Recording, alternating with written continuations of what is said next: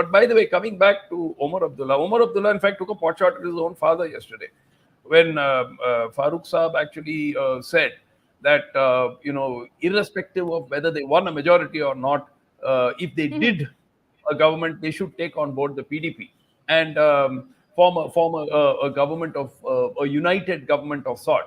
And then Omar immediately said, PDP has not even offered us support. So I think we should hold off on such talks. And he said it publicly. He could have called his father on the phone and told him that. But he chose to say it publicly, virtually contradicting what his father had said a few hours earlier. So there's plenty of interesting things happening in Jammu and Kashmir.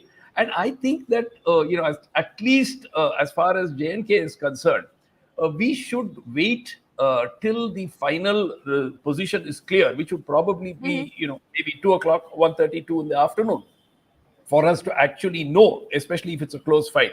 Haryana is a done deal. As I said, one of the channels is now reporting Congress is leading in 42 out of 63 seats. So I think it's all over as far as Haryana is concerned. The only issue would be the size of a majority and what happens to the other players, like those who sort of bargained hard for power, like the JGP and others. JJP is getting routed at the moment. INLD is not on the score sheet as yet. Of course, these are early leads; things could change. But at the moment, 42 out of 63 is a sweep. It's looking like a 2/3 majority for Congress.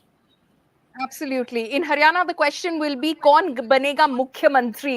Now, as soon as, of course, it becomes clearer, because that is going to be the big battle as far as the Congress is concerned. Like Sumant was pointing out, in fact, the numbers on ABP show that Congress is leading on 44 assembly seats at the moment. The BJP lagging behind on 23 seats, INLD 2, and others 4. That's the number that ABP is giving at the moment. Similarly, again, 40 plus for the Congress, 42 already on Network 18's numbers. BJP stands at 16. These are Haryana numbers that we're speaking about, viewers. On India Today, as far as Haryana is concerned, the Congress currently stands at 15, the BJP at 18, INLD on 2. So at least a couple of those have already ensure that the Congress has crossed the 40 mark, inching towards the majority mark of 46, not very far away, if anything.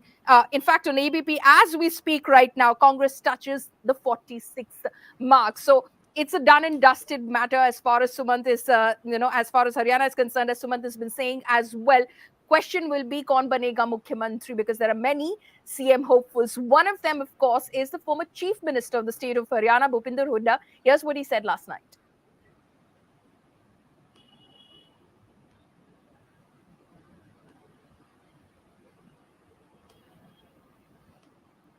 Congress ने पूरे प्रदेश में अच्छा प्रदर्शन किया। 2005 से लेकर 2014 तक Congress party की सरकार थी। उस सरकार की उपलब्धियां और 14 से 24 तक बीजेपी और जेजेपी की सरकार थी, इनकी विफलताएं जो लोगों ने तोल के देख लिया। दोनों 10 साल कांग्रेस के, 10 साल इनके। और जो प्रदेश 2014 में जब अपने सरकार छोड़ी कांग्रेस पार्टी ने, प्रति व्यक्ति आय में, प्रति व्यक्ति निवेश में, कानून व्यवस्था में, नौकरी देने में और खेल खिलाड़ियों में नंबर 1 था। आज 14 से 24 के बीच में हरियाणा नंबर 1 हो गया। बेरोजगारी में, महंगाई में, कानून व्यवस्था चरमरा गई। यहाँ तक कि सोशल प्रोग्रेसिव इंडेक्स जो है उसने भी, तो केंद्र सरकार का है, उसने भी हरियाणा को असुरक्षित बताया। और खेल खिलाड़ी भी आप देख रहे हैं, हमारी पहलवान बेटियां जिन्होंने हरियाणा का नाम दुनिया में रोशन किया, उनको न्याय अब तक नहीं मिला है। तो इस वास्ते हर वर्ग वायदा कुछ किया, कुछ वायदा किया कि 2022 तक हम किसानों की आमदनी दोगुनी कर देंगे। आमदनी तो दोगुनी हुई नहीं किसानों की, लेकिन लागत कई गुना बढ़ गई। याद करो 2014 में डीजल का क्या भाव था, खाद का क्या भाव था, कीटनाशक दवाई का क्या भाव था, कई गुना बढ़ गए। क्योंकि हरियाणा में ना तो खाद पर टैक्स था, ना कीटनाशक पर टैक्स था, और डीजल पे वेट कुल 9% के करीब था।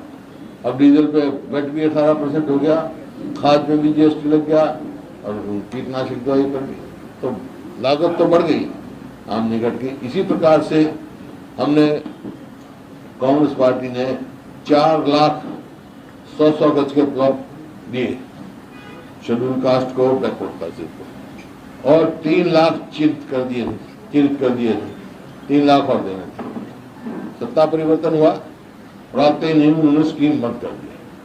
तो हम फिर से वो स्कीम शुरू करेंगे जो गरीब आदमी को अब के तो प्लॉट के साथ अब मकान भी बना के देंगे 2-2 कमरे वालों को। इसी प्रकार से हर वर्ग व्यापारी, आप देखो आज कोई अपना को सुरक्षित महसूस नहीं करा हरियाणा में। So that, of course, was Bhupinder Hooda. In fact, you can go to the Hindustan Times website where we've got a constituency tracker as well. So you can key in the name of the constituency and you can find out who's trailing, who's leading at the moment. So if you go to the Haryana constituency tracker and you type in Gadi Sampark Loy, which is the friendly constituency where the Minister of the state of Haryana, Bhupinder Hooda, is seeking election.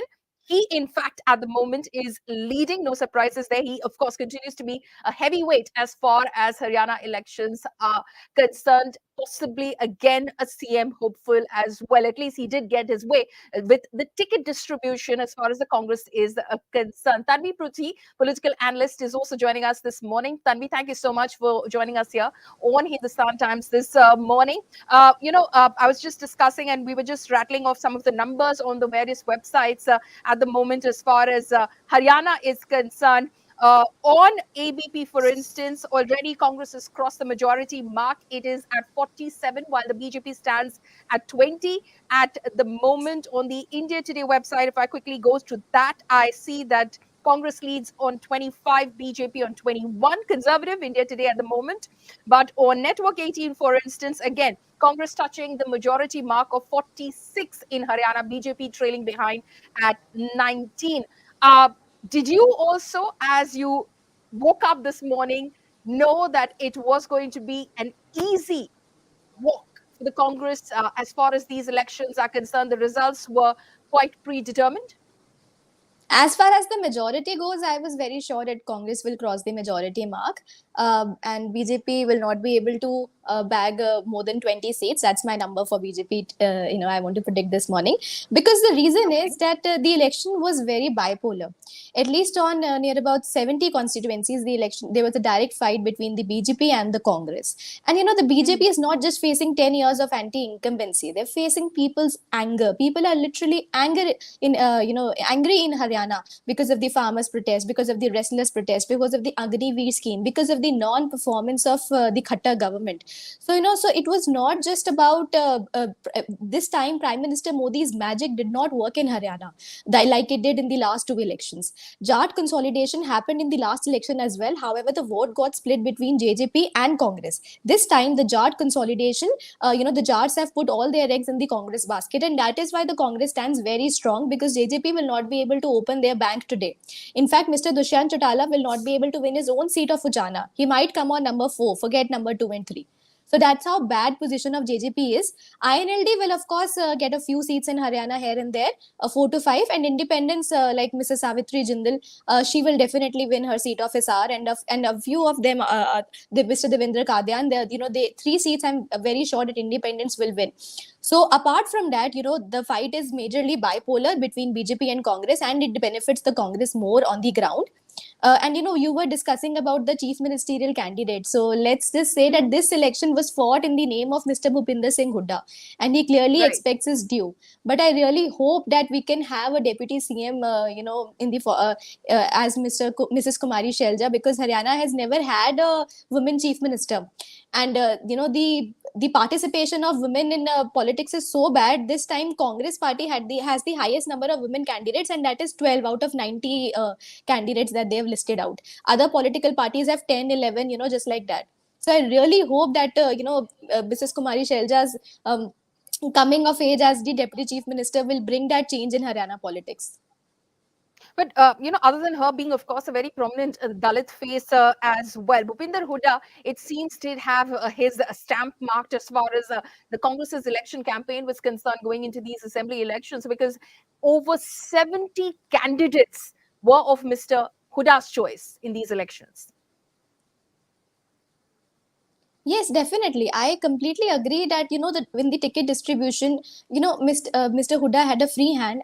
This all started 2 years back when Mr. Uday Bhan, his very close confidant, was appointed as the Pradesh Congress committee head. So, 2 years back, they started the preparation that this election will go the Huda way. Let's be very honest about it. Mr. Dipinder Huda has been on the ground. He did his own parallel Padyatra in Haryana apart from Rahul Gandhi's Bharat Jodo Yatra. So, so they have been working on their popularity. If you look at the local Haryana TV channels or even, national media and look at the polls that who is the most popular. So, Mr. Bhupinder Singh Huda and Mr. Dipinder Huda combined have more votes than all leaders together.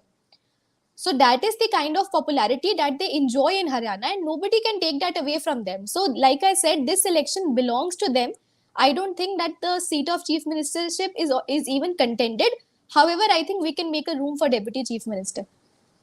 Okay, it's interesting that you mentioned Dipinder Huda's name as well, and about the fact that he continues to be also very popular in Haryana as well. Some reports have suggested that Bhupinder Huda Senior, could possibly make way for his son and possibly pitch for his son to be made chief minister. How likely is that to you? Not this time, I'm sure, because I think he said on India Today that nahi abhi tired hu, nahi abhi retired hu. So I don't think that he's going out this time. But yes, succession dynasty has been a very strong part of Haryana politics right from the beginning, from INLD's time, from Chautalas to Bansilal. All their legacies are contested even today. So you have the seat of Tosham where Bansilal's grandkids are contesting. One from two different children. So this has been a very important part of Haryana's politics, and I think Dipinder Hooda enjoys his popularity based on his merit. He has won his seat of Rohtak, as a member of parliament, and he's a very loved politician here. He's a young politician. I think he has a lot of time at his hand to have the chief ministership someday. Where did you did mention obviously all of the issues that seem to have gone wrong for the BJP, be it the Agnipath scheme, be it the farmers issue, the wrestlers issue. Unemployment is on the rise in Haryana as well. Many of the youth come forward and talk about not having enough jobs as well. Where do you think the BJP's campaign faltered? They did try to stem some of it earlier in March this year when they, of course, changed the chief minister as well. Then, of course, the promise of 10% reservation for Agniveers in government jobs as well. Lateral entry, horizontal entry, as you may. All of these steps, but it wasn't enough. They did try to consolidate the non-Jat vote as well. So, like I said, I'll answer one by one to all your points that you have mentioned regarding the vote consolidation. So, this time, the vote is, not just Jat consolidation has happened. You see, the Sikhs are also voting for the Congress. You see the Dalit factor because the state has more than 20% Dalit population. They are again voting for the Congress. They have, in the Lok Sabha also we have seen that pattern. Similarly, you come to the Ahirwal belt. So these are some of the prominent communities in the Haryana region. And so Ahirwal was a very, very strong BJP stronghold. But this time we are seeing a shift of them coming to the Congress as well. So these vote banks, they have made the Why change. is that? Why is that shift happening, Tanvi? I think mostly I'll tell you why. 10 years back, nobody knew of BJP in Haryana. BJP never had a base. It was because of Prime Minister Modi's magic that BJP could pull out the numbers that it did in Haryana. To be very honest, now that magic is diminishing, they don't have a very strong base. They don't have leaders also. Let me tell you, 5 years back when Congress lost, or 10 years back when Congress lost, at least we knew who Bhupinder Singh Hooda was. We knew who Kumari Shelja was. We knew who Randeep Surjewala was. In BJP, you cannot count any such leaders. They have failed to make grassroots leaders. And that's because of the interference of the central leadership. When we talk about this will come to the national phase. We come with the last minute policies that Mr. Saini has promised as chief minister of Haryana, like you mentioned also. These policies might work in states like Gujarat and Madhya Pradesh, where the central leadership, the popularity of the central leadership is very, very strong, and people don't mind that whoever becomes the chief minister, they don't mind that. Here in Haryana, they are very, very territorial about their identity, about their regional identity, and they resonate with the leaders that have come from the ground, and like the proper Haryanvi vibe that they have failed to get that the Haryana's vibe I think they've got it all wrong because they failed to nurture leaders' years. They were banking on PM Modi's popularity. It's no longer working now. Secondly, the ticket distribution. They had a very bad ticket distribution. Mr. Khattar did not enjoy. Mr. Khattar did not. He was not happy with the ticket distribution that happened in Mr. Amit Shah's office. So central leadership was giving tickets, in the state, and that went very wrong because people's concerns were not taken into account. Similarly, the RSS on ground in Haryana is not supporting BJP's candidate because they wanted some different candidates. So they've got the entire thing wrong in Haryana from day one. And very interestingly, an RSS man is leading the BJP's campaign in Jammu and Kashmir. Ran Madhav back in the seat as far as BJP's campaign in J&K is concerned. So this is very interesting. The RSS is not backing, you're saying, the BJP's campaign in Haryana because they wanted their own people, in the electoral fray. But in J&K, we see Ram Madhav back in the game. And how much of that pays off for the Bharatiya Janata Party, we'll find out by the end of today. And we just stay on. We'll just quickly go through the numbers again. Here's, again, go to our website on Hindustan Times and you will get a sense of where the leads are at the moment and wins, of course, as they start trickling in, because that will come after multiple rounds of counting. But then, of course, constituency trackers as well are up, so you can get a sense of which candidate is leading where. So Dushyant Chautala, for instance, as Tanvi was predicting, is not in a good position. Probably is going to emerge as the fourth player as far as Uttan Kalan is concerned. Let's just see where that is at the moment. Okay, it says that it is awaited at the moment, so we still don't know whether he's leading, he's trailing at the moment. But in Haryana, the numbers are as such on Hindustan Times website. You can find them.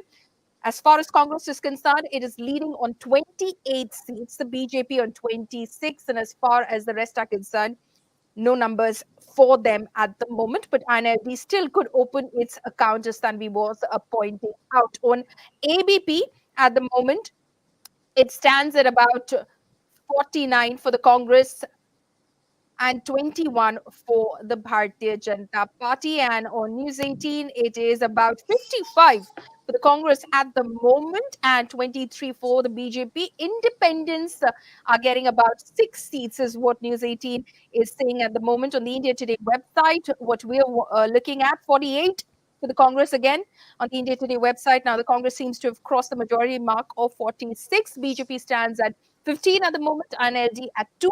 JJP at 2. Let's listen in to what the incumbent Chief Minister, Naib Singh Saini, had to say.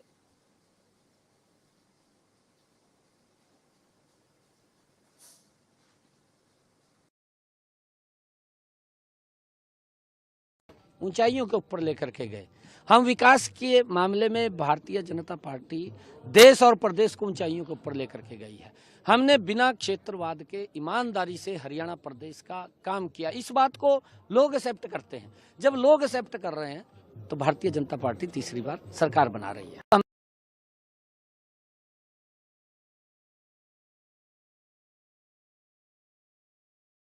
Okay, so that was the incumbent Chief Minister still expressing confidence that the BJP will be back for a third consecutive term in Haryana.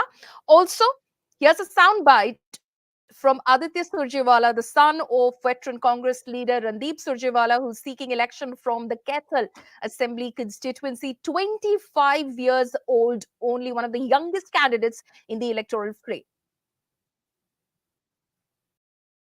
आएगी उनके, हो सकता है उससे भी कम आए, क्योंकि इस भाजपा सरकार ने पिछले 10 साल में कोई काम तो किया नहीं।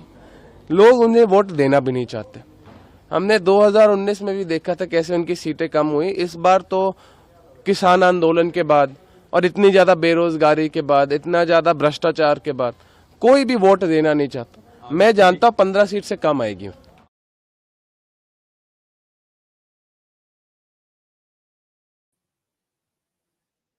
Okay, so that was Aditya Surjewala predicting that the BJP is going to get less than 15 seats in the 90-member Legislative Assembly of Haryana. So these are what the trends at the moment as they're trickling in from the counting centers. Remember, multiple rounds of counting, postal ballots first, but now, of course, The EVMs will be open as well, and counting will be underway for the votes that have been cast through the electronic voting machines as well. Remember, Jammu and Kashmir went to polls in 3 phases on September 18th, September 25th, and October 1st.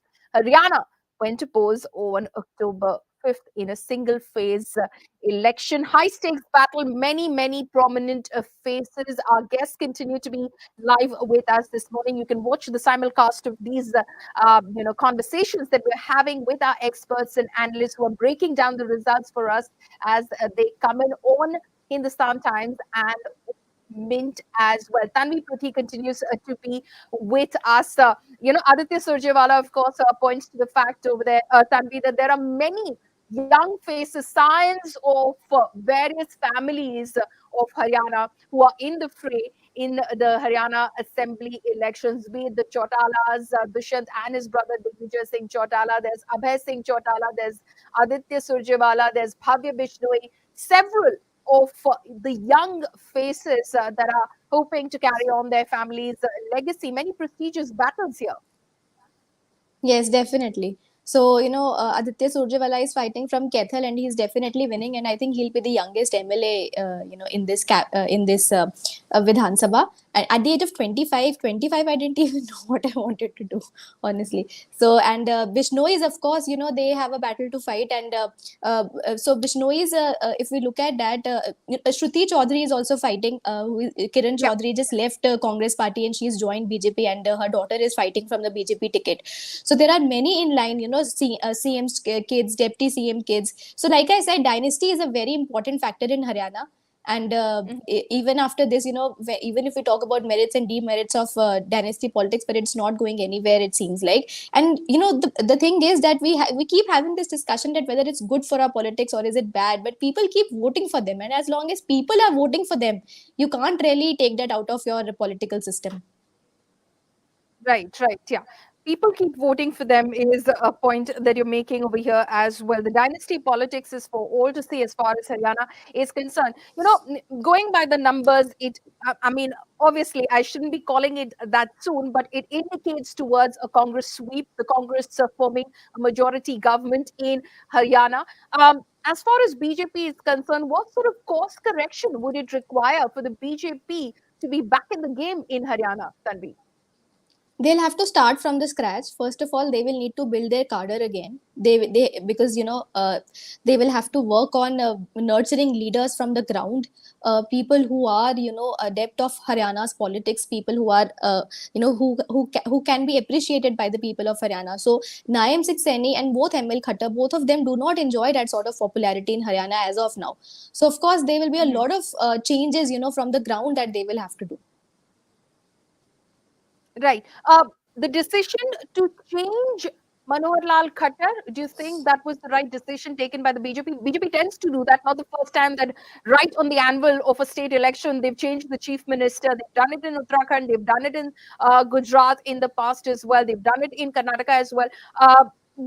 That decision, do you think was the right decision? It was a gamble which made sense at that point of time?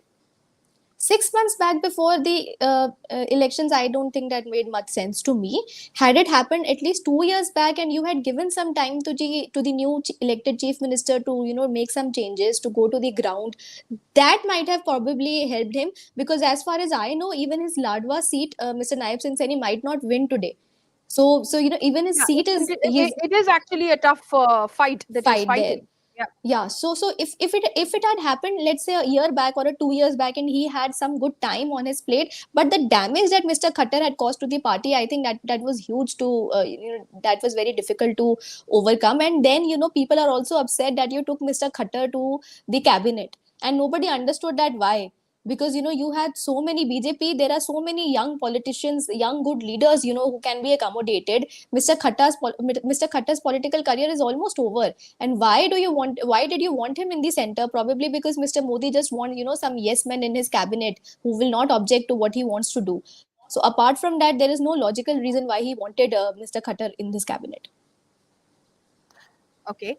As far as Ladwa is concerned, again, we're just picking that up from our constituency tracker on the Hindustan Times website. It says that Naib Singh Saini is, of course, leading at the moment. The last time round, it was Meva Singh of the Congress party who had won from this seat. It, of course, remains to be seen because, as Tanvi was pointing out, it has been a tough contest for him. Let's take another high-profile seat. This is the seat of Julana, from where Vinesh Fogart is these elections for the first time. She is, of course, up against many who are in the fray. There is a commercial pilot, Captain Yogesh Bairagi of the BJP. There is Amarjit Dhanda, who is the sitting MLA from the Julana seat. He is from the JJP. There is the INLD, which is in the fray as well, which held this seat for 10 years before, of course, the JJP took it away from them in 2019. And there's the Aam Aadmi Party, another female wrestler has been introduced into the fray in Julana as well. So a hotly contested seat at the moment. Of course, Vinesh seems to be leading, but it has not been a very easy contest for her, Tanvi. I think it's a very safe seat for Vinesh Fogart. She will win with at least a margin of 30,000 votes, 20 to 30,000 votes. She Okay. was in a very comfortable position. It was only in the national media, who portrayed it like that it's a very tough fight and there are so many people in the fray. The day her name was announced, she had her way. And people, in Haryana, they have so much sympathy for her, you cannot even imagine. I've spoken to the people on ground, and what has happened in the Olympics and before that, wrestlers protest in the entire India, you might not find that sort of sympathy, but in Haryana especially, Mr. Bajrang Bunia and all the wrestlers, they found that empathy and that sympathy in the people of Haryana, and she will win with a very good margin in Julana. Okay, so you are predicting is going to win with a very good margin, 30,000 votes at least, is what you're saying as far as Vinish's chances of this election are concerned. She, that you're saying, to enter the Haryana Legislative Assembly as well. Let's again take you through some of the numbers. At the moment, of course, in many of those numbers that we're tracking, the Congress seems to have comfortably crossed the margin, the majority mark, which is 46 in the Haryana Legislative Assembly, 62, says ABP, for the Congress party at the moment in Haryana. On News 18, the Congress stands at 54. On India Today, the Congress stands at 53. Let's shift focus, Tanvi, now to Jammu and Kashmir, because as we were speaking to one of our experts earlier this morning, Sumantraman, he said that is the one to watch out for. Is it going to be a clear win for the National Conference Congress alliance? Is the BJP going to throw the spanner in the works? Will it be a hung assembly? Will there be kingmakers who will emerge suddenly, be it the PDP, be it the AIP, Engineer Rashid's party, People's Conference, Sajad Loan, or even independents? They are going to be a huge factor in these assembly elections. I was reading a number somewhere, and it said that close to about 319, if I'm not 365 independents filed nominations. And if you put together, the smaller parties, People's Conference, the Apni Party, Awami Ittihad Party, which is Engineer Rashid's party, 45% of the contestants are comprised of just these contestants alone in the Jammu and Kashmir Assembly elections, Tanvi. Yes, and I think that if we had this discussion a month back, probably I think we all were sure that Congress and NC is going to win this election. But during 1 month, where the entry of Engineer Rashid into the picture, and so many independents coming out, like you said, more than 300. So that has changed the game of Jammu and Kashmir politics altogether.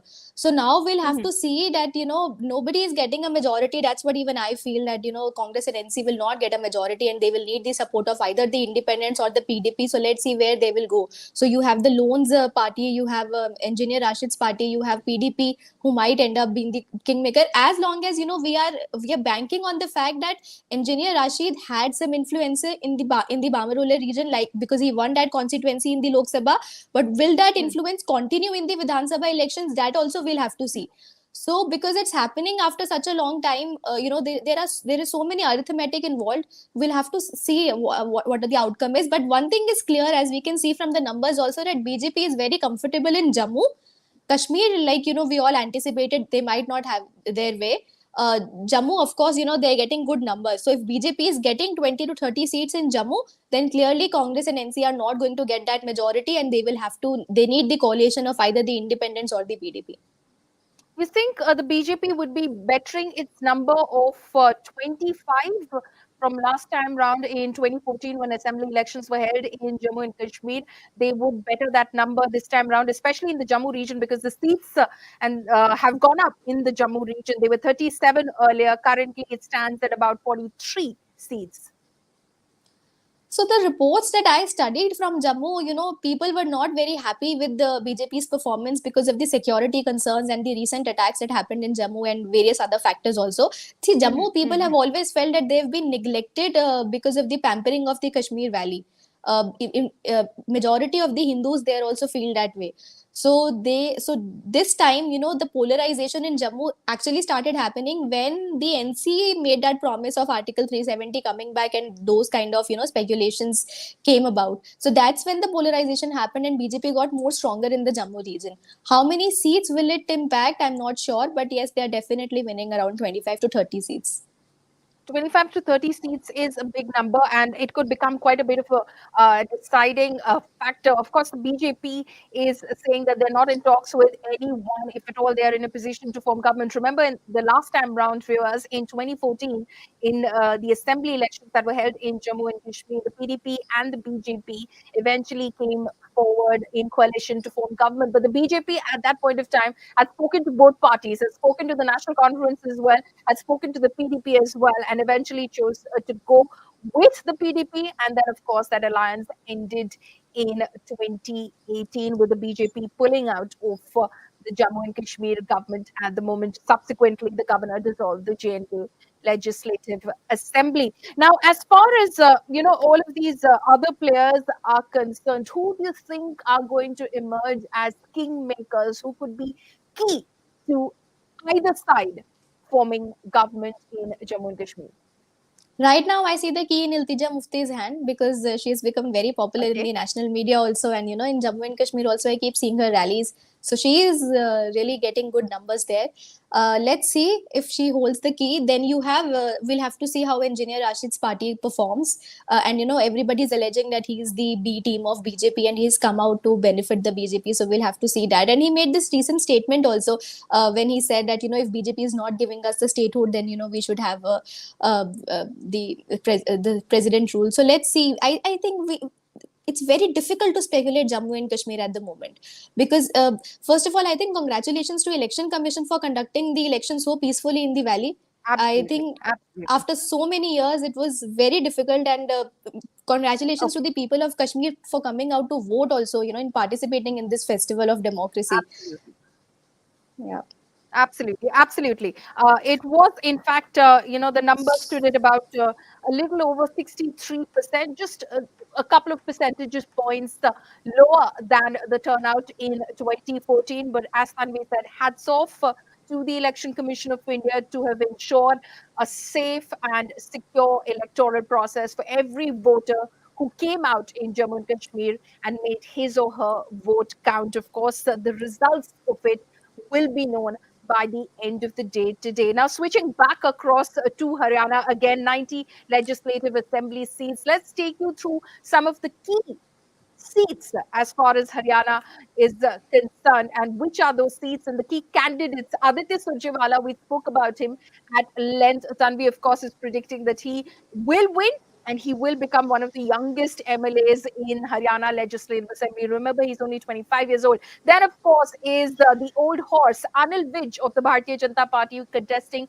from his constituency of Ambala. And Arjun Chautala is contesting as well in these elections. Anil Vij, of course, continues to be a CM hopeful, but that, of course, depends on the BJP's chances in Haryana. Arjun Chautala, as well from Rania, he's contesting in these elections. Remember, we've said that there are a lot of dynasts in science who are in the fray as far as Haryana is concerned. Another dark horse, Bhupinder Singh Huda, contesting from Gari Sampla Kiloi in Haryana. He, of course, will be throwing his hat in the ring for the chief ministerial position if the numbers that we're seeing at the moment are to hold for the Congress party. So he, of course, said as Tanvi said, ki, I'm not tired, I'm not retired. So clearly, he is going to be one of the leading faces as far as the Congress is concerned. There's Digvijay Chautala as well, Dushyan Chautala's brother, who is contesting from Dabavli. He, in fact, is also, one of the faces from the Chautala family who is emerging as far as the politics of Haryana is concerned. So he is also seeking election from Haryana in these legislative assembly elections. So these are some of the key faces that we're talking about as well. There is, of course, Dushyant Chautala from Uchana Kalan, who is, of course, also seeking to be elected. He, in fact, parted ways. It's the BJP, in fact, that parted ways with the JJP at the time that the chief minister also was changed in Haryana, and the chief minister then was Naib Singh Saini. He replaced Manohar Lal Khattar in March this year. He is, of course, seeking election from the constituency of Ladwa. He is, of course, facing a very tough fight as well. So this is going to be a matter of prestige for him. Savitri Jindal is an independent who looks very comfortably positioned. She is contesting from the Hisar Assembly seat as well. Remember, the others factor is very significant in the Jammu and Kashmir elections, in the Haryana elections. Then, of course, one of the prominent faces, Vinesh Fogart, wrestler, who is contesting from Julana. She has up against her the BJP, the JJP, the INLD, the Aam Aadmi Party. They're all up against her in this contest, but currently leading from the seat of Julana. So we're going back across to Haryana as well, because if the numbers are anything to indicate by the Congress is probably already in a huddle as to decide who will be the chief minister of the Congress from the Congress's side for the state of Haryana, because the BJP definitely looks in a place where it is not going to be able to recover from here, given the numbers, if the numbers are to go by at the moment. As far as the BJP is concerned, Tanvi, we were speaking about what may have gone wrong for the Bharatiya Janata Party. Did you think that which to you to your mind was possibly one of the dominant factors, because they did try some amount of course correction? Obviously, there's a lot of issues, there's a lot of baggage that they were carrying into these assembly elections, but which was the dominant factor, the consolidation of the Jat vote as far as this election was concerned, or something else? Yeah, Jat consolidation happened last time also, and that is why their seats were reduced. Last time their narrative was "Ab ki baar 75 par." So, like Prime Minister Modi had in 2024 general elections, "Ab ki baar 400 par." They had a similar slogan in 2019 Vidhan Sabha election, but that did not happen, and that was primarily because of the Jat consolidation. But the Jat vote got split between JJP and Congress. So JJP was a very Congress. emerging, party at that point of time, and Dushyant Chautala had just broken up with INLD, and he was a very promising leader. But then he ended up joining hands with BJP, and then Jats got very disappointed from him also. So that is why this time, the Jats of Haryana are actually trying to teach them a lesson together, that even JJP, will not do well in this time. So, and the reason for Jat consolidation that happened was because of the farmers' protest. So, had farmers' protest not happened, I don't think that BJP would have been in the soup that they are today. Because of the Mhm. farmers' protest, and because how indifferent the attitude of Qatar government was during that protest, with the farmers, with the people who were protesting, how the water cannons were used on them. So, all that. The anger that has accumulated, and then secondly, the most important factor, that nobody can ignore, is the non-performance of Mr. Khattar. People were just not happy with him. He was not there to meet the people. People were actually disappointed कि उनके office भी जाओ तो कोई मिलने ही नहीं देता है, कोई बात ही नहीं करने देता है, वो कोई काम ही नहीं सुनते हैं. So if you look at his constituency also, the people are not happy. So like that, because of these factors, I think BJP lost, and because there were no leaders, where people could go. So they have failed to nurture leaders on the ground. आपके पास इस time पे कोई भी face नहीं है BJP के पास कि अगर फिर से उनको from this leader of opposition भी कौन बनेगा विधानसभा में, ये भी वो लोग डिसाइड नहीं कर पाएंगे, मतलब मार्क माय वर्ड्स. तो इतना प्रॉब्लम है वहां पे leadership crisis. So that is these are some of the problems, that people have pointed out, and that is why they are voting them out this time. What about the JJP? What about Dushyant Chautala? Do you think that this election is going to deal a body blow to him as far as his existence is concerned, and he'll have to work his way back up again all the way? Yes, definitely. He'll have to do a lot of course correction. He is very promising. He is very young. He has a lot of time on his hand. So I think that he will be able to. He will probably one day be the chief minister of Haryana, probably 10 years down the line or 15 years down the line. But this election, people just want to teach him a lesson, and that is why such numbers are happening.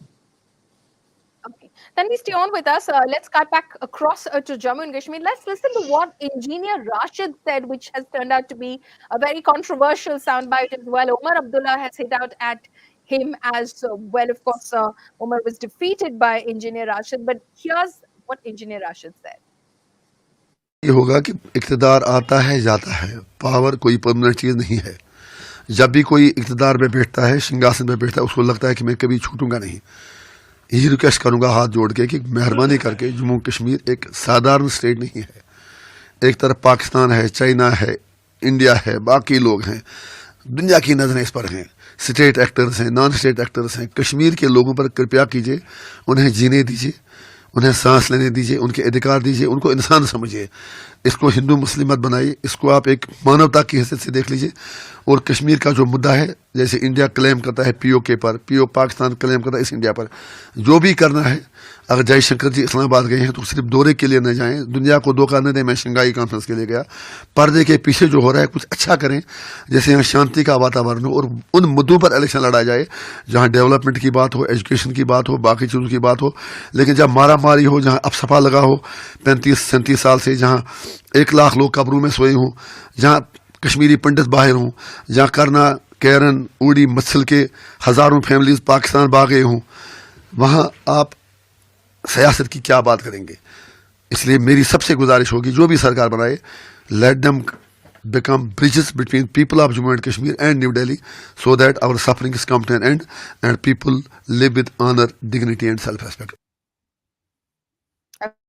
Okay, so that is what Engineer Rashid said. His soundbite, to a larger extent, indicated that whoever is elected to form government in Jammu and Kashmir should wait for the restoration of statehood for Jammu and Kashmir before they take any further step. Now, this has stoked a lot of those, including former Chief Minister of the state of Jammu and Kashmir, earlier erstwhile state of Jammu and Kashmir, Omar Abdullah, who said that this is exactly what the BJP wants. He's speaking like the BJP to extend the rule, the central rule over Jammu and Kashmir. So just to quickly take you through the numbers, Ashish Ranjan is also joining us at the moment. Good morning to you, Ashish. He's the data analyst. He's traveled in Jammu and Kashmir. He'll give us a bigger picture of what were the key factors at play in the Jammu and Kashmir Assembly elections. But before that, let me just take you through some of the numbers very quickly as far as Jammu and Kashmir is concerned. If you go to the Hindustan Times website, what we'll tell you right now at the moment is that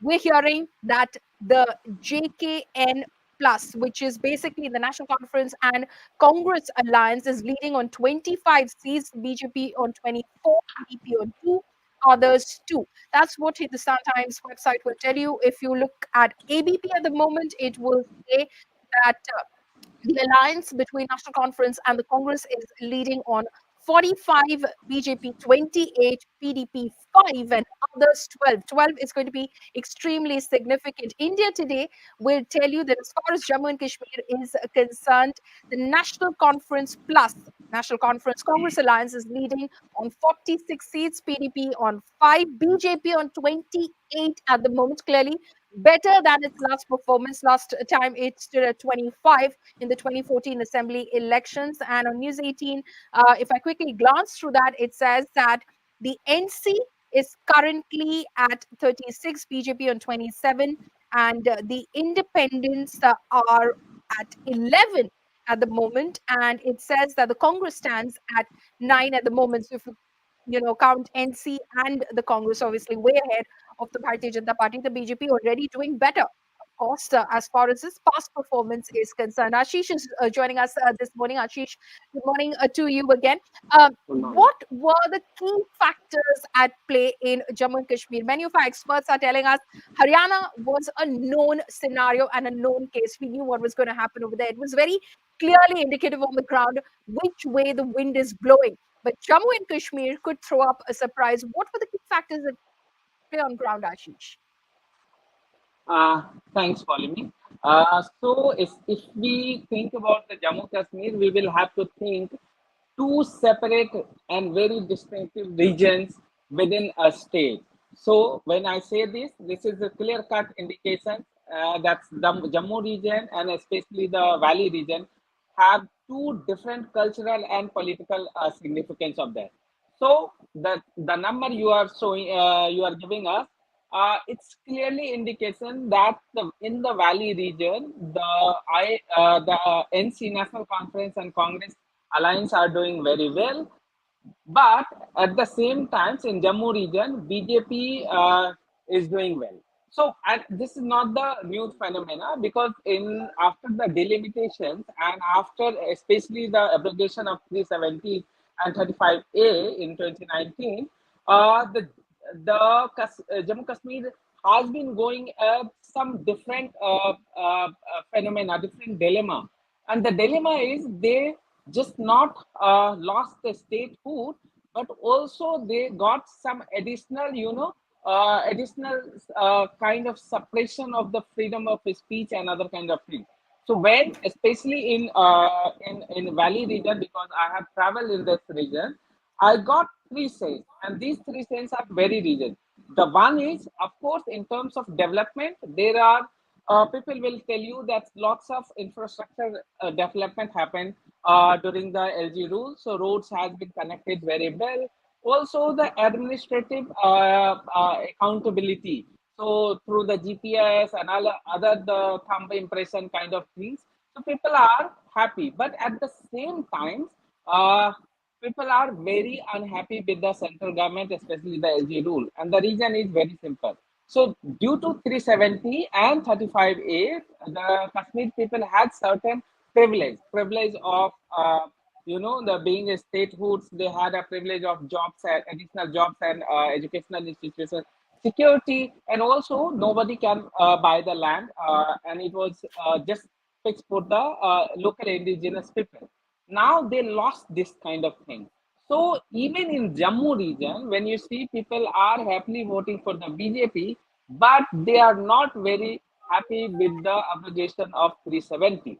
So what I'm telling, what I want to say, that's uh, so in Jammu, where you will see the BJP has been doing tremendously very good, but in Valley they are doing very bad. However, in Kashmir region, there are multiple players. So National Conference, PDP, Engineer Rashid's party, Sajad Loan's party, and Altaf Bukhari's Apni party, and Jamaat-e Islami. Please remember that Jamaat-e Islami has been contesting this election after 35 years. They have been boycotting this election. So this election is also special in terms of that there was no boycott in this time. So that has increased the enthusiasm among the people to come and vote. To whom they will elect, that's a different question, and that have a mini dichotomy. So, for example, so if you will talk to the people wanted Engineer Rashid. They have I mean, in Lok Sabha election 2024, Engineer Rashid won, and he defeated Umar Abdullah and Sajad Loan, both the stalwart leader of the state. But this time, because I mean, after the timing of his release, people got some dilemma that they might be thinking that Engineer Rashid might be a proxy of BJP. What is the truth? It's we don't know. Basically, the Engineer Rashid and other political leaders know better than us. But the NC, who has been in a weak position for last 10-15 years, suddenly gaining much than the other party in Valley region. And that we can see the complete polarization, the bipolar contest, between the BJP and NC alliance. However, PDP and the Indian Rashid Party, Apni Bukhari, they might get few seats. Okay, Ashish, stay on with us. Obviously, you've done a better analysis in terms of certain parts of South Kashmir, Central Kashmir as well. As far as the tribal districts and seats are concerned as well. I want to speak to you about that as well. But let's listen in to what the former Chief Minister of the state of erstwhile state of Jammu and Kashmir, the Union Territory of Jammu and Kashmir, now Omar Abdullah, said. He's contesting, remember, from two constituencies, Badgaon and Ganderbal. Listening to Omar Abdullah. ना हमने उनका कोई तजवीज़ ढूंढा, ना उनके तरफ से कोई तजवीज़ हमें मिली है। आज नतीजे निकल जाने दीजिए ना। पता नहीं क्यों हम इतने बेचैन हैं कि इन्होंने क्या किया, उन्होंने क्या किया। अभी किसी के पास नंबर नहीं है। सुना था महबूबा जी ने कहा we are ready to provide support if need. नहीं ना, वो नहीं कहा। जो मैंने सुना वो ये कहा कि हमने कोई फैसला नहीं किया है और हम नतीजों के बाद फैसला करेंगे। पता नहीं हमारे तरफ से इतनी बेचैनी क्यों है कि हम फटाफट कूद जाते हैं और कहते हैं ना कि हम जी बस उनके समर्थन का खैर मकदम करते हैं। उनका समर्थन ना हमने मांगा, ना वहाँ से मिला, ना फिलहाल उसकी कोई ज़रूरत है। नतीजे निकल जाने दीजिए, उसके बाद तमाम पार्टियां जो हैं बैठ के उन पे जो है अपना वो करेंगे analysis. Okay, so that's Omar Abdullah. Sounds a bit edgy at the moment because he clearly knows the numbers could go either way, where he could be in a situation where he'll probably need the support of others to be able to form a government in Jammu and Kashmir. Chetan Chauhan, national editor of the Hindustan Times, is also joining us this morning. Good morning to you, Chetan. That was a reaction to reports coming in that the PDP has extended support to the NC Congress alliance. Of course, if they keep in mind what the people of Jammu and Kashmir want in terms of restoration of statehood for Jammu and Kashmir. Farooq Abdullah, his father, said, even if we don't need it in terms of numbers, we will accept the support of anyone who joins forces and cause with us. Omar Abdullah reprimanded his father on X, saying nobody has contacted us, nobody has extended any support. Why are we jumping to conclusions? Exactly what he said in that soundbite as well. How do you see and read the J&K numbers at the moment? As of now, it appears that NC Congress, from the early trends, is heading towards a clear majority. May not be a comfortable majority, but they're heading towards a clear majority. At the end of the day, I see them close to 50-51 seats, which will be a clear majority in case the five MLAs or the 5 members are nominated by the Lieutenant Governor, which would increase the majority mark to 40. Then they will have a slender majority of 2 or 3 seats. But as of now, it appears that they're heading towards a clear majority mark above 50, I think. But I think to be on the safer side, the NC Congress will like PDP to be on their side because they were part of the Govt alliance, and for the last 5 years they have been together. For the elections, because of the electoral mathematics in the valley, they parted their ways. But I think in the government, the PDP will not do the same thing, that to support the BJP as they did in 2014, which proved politically fatal for them again now. So I think the PDP will go with the alliance government of NC and may even participate if, in case Farooq Abdullah, the senior leaders, ask them. But as of now, to me, it appears that the NC Congress alliance is heading towards a majority. In Kashmir, in Jammu region, one has to see that the BJP has done well in the number terms, but we have to see the vote share. To me, it appears that the vote share of the BJP, as compared to 2014 and latest 2024 Lok Sabha elections in the Jammu region, will come down. There was discontent against the BJP among the Jammu population, but they will clear the numbers. They will be the largest party in the Jammu, but the vote share, I think, will be less than as compared to the previous elections. Chetan, just because you have the experience, clarify this for us. What is the majority mark in Jammu and Kashmir? 46 or 48? As in the assembly, it is 46 is the majority mark because the elections happen for 90 seats. So today, the majority mark is 46 because 90 members elections will be announced today. So as of now, it is 46. But when the assembly is notified Mhm. and the LG nominates 5 members, Mm. the majority mark, because they have the voting rights, the Mm. majority mark will increase to 48. Right. So it depends on when he nominates. LG can nominate him later also.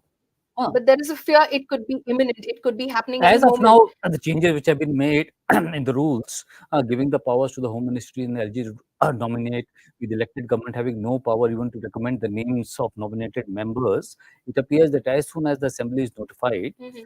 before the first session, the 5 members will be nominated by the LG, and that will increase the majority mark because they have voting rights. But in some other UT like Puducherry also, the nominated members have the voting rights, Mhm. but the elected government has a role to play in nominating the members. Their recommendations are taken into consideration, but in Jammu and Kashmir, we'll have to see whether the recommendation of the elected government is considered by the LG and the Home Ministry before nominating. Yeah, actually, that is something that the NC, the Congress are not very.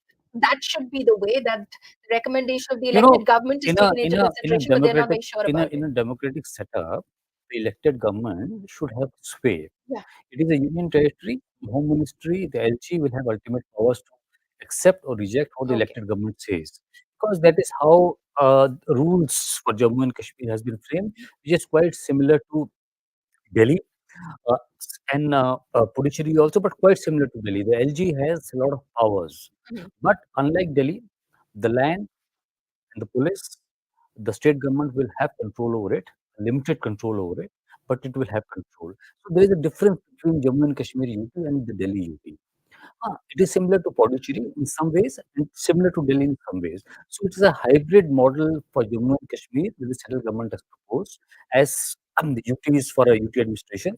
So LG will have a power and the state government, elected government will have truncated powers. They will have to rush to the LG for every decision. That may be a biggest stumbling block for the new government because in case the NC Congress comes into power, Mhm. they have been in power earlier also. They will file a totally different administration, different rule of governance, which have been notified. Even Yeah. the transfers, the government will not have absolute powers to transfer officials from one position to another. The LG will have the final role to play. I think in July or August, the government notified new rules in which the power was given to LG. Right, right. Interesting. We will, of course, continue to speak about Jammu and Kashmir. Let me just again quickly take you through some of the numbers on the Hindustan Times website, viewers. If you just go, you can obviously get a sense of where candidates stand at as well. So, for instance, I'm looking at Ganderbal right now from where Omar Abdullah is contesting. He's leading in Ganderbal. If I go to the second constituency from where he's contesting, Bargam, Omar Abdullah is leading. Another prominent face in these elections, Iltija Mufti, daughter of former Chief Minister of the state, Mehbooba Mufti. Iltija at the moment is contesting, as you know, she's contesting from the Bij Bihara seat. Let's find out what it says over there. Okay, it says very interestingly that Bashir Ahmed Shah Viri of the JKN, the JK National Conference, is currently leading from the said constituency. Let's find out about Kupwara, from where People's Conference Chief Sajad Lone is contesting. In fact, it says that the PDP contestant in the frame, Mir Mohammed Fayaz, is leading from Kupwara at the moment. Just take you through the bigger numbers, the bigger picture. It says that as far as leads are concerned, the NC Congress alliance currently stands at 37, BJP at 27, PDP at 2, others at 4. If I look at the ABP website at the moment, as far as Jammu and Kashmir is concerned, 22 for the BJP, 53 for the National Conference Congress Alliance, 4 for the PDP. Others stand at 11 at the moment. On India Today, it says that NC Congress Alliance stands at 45, PDP 5, BJP 33 at the moment, and others at 5. On the News 18 website, it says NC stands at 45 and the Congress at 8. So 45 plus 8 for the Alliance, BJP at 22, Independence at 10. Ashish, I'll come back across to you because you traveled certain parts of it, and I was speaking about some of the tribal seats as well. 9 ST seats in these elections. What is the sort of trend that you picked up in terms of what the voting pattern was, especially because of the BJP has been reaching out to these communities on the ground ahead of these assembly elections. What did you pick up, Ashish? Thanks, Pallavi. That's an interesting question. So please remember that before this delimitation, Jammu Kashmir did not have ST reserve seats. Even within the community, so Bakarwal and the Gujar, these are the Mhm. two major community who had the ST status. So in 2020, the current incumbent government, of course the LG rule, they have notified PSP, Pahari speaking people, 4% reservation to them based on economic criteria, that means the creamy layer kind of thing. But when the delimitation process over in 2022 and 9 seat was reserved for the ST, then suddenly the demand for the Pahari speaking people, which was the long due, they have increased their fight because they thought that's the now the only the Gujar and Bakarwal will get the benefits and we will be marginalized more. So they initiated their effort, and then the LG, the incumbent government, accepted that day, and March 2024 they have given them 10% ST reservation within the ST category. So now the game is two very interesting things. So the PSP, Pahari speaking people, or these people got the ST status. The Pahar, I mean, in the valley region there are lots of Pahar, but not all the Pahari people get the benefits of this reservation.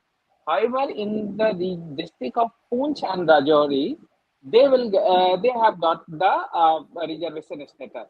So, despite of any caste, class, all the peoples who are living in the Rajouri and Poonch, especially in the Pari, they have to produce the domicile and certain certificate from the Patwari. They are the beneficiary of this estate status. So please remember that in this region, not only the Hindu but the Muslim are in the majority number. Hindu has a significant number. Also the Sikh community. So all within the Hindu, Muslim, Sikhs and upper caste versus lower caste all got the state status who are living in that thing. So after this declaration, so it would be surprise for the mainline electoral politics.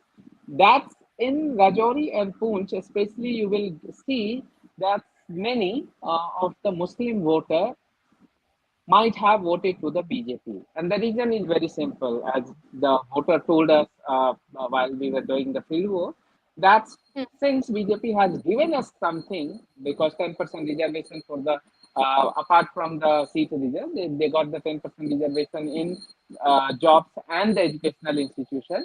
So they got the benefit and they thought it's our duty to give back to them. So while there was 13, 14, 15% vote share for the BJP in the last election, this time they might get more. And for example, like student vote in Poonch. So BJP, the candidate who has died, passed away a few days back, is the, I forget the name, but he is a NC Turncoat, a National Conference Turncoat, and is a big leader of the Pahari speaking people. So he switched to the BJP and he has a very good chance. I don't know whether he will win or not, but he is in top two position, and I might not be surprised that if he wins the election. However, he is passed away. So what I'm saying is, due to this stage status, BJP has been gaining some benefits in the case of Rajouri and Poonch. This is the one thing. The second thing, what the other parts happened, that since Pari speaking people got the benefit of ST, initially the Gujar and Bakarwal thought that they might lost the the reservation seats or the number of seats. However, state government, the LG government clarified that this is the additional 10%. But please remember that Pari speaking also got the ST status in the central. So how the Bakarwal and the Gujar Gujar, however, is a NC supporter for a long time due to Mia Altaf and his father. So the NC Congress alliance and especially the onset got more consolidation among the Gujar and the Bakarwan. However, the other Pahari speaking people, the BJP has been a gainer. Okay, okay. Ashish, thank you so much for breaking that down for us as far as how the tribal constituencies are have voted in these assembly elections. Chetan, coming back across to you, when we're looking at the numbers of others, independence is also quite significant. If you look at these numbers right in front of us, 11 on the ABP, on the News 18 website for the independence in Jammu and Kashmir. Already, Ravinder Rana, who is, of course, contesting from Noshera, has said on the eve of the results day, the BJP will form a government with the support of independents. The independents have played a key role as far as these elections are concerned. Several of them in the electoral frame, many being backed by the Jamaat Islami as well, which has not boycotted the assembly elections for the first time in over 3 decades. How do you see the role that these independents and others will be playing? You know, in Jammu and Kashmir, I think this is the first time so many independents uh, are winning or ahead. Normally, it used to be a bipolar contest between PDP and NC, the Kashmir Valley. So the emergence of the independents is also an indication that the voters are slightly disillusioned with the two mainstream parties in the valley to a large extent. Uh, Omar Abdullah is contesting from two seats. Ganarbal was his traditional seat.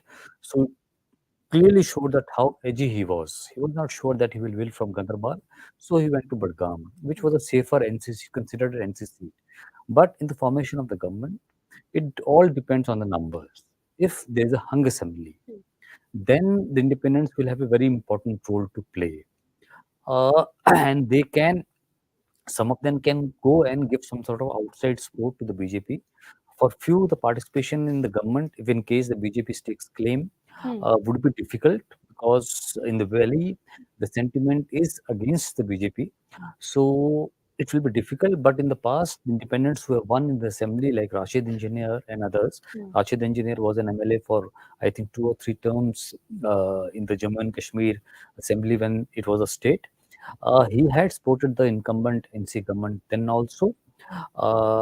So for him, not going against the incumbent government, would his party, it will be difficult. Jamaat-e-Islami has backed large number of independents. So it will, because independents can decide on their own. They are not governed by a whip. They cannot join a party because it is defection. It is considered defection, but they can go by their own conscience. So it will be very difficult to say whether all of them will join BJP because it is not a group. It is not a consolidated group. Yeah. Apart from Jamaat, independent candidates are also contesting in large numbers in Jammu and Kashmir. Some of them, as per the trends and as per the indication from the ground, were doing well. They were expected to win also. So will be a mix of independents. So saying that all the independents will support in case there is a hung assembly, will support BJP, I think will be difficult. But as of now, the numbers what will indicate that such a scenario will not happen. It will not happen. Because the trends are showing that 48 to 50 for Congress NC alliance, 5 to PDP. So with 55, it will be a comfortable number for them. And I want to also emphasize that how this Lok Sabha election, how this assembly election is different from Lok Sabha elections. In Lok Sabha elections in the Kashmir Valley, a large number of votes, the Russian engineer won. The independents or the people who were not part of NC, Congress or PDP got a good number of votes. There was a sympathy for them.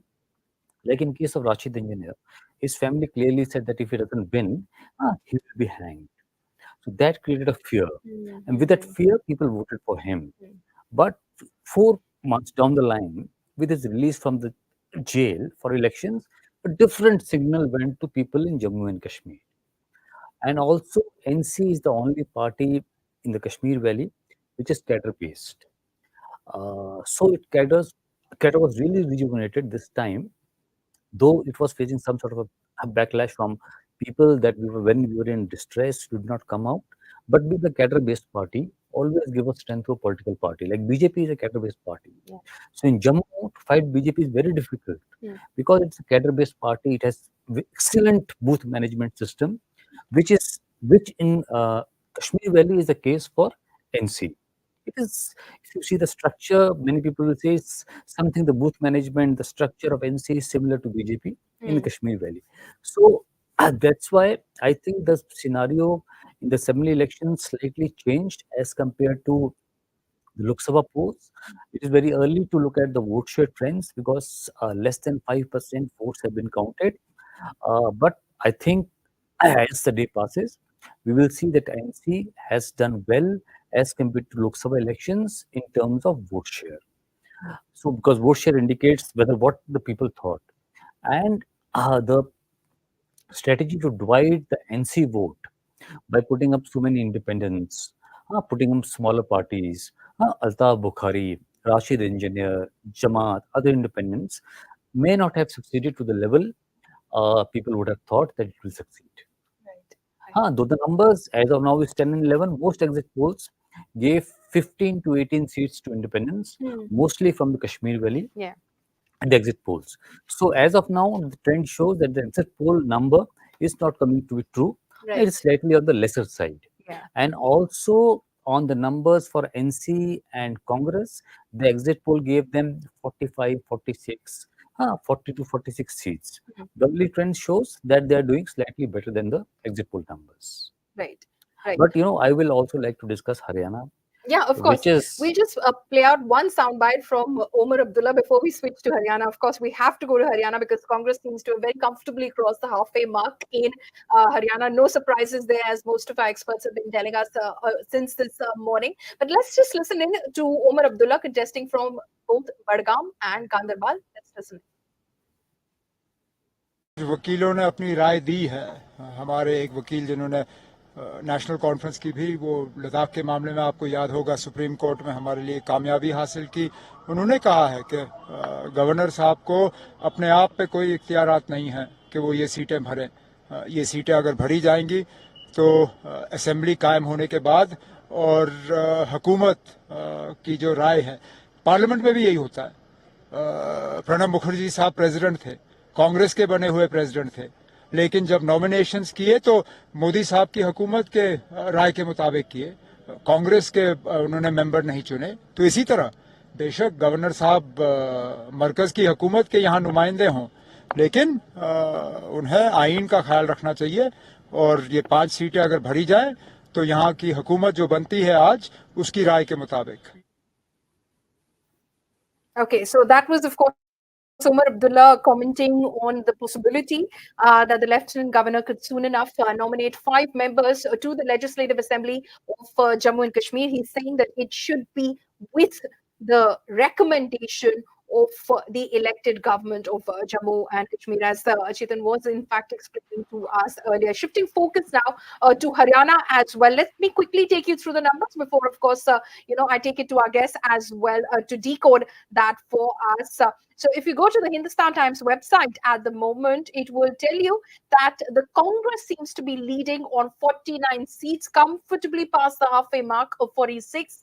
And as far as BJP is concerned, it stands at 28 and others at 5. On the ABP website, if you catch the results that are trickling in over there, at least the leads at the moment, it says that BJP stands at 35, the Congress at 47, INLD at 3 and others at 5. That's the Haryana number as far as ABP is concerned. On India Today's website, you will see that it says that as far as Haryana goes, the Congress currently comfortably placed at 49, BJP 37, INLD 1, JJP 0, nil, others at 3.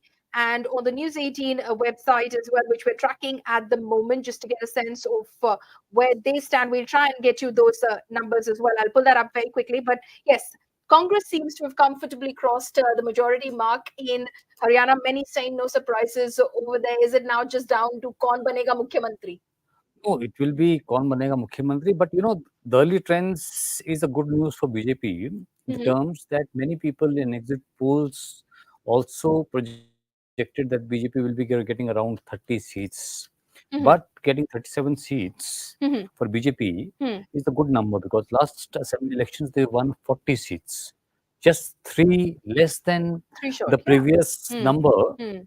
Is an extremely good performance as of now uh, from the early Despite trends. 10-year Despite 10 anti-incumbency. years of anti-incumbency, despite the BJP having to change the chief minister, despite the former chief minister Khattar, who was there till February, March, not actively campaigning in Haryana, despite that, the BJP has really done well. But we will have to see the region-wide analysis where the BJP has done well. To me, from the early trend, it appears that BJP has been able to withhold their traditional areas of urban areas, the Punjabi belt in Jamnagar, Ambala, uh, North Haryana, and also parts of South Haryana, like Faridabad, Gurgaon, at that part. So the BJP's performance as of now is surprisingly well for me. Okay. The Congress numbers are not very good because there were a lot of incumbency. If you see the Lok Sabha elections, the vote share of the Congress was very close to the BJP. It was expected that it will really go up, and the difference between the vote share of the Congress and the BJP will be high. But from the early trend appears that the difference is not very high. The hype created over the anti-incumbency in rural Haryana against the BJP, it appears is not working so much in the favor of Congress. So there are a lot of questions the Congress will have to answer that after huge anti-incumbency in the BJP, why they have not been able to perform to the expected numbers. Right. Ashish, do you agree with that? That the BJP seems to have done surprisingly well for itself, despite all the reports that we heard from the ground leading up to these assembly elections, the 10-year anti-incumbency, and all the other factors, being the Agnipath scheme, the wrestlers issue, the farmers' protest. The BJP, despite all of it, seems to have done quite well. Partly I agree on this, but please remember, in terms of number, look at it. In the morning at one of the channels, I say that's whatever the result, the outcome will be. But please remember, the Congress will start from the 40% vote share, and BJP will start from 35% vote share. Why I say this? And this is very clear that after a long time, the Congress has been able to get the Jat consolidation votes.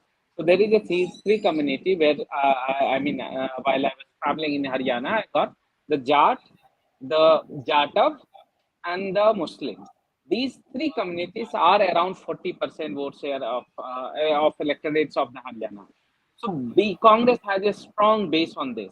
On the other side, BJP has been in the last 10 years, and after giving the non-Jat CM, uh, among the OBC, BJP has consolidated a strong vote base.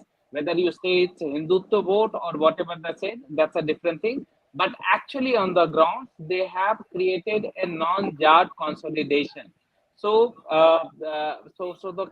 especially in lower OBC and Valmiki and Dhanak among SC after the Supreme Court verdict on the creamy layer kind of thing. The speculation, the Valmiki and Dhanak among the SC thoughts think that the BJP government has been doing good because all the benefits of the reservation has been going to the Jata community. So what I'm saying, so it's a complete bipolar elections and it's a complete bipolity. I mean, within the society there is a clear-cut division among between the Congress and the BJP. While the Congress is getting Jat Muslims and Jata, the other hand, BJP has been doing very good among the OBC and states, especially the refugee states who are in the Karnal, near the Karnal districts and other this region. And also the lower lower OBCs and the SCs are especially very, has seen the exploitation of the Jar dominance or something like that. So they are especially with the BJP. So what the number? Forget about the seats. It might be 55 or 50 or 60. There is a two three things is very clear. One is this the caste polarization within the Haryana society.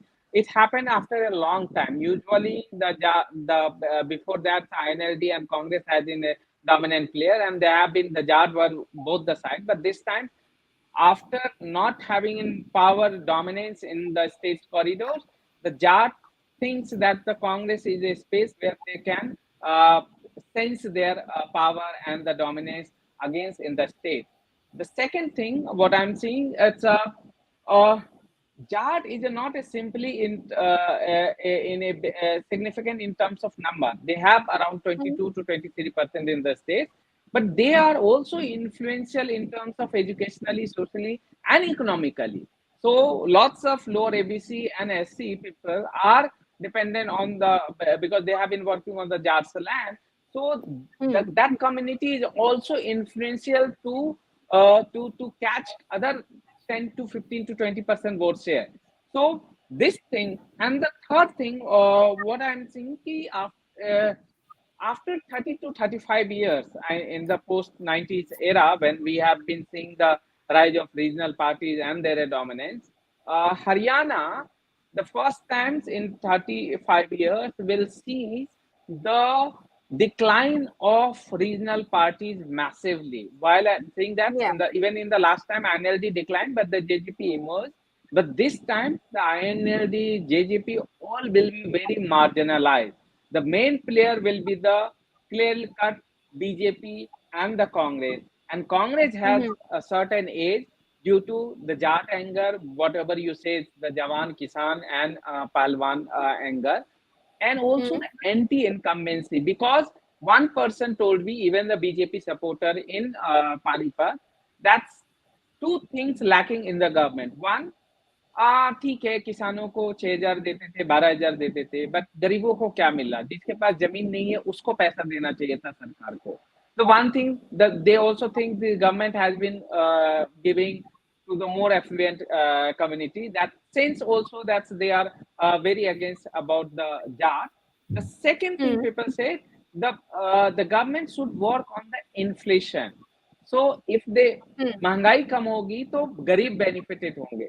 So people, even the BJP supporters, they think that the government failed on the inflation. And the third and last thing, which is very unique, and it is not limited to the Haryana but the other state as well. After the emergence of Modi in 2014 at the central level and the dominance of the BJP, party has become more centralized. So when party become more centralized, the role of MLA and MP has been reduced. So you will see many of the MLAs or the representative or the candidates of the BJP, they thought in the name of Modi, they will get the benefits of the votes and the benefit support of the people, which is not true. Haryana is a state where the MLA and MP have a good relation with the people. So even in some other people says that the MLA are not accessible. So these two things, the inflation and the accessibility of their representatives, damage BJP more. And the other hand, we know that the Jat anger has been created, the benefits of the Congress. Okay. Ashish, you're making some very interesting points, which I will, of course, take across to Chetan Chauhan, our national editor, who's also joining us this morning. Kishore Subramaniam is also political analyst joining us this morning as well. Thank you so much, sir, for tuning in with us at the moment. We were just analyzing the Haryana results, and one of the points that Chetan made, which is interesting, because I'll just rattle off those numbers. He pointed out to the fact that, of course, as predicted, it appears that the Congress is sweeping as far as Haryana is concerned, but not sweeping to the extent that they would have hoped, really, because the BJP hasn't performed as badly. Because if I look at the numbers right now, APP is giving the BJP in Haryana 42 and 40 to the Congress. So here it's interesting. The Congress is lagging behind the BJP. India Today says the BJP stands at 42 and the Congress at 44, just two more than the Bharatiya Janata Party is what the Congress has at the moment. News 18, for instance, also has similar numbers. If I'm looking at them right now, what they're saying is BJP stands at 40, Congress at 43. So only marginally behind the Congress. As far as the point that Chetan earlier was making on the show, is that the BJP doesn't seem to have performed as badly as many thought it was going to do in Haryana, given the baggage that it was carrying into these assembly elections. Okay, so if that question is to me, let me give you the quick answer. Yes. First point I would like to mention is that today we have a good news that the EVMs are working. EVMs are working properly, and it seems to. I just tweeted this morning that EVM seems to have a bipolar disorder. It seems to work well when Congress wins, and when BJP sort of slightly gets ahead in the election, the EVM doesn't work. So, besides that point, the point is that there is a huge anti-incumbency. And one point which many people are missing in this election is that, as far as the BJP's communication is concerned, I think there is a huge problem.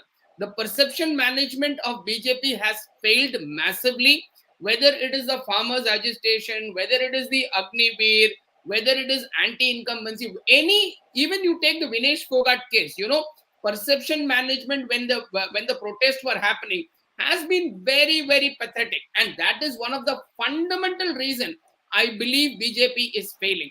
If at all it is closer than what it is predicted, BJP should count itself lucky, because the amount of anti-incumbency that is working and the number of issues in which they have failed in communicating despite good work done, whether it is nationally or at the local level. Remember that India does not cast its vote, but votes its caste. So it is very, very important. And you also understand that for the last 1.5 years, Congress has been dominating the narrative with Jati, with the caste census and stuff like that. And there has been no substantial counter narrative provided by the BJP. That's a big failure. Remember, in politics, it is not about GDP, it's not about economics, it's not about just pure numbers and work. It is also about perception management, because people vote on issues, narratives, and emotion. And when you look at the lower caste, as the other gentleman was saying about the inflation, despite inflation, look at inflation at a national level. The CPI is at an all-time low. The food inflation has come from 9.5% to 5.6%, and we are having probably the best controlled inflation among the emerging markets or even globally. But despite that, what does the poor man on the street say? Mehengai badh rahi hai. They are not able to understand. This is where communication has big time failed. And also, when you coexist with bad perception management, specifically on the farmer agitation, on the Vinesh Fogart issue, the way things were dealt, and communication is a problem. I simply think BJP is losing this election. Whether it's going to be a small margin or large margin, or whether exit polls are going to fail or not, I'm not sure. But one thing is for sure: if you continue such communication skills, you're going to fail in more states than expected, despite whatever good work you do, and despite bringing India from a fragile 5 to a top 5. Despite that, you will lose. And the most important part, one thing should remember, is that Modi single-handedly cannot win you elections continuously. It cannot be a non-stop barrage. You need local leaders at the ground level managing perception, and the spokesperson of BJP at national level television commentary has to clarify. Take the case of Agniveer. Agniveer was a very, very good scheme. But look at the way it has been communicated. It seems that the people who are joining that scheme are actually losing career opportunities. If something goes wrong with their life, they're not going to get adequately compensated. And probably it is a very weak and a bad version of the normal army recruitment. That's the kind of perception that's current. And I would purely blame BJP for ensuring that this communication is not clarified at a local level, at a panchayat level, at an MLA level, at a constituency level, to ensure that people get it clearly. So the caste economics are going to work. The perception management is working against you. Anti-incumbency is there after 10 years. And despite this Mehengai business, along with the caste, will work against BJP. Well, by the end of the day, we'll have to see who exactly has to do course correction and who exactly will have to do some introspection. Because as far as the election commission is concerned, it's turning out to be, a surprise out there in Haryana. BJP stands at 38 and the Congress at 31 is what the election commission is saying at the moment. It's turning neck to neck. Again, I'm looking at the numbers just to see how this is turning out to be another cliffhanger. We thought this was done and dusted earlier this morning, viewers. Not also, at the moment, if I look at the numbers, in on the website, as far as News 18 is concerned, BJP is at 46 and the Congress is at 37. Congress far behind the Bharatiya Janata Party as I'm speaking to you right now. On the India Today website, Congress at 41, BJP 46. BJP is leading in Haryana right now. Is Haryana going to spring a surprise as far as, commentators, analysts who thought that this was all done and dusted, but doesn't seem likely at the moment. On the ABP website, if I'm looking at it, right now, the BJP is at 46 and the Congress is at 37. What's going on, Chetan? It's turning the other way around. Yeah, no, this is, if you see how the votes are counted in India, mostly urban areas, in the rural constituency also, the small townships, their votes are taken first. Mhm. So I don't believe that the numbers which have been projected now will hold for long. Okay. But I'm sure that it will be a very close contest.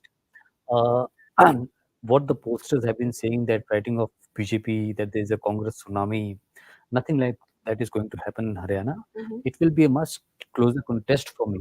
Mhm. From the trends, it appears the Congress will form the government. It will clear a majority mark. But the early trends and the numbers clearly show that the BJP is doing much, much better Yeah. uh, than anybody thought. Its ground management of the elections was much better than the Congress. The Congress, the infighting, the ground level work was not there. Their campaign was totally dependent on Bhinder Singh Huda and his son. Other senior Congress leaders did not campaign. Randeep Surjewala was only campaigning in mostly in Kathal and nearby areas. Mhm. Kathal, his son is contesting.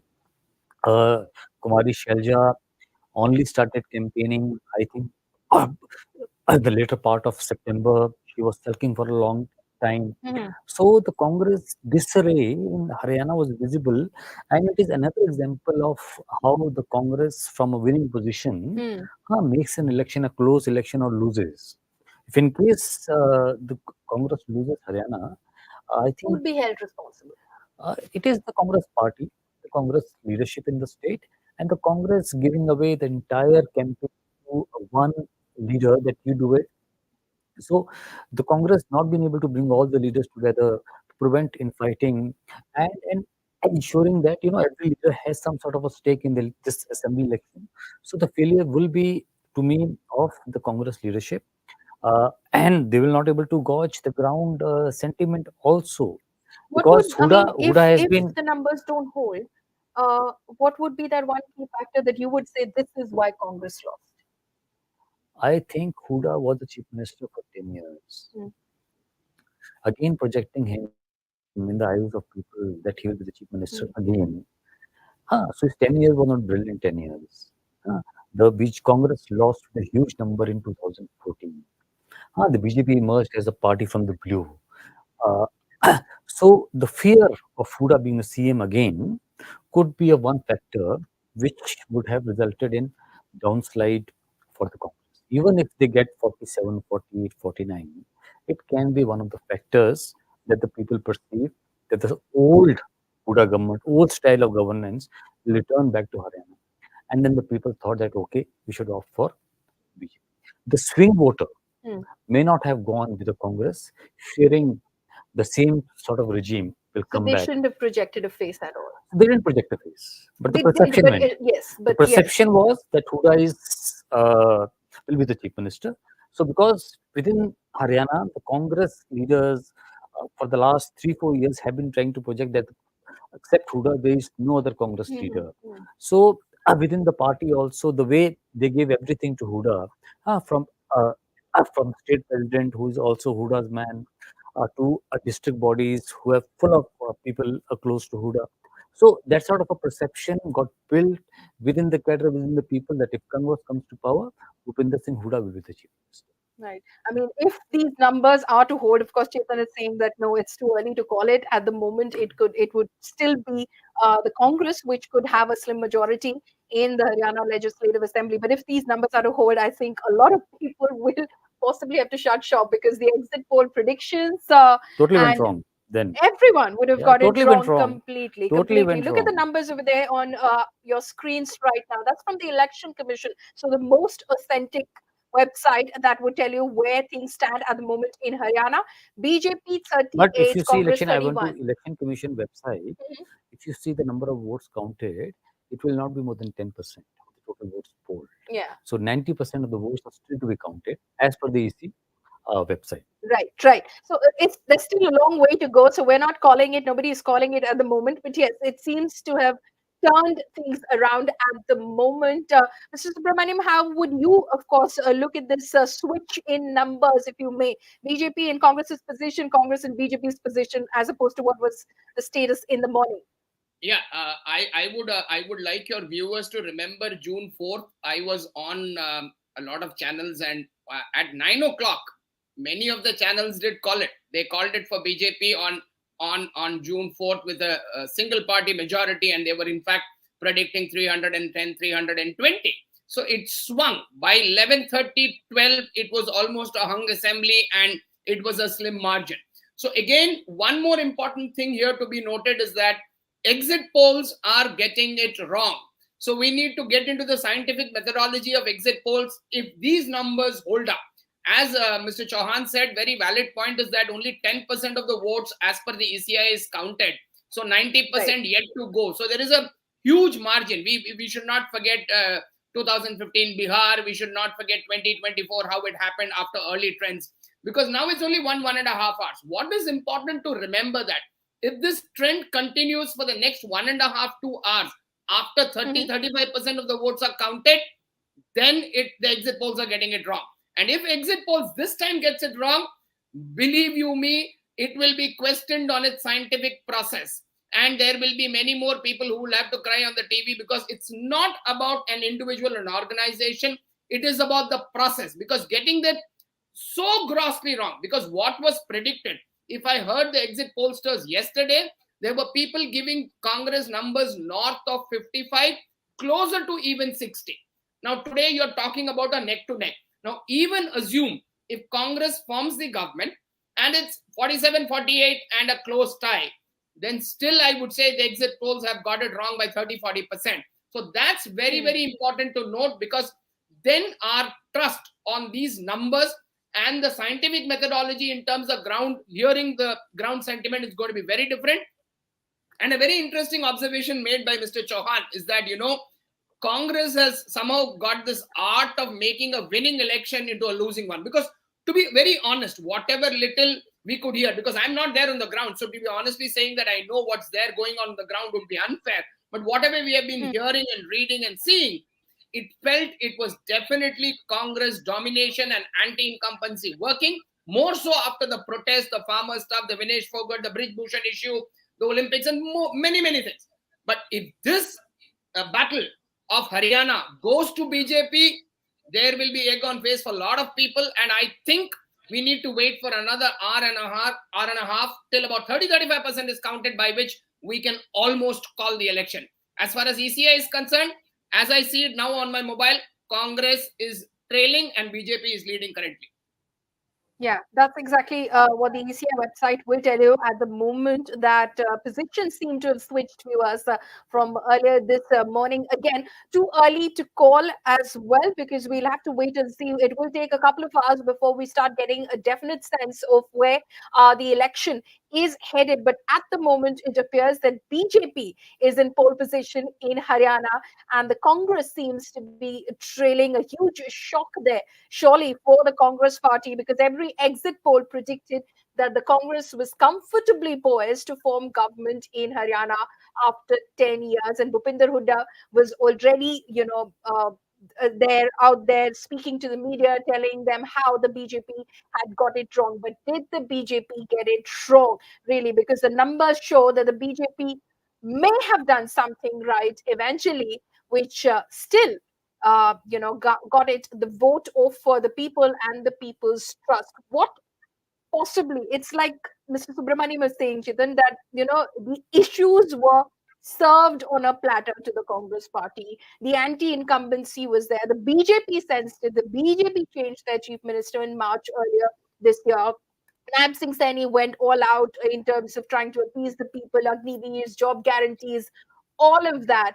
And it seemed like the stage had been set for the Congress, but the BJP somehow coming from behind You has know, got to the front. the BJP's whole strategy in Haryana for the long has been one anti-Jat polarization Yeah, yeah. and get some Dalit votes, OBC votes, Mm, and mm, Punjabi votes.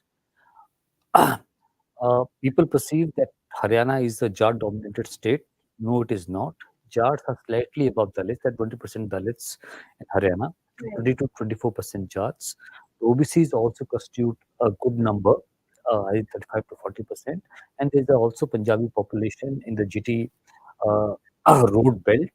So if these numbers continue to hold, we'll see to me that the Jat polarization, the anti-Jat polarization, has really helped the BJP. The OBC votes have really gone to the BJP.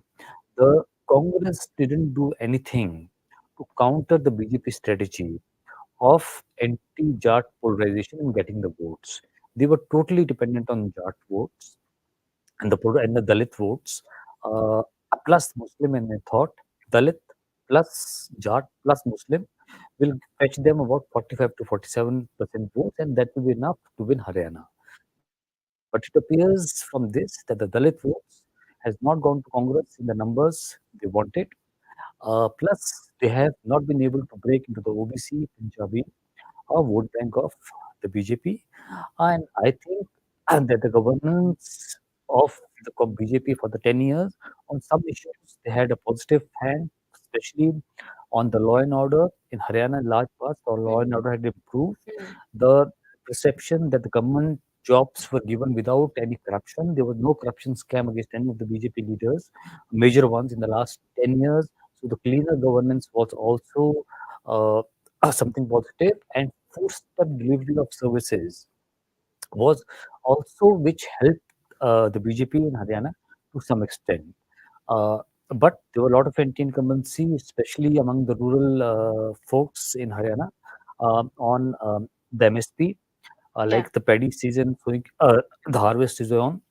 In many places, the paddy which has moisture because of the rains has not been uh, procured by the government. So on ground, there were issues, especially among the farming community in Haryana. But Haryana, because Jats are a dominant farming community, so their voice appears to overcome the voices of other farming communities like Dalits, maybe Sanis, Malis. They are also the farming communities in Haryana. Uh, so in the Jat belt of Hisar, I was seeing the numbers like in the Jat belt also, the BJP is done really well. They were leading in three of the four seats in Hisar. Mhm.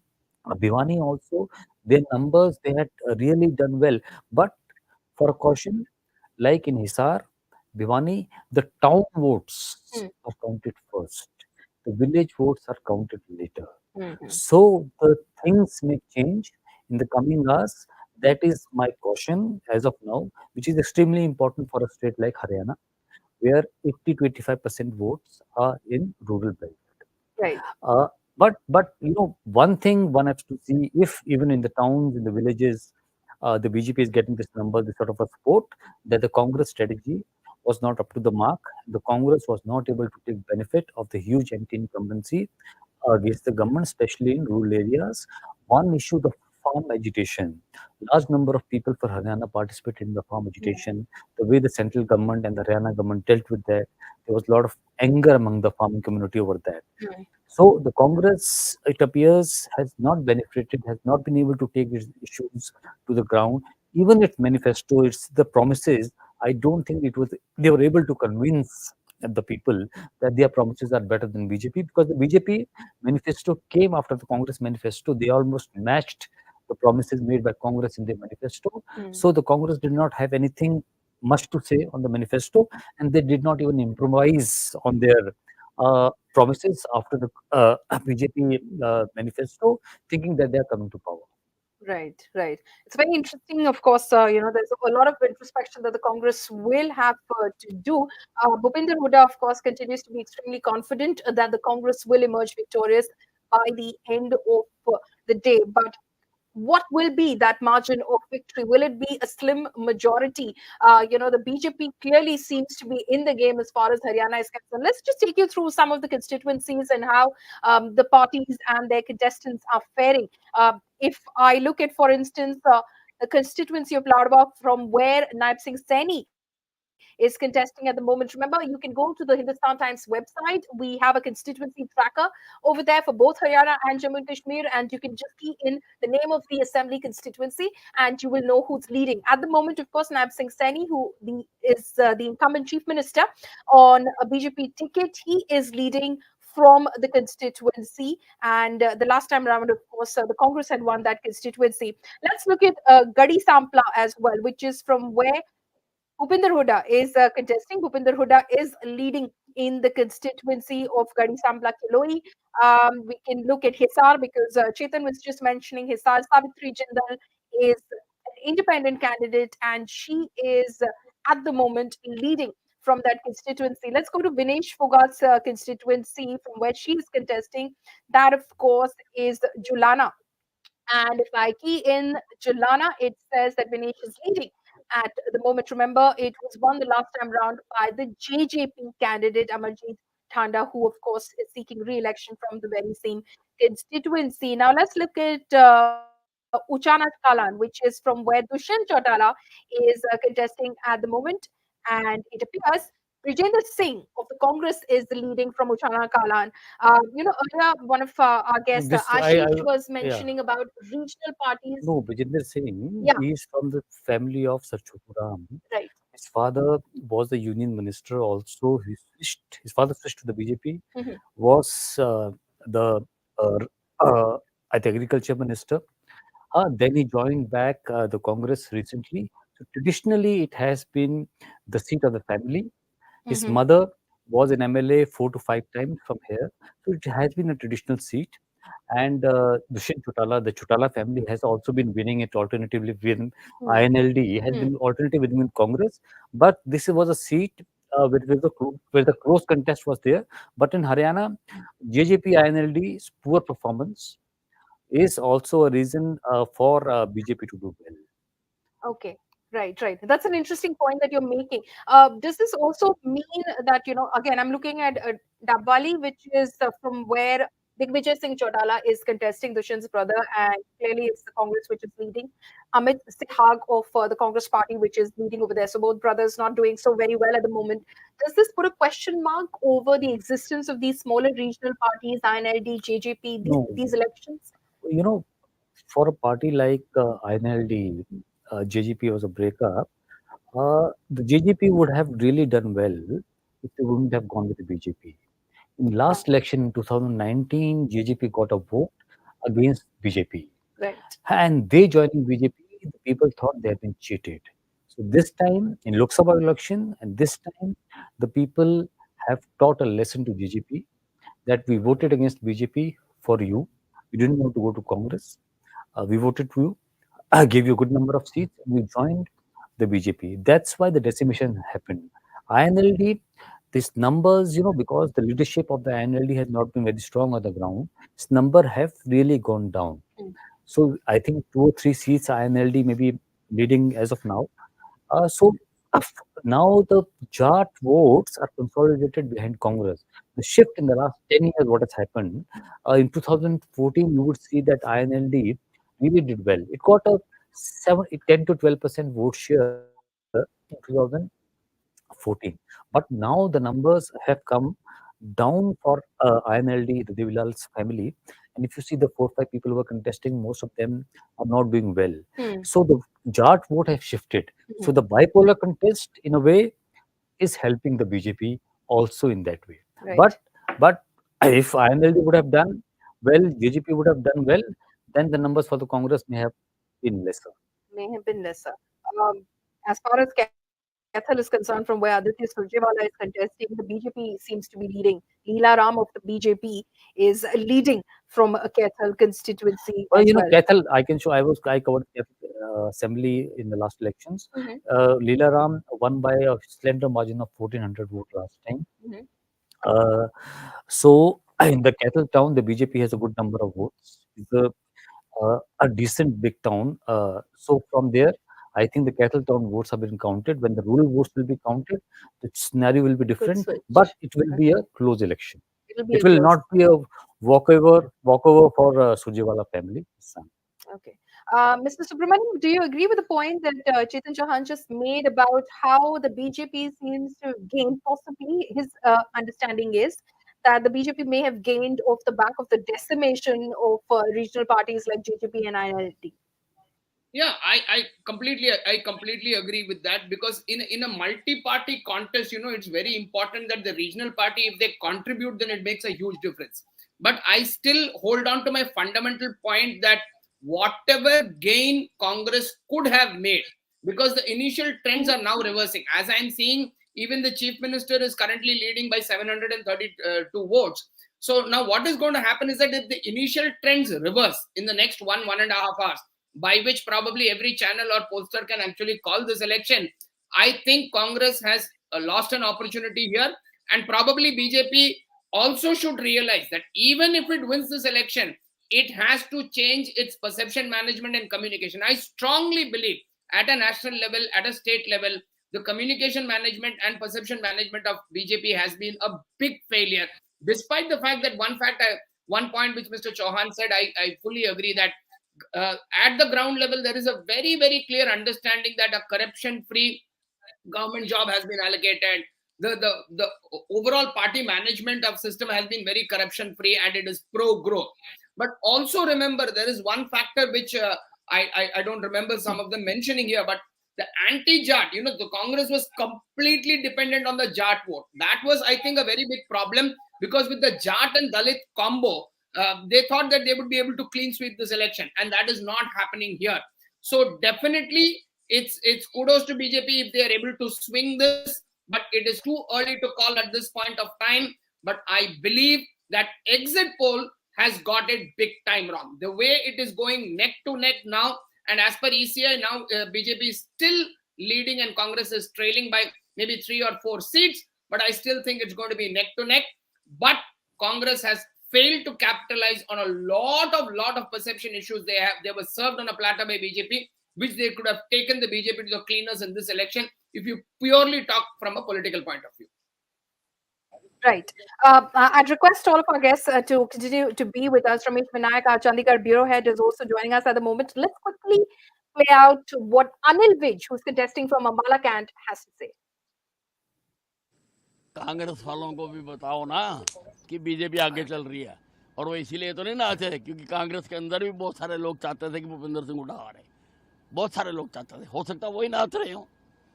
और अभी राहुल गांधी जी उठे नहीं हैं, अब उठेंगे, जलेबियों की factory को खोलेंगे, फिर चिमनियों में से धुआं निकलेगा, फिर मशीन चलेगी, फिर लेबर आएगी, फिर आगे जाके देखते हैं जलेबी की जगह आज क्या निकलता है।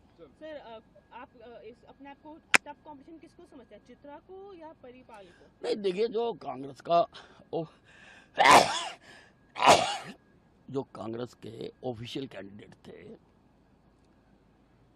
उनकी और नकली कांग्रेस की चुनाव से 3 दिन पहले यहाँ के गांव है बाड़ा, उसमें खूब मार पिटाई हुई थी। उसके बाद से वो ये एलिमेंट को देखकर वो जो असली कांग्रेस वाला था वो थोड़ा सा सुस्त हो गया। देखते क्या असर पड़ता चुनाव पे। सर, आपको कोई टेंशन स्ट्रेस हो रहा है कि जीतेंगे? मैं तो कोई टेंशन लेता नहीं, मैंने अपना काम कर दिया।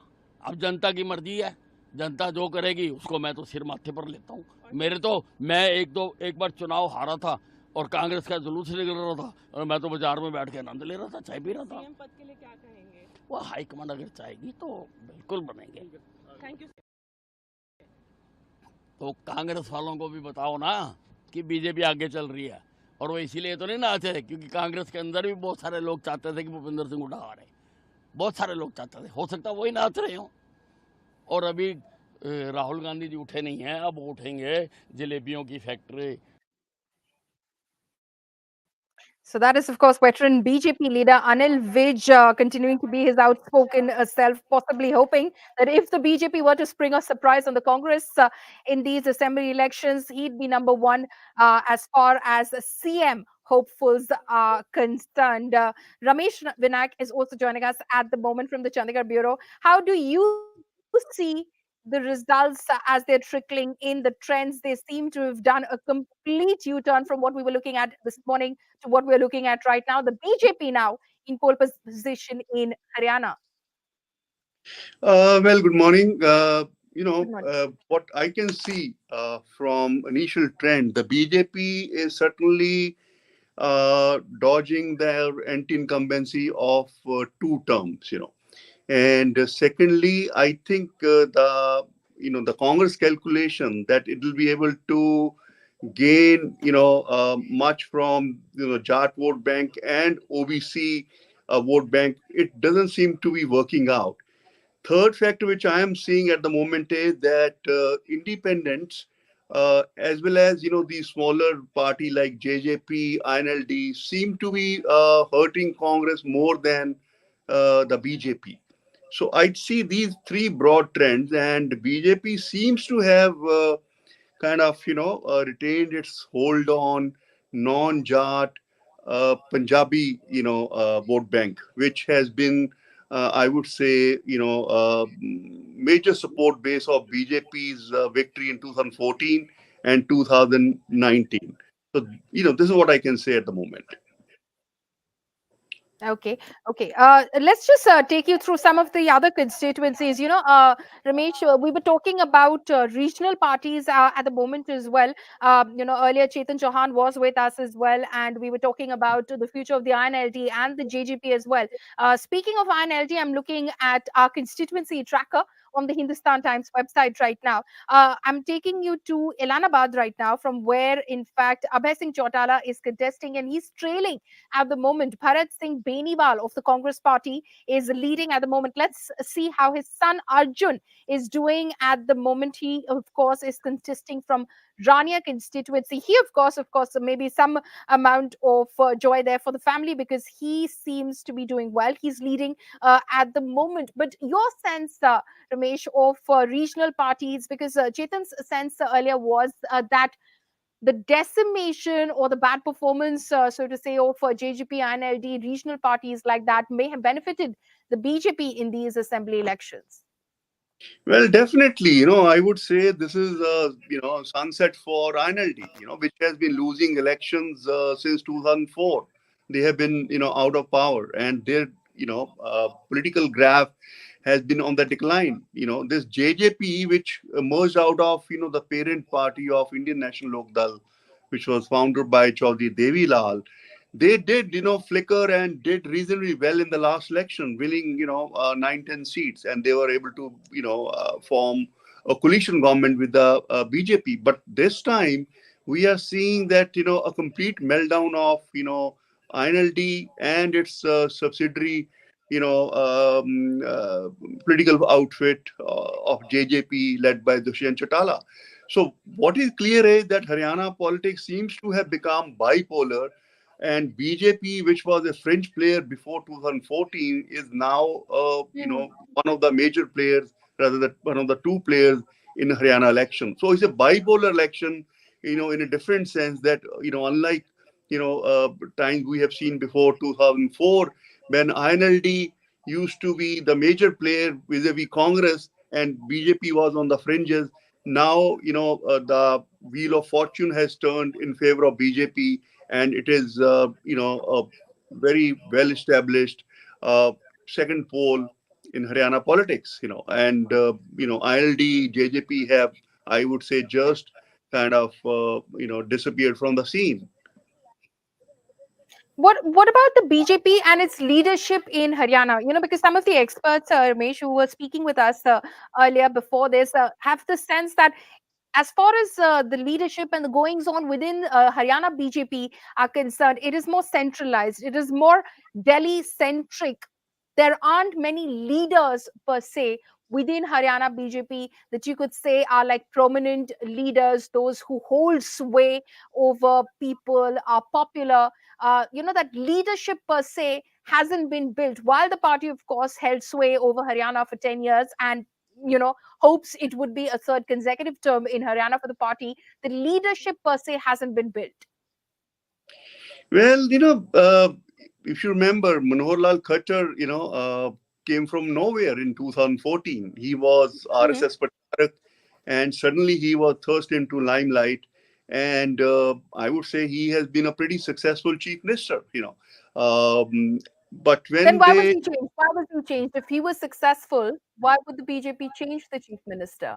You see, successful in the sense that he was able to make a break from the previous track record, of corruption, cash and carry, perception about previous governments, and I think then at the end of two terms he was facing anti-incumbency. At the same time, BJP had this calculation that if they bring about this change of guard and put Naib Singh Saini, who is an OBC at the helm of Haryana, it will also, help them gain ground among OBCs. So basically, BJP wanted to dodge anti-incumbency by change of guard. Secondly, expand its footprint among the OBC, and I think it has worked. If I go by the initial results. And BJP, mind you, also changed, many of its sitting MLAs, just to again live down that anti-incumbency factor.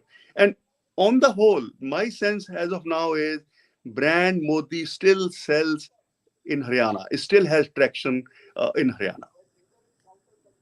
Okay, but the Lok Sabha results would have made you believe that the Congress still had a chance as far as these assembly elections are concerned, from sweeping the Lok Sabha in the last elections in 2019 to 2024, when it was half and half for the BJP and the Congress. Where did you? How, do you think the Congress? Would you also say, as Mr. Subramaniam has been saying, that it has given away this election? Obviously, we're not calling the results as of yet. We don't know if there will be another switch, another sort of switching of positions between the two parties. But did the Congress just throw it away? Well, I think Congress was overconfident, and they thought that consolidation of Jat Vote Bank and the Dalit factor, which had helped them in the Lok Sabha election, would help them emerge victorious in this election. That hasn't happened. They haven't able to kind of crack that Punjabi vote piece. It looks like that the what we call the highway voter of Haryana.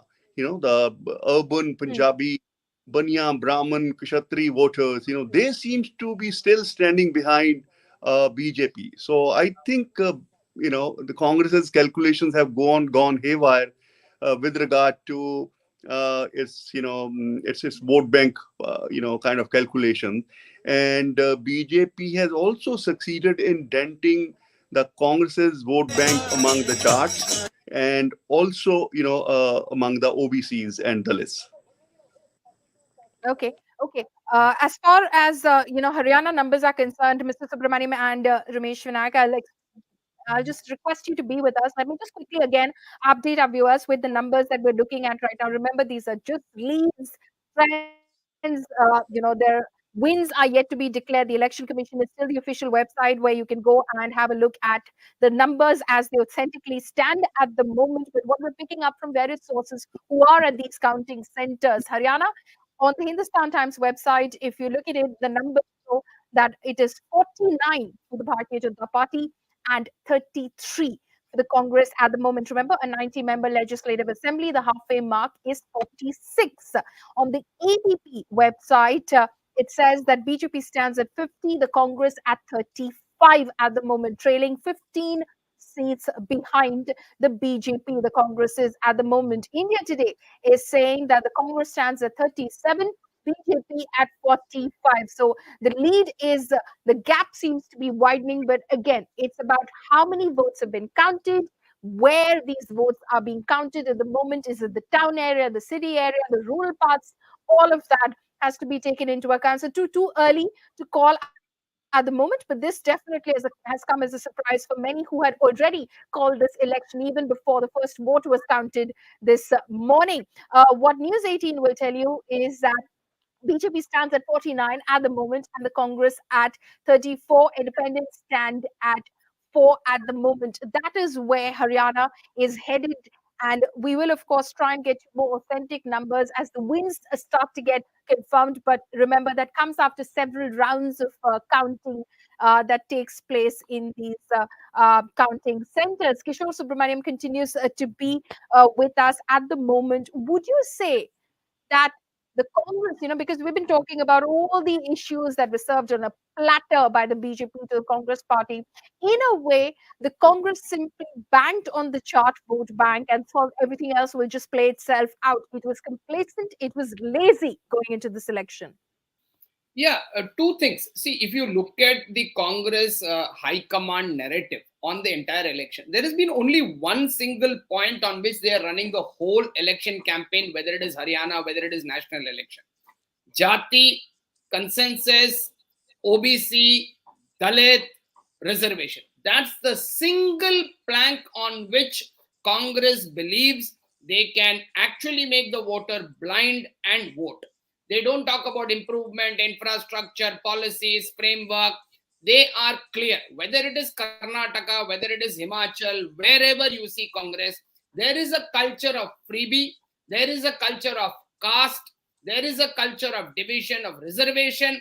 And this is the old school political thought. I think time has come that this narrative will big time fail. And they have to fail in a few states to understand that this narrative doesn't work. And at that time, if you switch this narrative to employment, growth, infrastructure, GDP, economics, then you will have a difficult path transitioning. As far as Congress in Haryana is concerned, if these trends continue, because now these seems to be strong trends, we are not, mind you, talking for 5 or 10 minutes, close to 45 minutes to 1 hour, these trends are holding up. And remember, in politics, the trends, when they start holding up, it's a different thing. You should also remember one thing, that the anti-incumbency, which is typically called as the voters' fatigue, typically happens after 10 years. And after 10 years, if BJP is able to bring it back from being a fringe party before 2014 to a mainstream leading contender, I think the Modi factor is not dead. But believe me, today, if this election goes the BJP way, by 2:33 p.m., you will have the entire high command of Congress calling for EVM. This is going to happen because they have no other excuse in this election apart from calling the EVM hack. And even in J&K, they might come up and say that the LJ's 5 free seats of MLAs and nomination has spoiled the party. You can cry wolf as long till the cows come home. But the fact of the matter is that your narrative on only reservation, Jat, Dalit, OBC, and trying to constantly defame Modi like the way they did in 2019 Chaukidar Chor Hai, this doesn't work.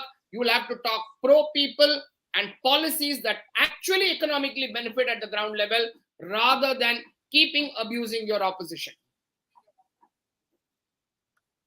Okay. We'll try and get Ramesh Vinayak back as well. We seem to have lost his connection. But yes, this is something that Kishore Subramaniam seems to be saying is that, as far as the caste-based politics that the Congress had been playing for a long time, tried to play in these assembly elections, clearly it seems that the people of Haryana want to break out of it. The BJP has been experimenting with this since 2014 when they defeated the incumbent Bhupinder Hooda government then and came to power, and Manohar Lal Khattar was made the chief minister. And then, of course, the interesting choice of Narsingh Saini as well, an OBC leader, as the chief minister to take over from Manohar Lal Khattar earlier this year. The BJP wants to break the dominance of the Jat community, which is said to sort of call the shots as far as Haryana politics is concerned. Now, it may be working to some extent because it seems like there are other communities which have felt that they have been neglected at the cost of this Jat politics that seems to be played by the Congress party. Who will take the blame for this if the trends hold? As Kishore Subramaniam rightly pointed out, this is not 5-10 minutes we're talking about. The trends have been holding for a good hour now.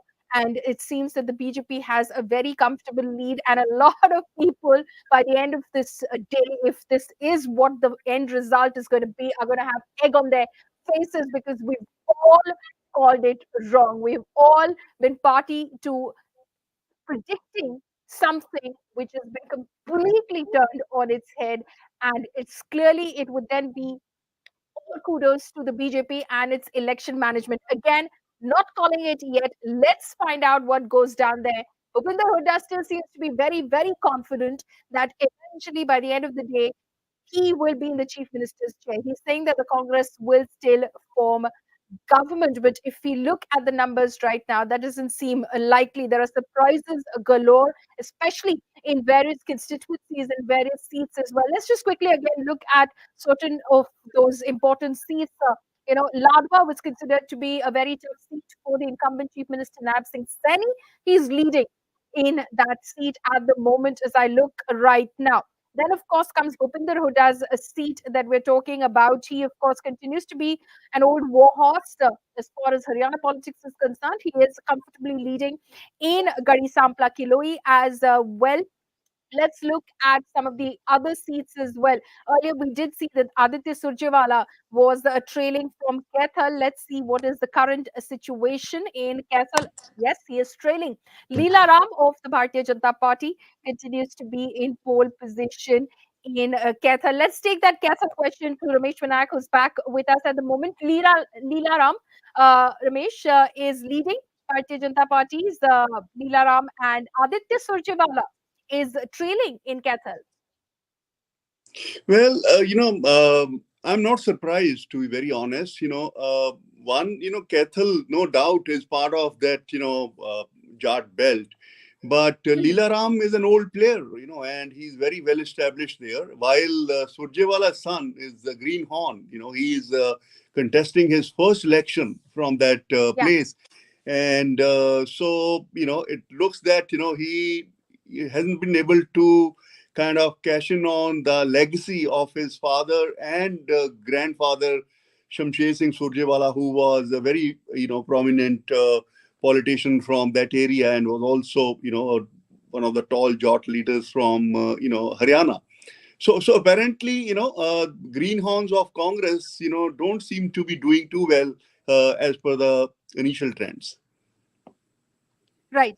Okay, let's listen in to another chief ministerial hopeful from the Congress party, one of their senior leaders, a senior prominent Dalit face, Kumari Shelja. Let's listen in. And there are rounds which are counted, and you will see as the day develops, as counting goes on and progresses, you will see that Congress party will form the government and we will get 60 plus. Rest assured. अभी ma'am जिस तरह से आगे पीछे चल रहा है, पहले कांग्रेस आगे थी, फिर 50-50 हुआ, क्या लगता है कि क्या ये अर्ली ट्रेंड्स है अभी जाके कुछ क्योंकि आप जगह-जगह घूमे हुए हैं? देखो, it is too early. Rounds होते हैं, हमको मालूम होता है कि कौन सी पॉकेट का कब काउंटिंग होनी है, तो ये सब चीजें चलती हैं. तो इसको आप इतना ज्यादा मत समझिए कि सेंसेक्स की तरह अप एंड डाउन. ये है, काउंटिंग का एक दौर होता है, हर इलेक्शन में होता है, लेकिन आश्वस्त हैं हम, कांग्रेस सरकार बनाएगी. 10 बज रहा है, कितनी देर और रुक जाए आपके हिसाब से? देखो, अभी शायद तीसरा चौथा राउंड है, तो 10 एक और होंगे, कम से कम. उम्मीद नहीं, विश्वास है. The trends are, and there are rounds which are counted, and you will see as the day develops, as counting goes on and progresses, you will see that Congress party will form the government and we will get 60 plus. Rest assured. अभी ma'am जिस तरह से आगे पीछे चल रहा है, पहले कांग्रेस आगे थी, फिर 50-50 हुआ, क्या लगता है कि क्या ये अर्ली ट्रेंड्स है अभी जाके कुछ क्योंकि आप जगह-जगह घूमे हुए हैं? देखो, it is too early. Rounds होते हैं, हमको मालूम होता है कि कौन सी पॉकेट का कब काउंटिंग होनी है, तो ये सब चीजें चलती हैं. तो इसको आप इतना ज्यादा मत समझिए कि सेंसेक्स की तरह अप एंड डाउन. ये है, काउंटिंग का एक दौर होता है, हर इलेक्शन में होता है, लेकिन आश्वस्त हैं हम, कांग्रेस सरकार बनाएगी. 10 बज रहा है, कितनी देर और रुक जाए आपके हिसाब से? देखो, अभी शायद तीसरा चौथा राउंड है, तो 10 एक और होंगे, कम से कम. उम्मीद नहीं, विश्वास है. The trends are, and there are rounds which are counted, and you will see as the day develops, as counting goes on and progresses, you will see that Congress party will form the government and we will get 60 plus. Rest assured. अभी ma'am जिस तरह से आगे पीछे चल रहा है, पहले कांग्रेस आगे थी, फिर 50-50 हुआ, क्या लगता है कि क्या ये अर्ली ट्रेंड्स है अभी जाके कुछ, क्योंकि आप जगह जगह घूमे हुए हैं? देखो, it is too early, rounds होते हैं, हमको मालूम होता है कि कौन सी पॉकेट का कब काउंटिंग होनी है, तो ये सब चीज़ें चलती हैं। तो इसको आप इतना ज़्यादा मत समझिए कि सेंसेक्स की तरह अप एंड डाउन। ये है, काउंटिंग का एक दौर होता है, हर इलेक्शन में होता है, लेकिन आश्वस्त हैं हम, कांग्रेस सरकार बनाएगी। 10 बज रहा है मैम, कितनी देर और रुक जाए आपके हिसाब से? देखो अभी शायद तीसरा चौथा राउंड है, तो 10 एक और होंगे कम से कम। उम्मीद नहीं, विश्वास है। Umeed nahi, Vishwas hai. Kumari Shailja, they're still expressing confidence that the Congress will form government, that it will cross the 60 mark. But at the moment, if you look at the numbers, they tell a different story altogether. The picture shows that the BJP is leading in Haryana right now, and the Congress is trailing. Keval Dhingra is now joining us. He's been extremely close to the former Chief Minister of the state, Bhupinder Hooda. केवल जी, आप ये बताइए कि trends तो आप ये कह रहे हैं कि सबने प्रिडिक्ट किया था कि कांग्रेस जो है वो जीत कर निकल जाएगी हरियाणा में, पर इस वक्त जो हम देख रहे हैं कि ट्रेंड्स पूरी तरह से उलट गए हैं। सुबह हम देख रहे थे कि कांग्रेस लीड कर रही है, अब जो दिखाई दे रहा है कि बीजेपी पोल पोजीशन में है। नहीं, देखिए, अभी भी चेंजेस आने की पूरी उम्मीद है, और अभी क्योंकि क्लोज फाइट थी, और आपने भी ट्रेंड देखा होगा कि जो एग्जिट पोल भी दिखा रहा था उसमें करीबन 47, 49, 50 ऐसे सीट कांग्रेस की दिखा रहे थे, और 55 भी कई जगह पे दिखा रहे थे। ये ट्रेंड को चेंज होता है, आगे भी जाता है, पीछे भी जाता है, क्योंकि क्लोज फाइट होती है। तो इसके अंदर आपको अभी और 3-4 राउंड और आएंगे तो आपको फिर क्लैरिटी आएगी, और इसमें मुझे ऐसा लगता है कि जिस समय आपको मूवमेंट आएगी और फिर आपको चेंजेस दोबारा से नजर आएंगी। तो अभी अभी आप देखिए, लेकिन मैं आपको एक चीज जरूर कहना चाहता हूँ कि जो स्थितियां रही, हुड्डा साहब का कार्यकाल भी चला और बीजेपी का कार्यकाल भी चला, और हुड्डा साहब के कार्यकाल में प्रगति हुई, और बीजेपी के कार्यकाल के अंदर जो लोग, जनता थी, उनको प्रताड़ित महसूस करने का काम बीजेपी ने करवाया था, उसका ट्रेंड का भी रिजल्ट भी आएगा। तो आप मानते हैं कि ये जो ट्रेंड्स हैं ये भी उलट जाएंगे पूरी तरह से? आप क्या मानते हैं? कुमारी शैलजा का कहना है कि 60 के ऊपर जाएगी कांग्रेस। आप कितना नंबर दे रहे हैं कांग्रेस को इस वक्त? देखिए, मैं नंबर नहीं देता, हम बहुमत से सरकार बनाएंगे, ये मेरा नंबर है। और मैं आपको ये कहना चाहता हूँ कि जो ट्रेंड एग्जिट पोल में दिख रहा था वही आपको अभी भी दिखेगा। पर ये जो ट्रेंड्स है ना जिनकी हम बात कर रहे हैं इस वक्त, हम काफी देर से इसको मॉनिटर कर रहे हैं, और ऐसा लग रहा है कि ये ट्रेंड्स होल्ड कर रहे हैं कि बीजेपी लगातार आगे बढ़ती जा रही है, कांग्रेस पीछे होती जा रही है। नहीं, वो देखिए, जहाँ पे कुछ लोग फाइट में होते हैं, कुछ लोग 500 से आगे, कुछ लोग 1000 से पीछे, कुछ लोग 600 से आगे, कुछ लोग 2000 से पीछे, तो ये ट्रेंड में चेंजेस आ जाती है। जब दूसरा राउंड खुलता है तो उसमें आगे चेंजेस हो जाती है, आगे वाला पीछे चले जाता है, पीछे वाला आगे चले जाता है। लेकिन एंड रिजल्ट जब आप देखेंगे तो आपको ये नजर आएगा कि कांग्रेस पार्टी आगे चली गई और बीजेपी फिर पीछे चली गई। और सीएम कौन होंगे अगर कांग्रेस पार्टी यकीनन जीत जाती है हरियाणा इलेक्शन, जैसा कि आप प्रिडिक्ट कर रहे हैं इस वक्त, सीएम कौन बनेंगे? देखिए, जो एमएलए जीत करके आएंगे वो अपना नेता चुनेंगे, और हाईकमान के साथ डिसाइड होगा, हाईकमान उसके ऊपर फैसला करेगा। ठीक है, केवल ढींगरा जी, शुक्रिया हमसे बात करने के लिए। That was Keval Dhingra, who has been media adviser to the former chief minister of the state of Haryana, Bhupinder Hooda, who of course continues to be hopeful.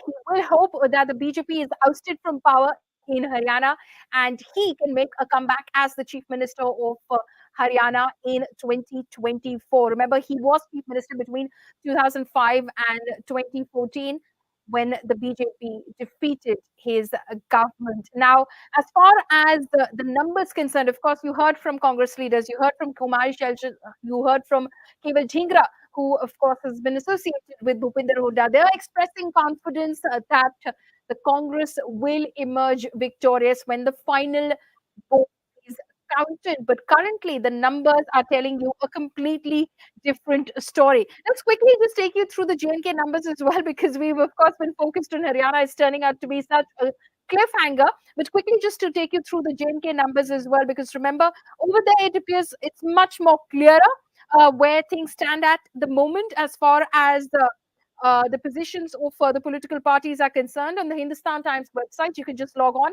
to check with both the states in terms of their numbers, constituencies, individual constituencies. If you want to find out, you can always key in the name of the constituency in our constituency tracker, and you would find out who's in pole position there, who's trailing, who's leading. Now, Jammu and Kashmir wins as far as Jammu and Kashmir are concerned. Remember, we've not confirmed any of that because several rounds of counting are to happen yet. But leads say 47 for the National Conference Congress Alliance and 28 for the BJP, 4 for the PDP, and 11 for the others. On ABP, it says that it's going to be 47 for the National Conference Congress Alliance and 28 for the BJP, 4 for the PDP, 11 for the others, 47, just one above the majority mark. 46 currently is the majority mark. India Today says that the National Conference Congress Alliance stands at 48, just two above the majority mark. PDP at 4, BJP at 28, and AIP, which is the Indian Rashid's party, stands at 1 and others 9. So again, independents are doing fairly well. The PDP hopes it will emerge as a kingmaker. Maybe the National Conference and the Congress will need its support, because remember, right now it's just a little above the majority mark. Only if those trends hold will it be comfortably able to form a majority government. As far as News 18 is concerned, it says for Jammu and Kashmir, NC at 40, and as far as the Congress is concerned, it stands at 8. So 48 for that alliance and 27 for the BJP, independents at 7. So here it appears that as the exit polls had predicted, that the National Conference Congress Alliance will have a slim majority in the Legislative Assembly. It seems to be holding up, but Haryana seems to be, of course, throwing the spanner in the works as far as all our poll pundits are concerned, those pollsters are concerned, because clearly it appears that Haryana is springing a surprise at the moment again. Jammu and Kashmir, quickly, Kishore Subramaniam, National Conference Congress having a slim majority as far as the Legislative Assembly is concerned. The leads at least indicating that at the moment, but the PDP will hope that it is put to some good use in terms of its numbers. It will hope that someone will need the PDP's numbers in order to form government. PDP as a support party is only expecting that somebody needs its help and can hold on to form the government. But the way it is looking, the NC Congress combo is going to make it up. But what I'm surprised with the J&K election is that the Jammu not holding up for BJP is a surprise. Yes, the other parts of Kashmir I understand, but Jammu not holding up is a surprise. I again come back to my old point that, despite the stone pelting going down, despite Article 370 being abrogated, and a lot of good work done for the progress and long-term interest of Jammu, I think somehow the narrative here is not built enough. And I personally traveled to Kashmir, so I understand what's the narrative there, how they look at BJP, and basically how they look at the whole equation here. But Jammu, I thought would give more power to BJP here. But I don't think so. PDP will be required until and unless the trends change, because even in J&K, if you're looking at, though the counting is a tad late, and there has been a lot of acquisition about the 5 MLA seats that the LG has power to offer, and that could convert a minority to a majority or a majority to minority. But I still think there is a slim margin chance of NC Congress making it there. But Haryana, if Congress is claiming 60, it's ruled out. Now, I believe I've seen enough elections in my small lifetime, and I know that after 11, if these trends hold on, this is not going to be 60, and BJP is handsomely leading by more than 10 seats. Now, 10, 12, 15, the margins only increase until and unless we are in that initial, postal ballot rounds. This is not the case. We are solid 2.5, 3 hours into the counting. This is holding up. Another 2 hours, you can even call the elections. Absolutely. Absolutely. In fact, let's just switch back to Haryana. Clearly, the interest is in Haryana at the moment. Let's listen into what Bhupinder Hooda has to say. जो रुझान आ रहे हैं उसके अनुसार कांग्रेस की सरकार बनने जा रही है। रुझान बीजेपी की तरफ नजर आ रहे हैं। नहीं वो तो अभी 2 राउंड 3 राउंड हुए हैं, वो जितने रिपोर्ट जाती है उतने सारा जो खबर आई है कांग्रेस की बहुमत आ रही है। 10 साल के बाद क्या कांग्रेस पार्टी उत्तर भारत में वापसी कर रही है? 10 साल के बाद? हाँ, 10 साल के बाद क्या कांग्रेस की सरकार बनने जा रही है। जो ट्रेंड सर चल रहे हैं उसमें बीजेपी खेमे से कहा जा रहा है कि बढ़त बनाएंगे। कहीं नहीं बढ़त बनेगी, आप देखना नतीजा है कांग्रेस का जो ट्रेंड आ रहा है वहाँ कांग्रेस का ज्यादा बहुमत आ रहा है। हजारों लोग नारा लगा रहे हैं भूपेंद्र सिंह हुड्डा जिंदाबाद मुख्यमंत्री के तौर पर आपको देखना चाहते हैं। ये पार्टी फैसला करती है। बीजेपी के बड़े लीडर जो पिछड़ते हुए नजर आ रहे हैं, बीजेपी के बड़े लीडर पिछड़ते हुए नजर आ रहे हैं। कांग्रेस की सरकार बनने जा रही है भाई। सर आपको किसी अलायंस की जरूरत पड़ेगी या कांग्रेस नहीं कांग्रेस अपनी मेजोरिटी लाएगी। सर फुल फ्लैग मेजॉरिटी वाली कांग्रेस की सरकार बनेगी, पूरी उम्मीद है आपको? हाँ कह तो जगह कितनी बार कहना। Sir credit goes to Rahul Gandhi and Bhupendra Singh Hooda ji only. Credit goes to party, Rahul Gandhi ji, Mallika खड़गे ji, Priyanka ji, all leaders of the Congress. So what's your And real credit goes to the people of Haryana. जो रुझान आ रहे हैं उसके अनुसार कांग्रेस की सरकार बनने जा रही है।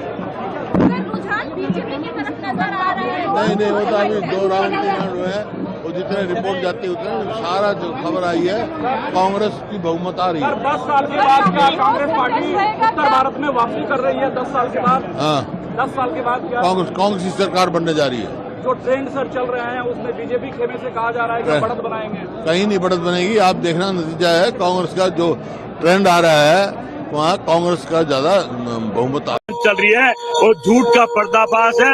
नफरत की दुकान बंद हो गई है, पूरे भारत में हरियाणा से शुरुआत हुई है।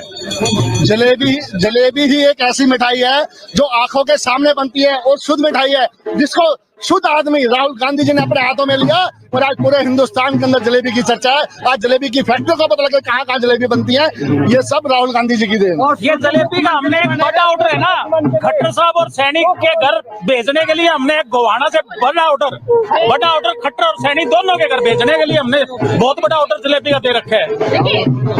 लड्डू तो हाथों से बनाया जाता है और हाथों से राहुल गांधी जी ने हरियाणा को सींच दिया, देश को सींच दिया, और अब राहुल जी चलेंगे, मोहब्बत की दुकान चलेगी और मिठास की जरूरत मोदी जी को भी है, इसलिए मोदी जी को भी लड्डू भिजवा दिए जाएंगे। जब तो सीएम पे ही कंफ्यूज रह गए मोदी जी तो, और हरियाणा में कांग्रेस ने साफ कर दिया सुपड़ा मोदी जी का।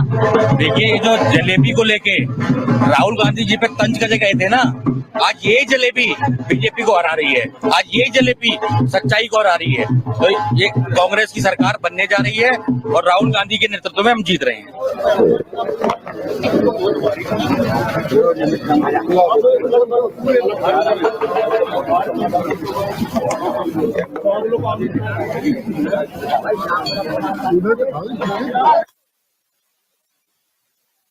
शंख बजाओ, शंख बजाओ, शंख बजाओ।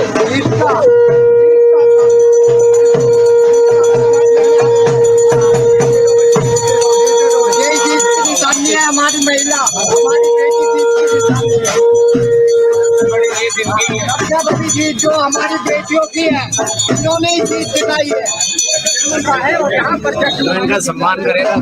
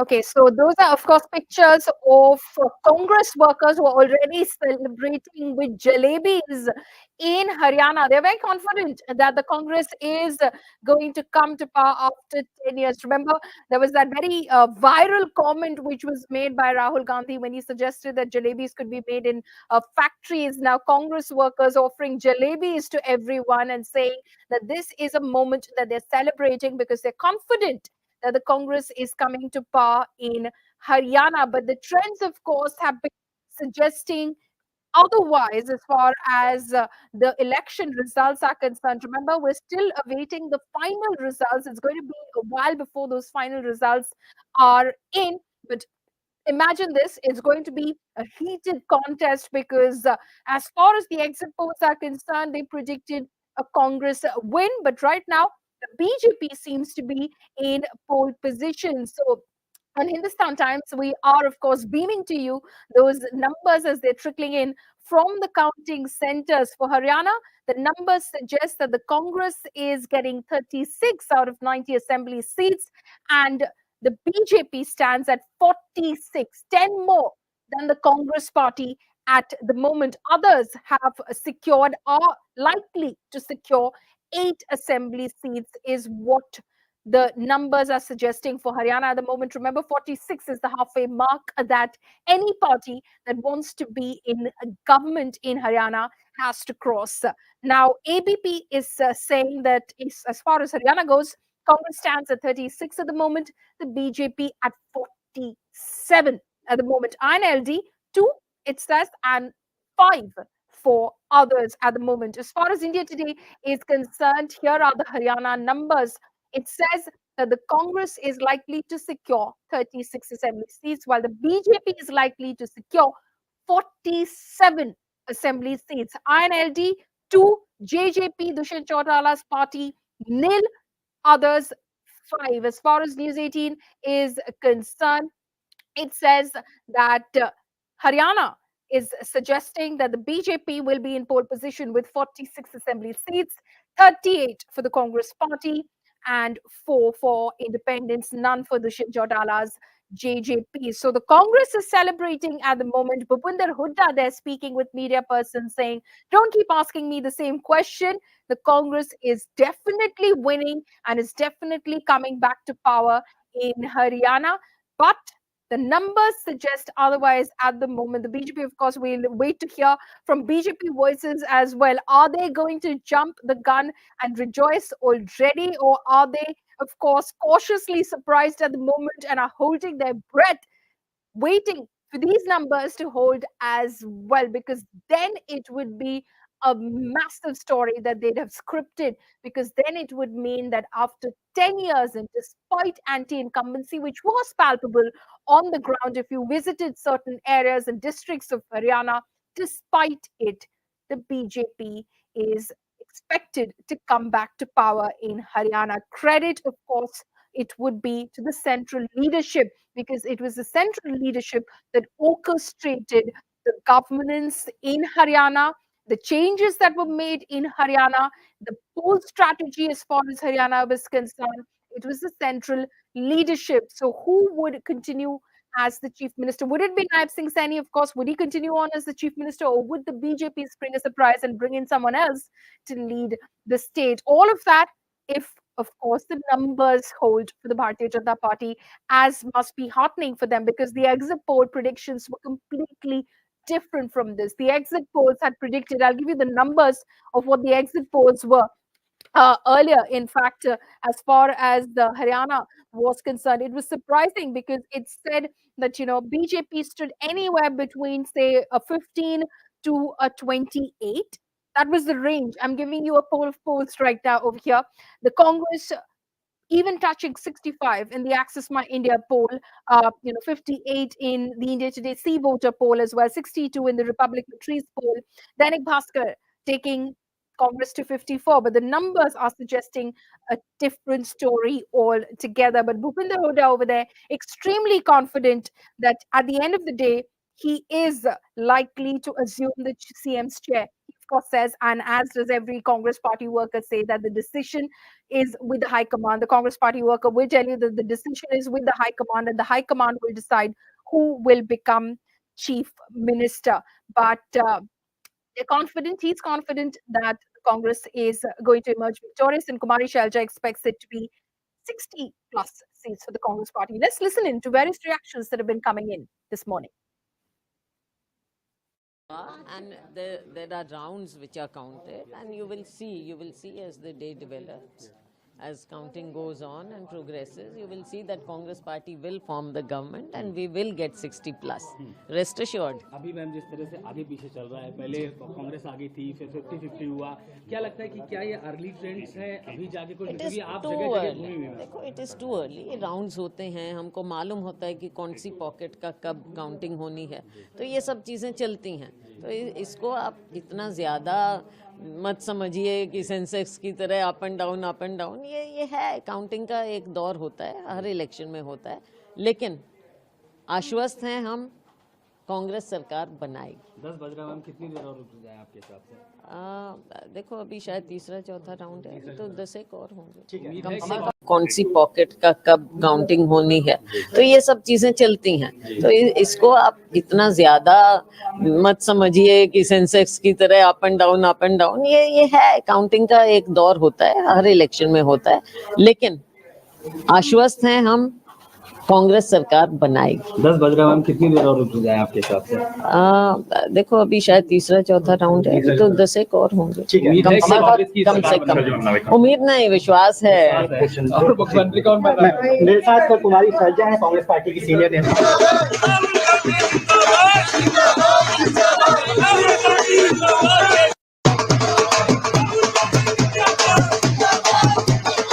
इस वक्त ये रिजल्ट बताए जा रहे थे, उस वक्त अभी पोस्टल बैलेट गिने भी नहीं गए थे, उस वक्त तो पोस्टल बैलेटों की स्कैनिंग हो रही थी, प्रोसेस है, पहले पोस्टल बैलेट खोलते हैं, फिर उनकी स्कैनिंग होती है, फिर काउंटिंग होती है। अब एक राउंड खुल चुका है, दूसरे पर गिनती हो रही है, ठीक है ना जी? जिस तरह के ट्रेंड आप श्योर है बीजेपी की सरकार बन जाएगी अंत में जब नतीजा आएगा, क्योंकि अभी आगे हो गई है बीजेपी, 38 पर बीजेपी है, 31 पर कांग्रेस है, इलेक्शन कमीशन। हाँ, बिल्कुल हमें उम्मीद है कि भारतीय Janata party will fair well. Sir, आप काउंटिंग सेंटर पे नहीं गए, काफी रिलैक्स लग रहा है। नहीं, मैं कभी नहीं जाता, मैं तो सर्टिफिकेट लेने जाऊंगा, उसी वक्त ही जाता हूँ मैं।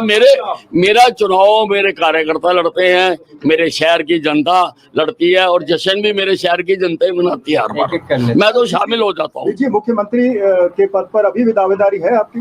नहीं, देखिए, जो कहे हुए शब्द हैं वो कभी वापस नहीं लिए जाते, जो कहा हुआ वो कहा हुआ। चलिए, एक मिनट, हमारे साथ बातचीत करने एक कर नहीं, बड़ा फिर अगर आपने मेरी बात सुनो, आगे जाओ। काउंटिंग है और हमें पूर्ण विश्वास है हरियाणा प्रदेश की जो हमने सेवा ईमानदारी से पिछले 10 वर्षों के अंदर की है, मैं उस आधार के ऊपर कह सकता हूं कि हम तीसरी बार हरियाणा के अंदर एक तरफा सरकार बना रहे हैं। भारतीय जनता पार्टी तीसरी बार सेवा के लिए तैयार है, क्योंकि केंद्र में आदरणीय नरेंद्र मोदी जी तीसरी बार प्रधानमंत्री बने हैं, और हमने पिछले 10 वर्षों के अंदर आदरणीय मोदी जी के नेतृत्व के अंदर हरियाणा की गति से विकास किया है, समस्याओं का समाधान किया है, ईमानदारी से हमारी सरकार ने किया है, और आगे भी हम मजबूती से, ईमानदारी से हरियाणा प्रदेश को आगे बढ़ाने का काम हमारी सरकार करेगी। ये तस्वीर अभी बहुत जल्दी पलटेगी, और तस्वीर पलटते हुए देर नहीं लगेगी। हमारे लिए अच्छी खबर हरियाणा से भी आएगी, हमारे लिए अच्छी खबर जम्मू कश्मीर से भी आ रही है। मेरा अपना मानना है कि जैसे बिहार में एक बार हुआ था, 12 बजे से अपने इलेक्शन को ऑल आउट कर दिया था और फिर तस्वीर पलट गई थी, वही हरियाणा में होगा। बड़ी देर से मैं इलेक्शन कमीशन की वेबसाइट देख रही हूँ, जिसको अब अधिकांश चैनल दिखा रहे हैं, वहां पर डेटा भी चेंज नहीं हो रहा है, हमारा वोट शेयर काफी आगे है बीजेपी से और ये सीटों में जरूर तब्दील होगा। जो ग्राउंड रिपोर्ट्स आ रही हैं वो 3 या 4 राउंड एवरेज हुए अभी और उसमें हम आगे हैं। मैम, लेकिन कई सीट ऐसी हैं जहां पर आप 10-10, 15-15 हजार के मार्जिन से पीछे हैं, तो उनको कैसे कोप अप करेंगे आप लोग? और कई सीटें ऐसी हैं जिसमें हम बहुत आगे भी हैं। तो मेरा अपना मानना है कि ये तस्वीर बदलेगी और तस्वीर इसलिए बदलेगी क्योंकि हम लोगों ने मुद्दों पर चुनाव लड़ा है, किसानों, जवानों, पहलवानों और युवाओं के मुद्दों पर चुनाव लड़ा है और ये इलेक्शन जरूर पलटेगा। अभी आप 12 बजे तक का इंतजार करिए, ऐसा मेरा मानना है। अहिरवार बेल्ट हो, जाट बेल्ट हो, जो अब तक ट्रेडिशनल कांग्रेस की रही है, यहाँ पर आप लोगों के हिसाब से नतीजे मुझे लगता है हमें उम्मीद इससे और भी प्रचंड बहुमत की थी। बहुमत की सरकार हमारी बनेगी, मुझे इसमें कोई भी संशय नहीं है। बीजेपी ने तैयारी शुरू कर दी है, बीजेपी हेडक्वार्टर पर तो परिंदा नहीं फड़क रहा था और अब वहां पे पहुंच रहे हैं लोग। तो मेरा अपना मानना है उनका डिसीजन कि वो टीवी पैनल पर भी नहीं आ रहे थे, अब आने की शायद सोच रहे हैं। ये इलेक्शन जम्मू कश्मीर और हरियाणा में हुआ है और दोनों जगह कांग्रेस की सरकार बनेगी। जम्मू कश्मीर की रिजल्ट्स को कैसे देखते हैं आप? मुझे ऐसा लगता है कि जम्मू कश्मीर ने एक बहुत बड़ा मैसेज दिया है। आप इस देश के किसी भी राज्य की अस्मिता के साथ खिलवाड़ नहीं कर सकते हैं। आप इस देश के किसी भी राज्य को घटाकर यूनियन टेरिटरी नहीं बना सकते हैं। जम्मू कश्मीर को ये काबिले बर्दाश्त नहीं था। बीजेपी ना सिर्फ कश्मीर में बल्कि जम्मू में भी हार रही है और ये एक बहुत बड़ा संदेश जम्मू कश्मीर के लोगों ने दिया है। धन्यवाद। There are rounds which are counted, and you will see as the day develops, as counting goes on and progresses, you will see that Congress party will form the government and we will get 60 plus.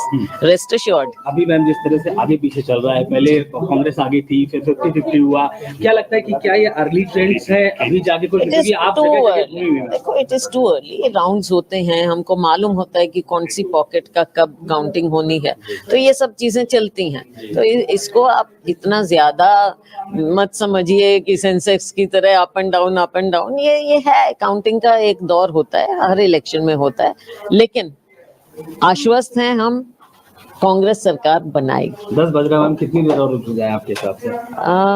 देखो, अभी शायद तीसरा चौथा round है, तो 10 एक और होंगे कम से कम। उम्मीद नहीं, विश्वास है। मुख्यमंत्री कौन बना? देर नहीं लगेगी। हमारे लिए अच्छी खबर हरियाणा से भी आएगी, हमारे लिए अच्छी खबर जम्मू कश्मीर से भी आ रही है। मेरा अपना मानना है कि जैसे बिहार में एक बार हुआ था, 12 बजे सबने इलेक्शन कॉल आउट कर दिया था और फिर तस्वीर पलट गई थी, वही हरियाणा में होगा। बड़ी देर से मैं इलेक्शन कमीशन की वेबसाइट देख रही हूँ, जिसको अब अधिकांश चैनल दिखा रहे हैं, वहां पर डेटा भी चेंज नहीं हो रहा है, हमारा वोट शेयर काफी आगे है बीजेपी से और ये सीटों में जरूर तब्दील होगा। जो ग्राउंड रिपोर्ट्स आ रही हैं वो 3 या 4 राउंड एवरेज हुए अभी और उसमें हम आगे हैं। मैम, लेकिन कई सीट ऐसी हैं जहां पर आप 10-10, 15-15 हजार के मार्जिन से।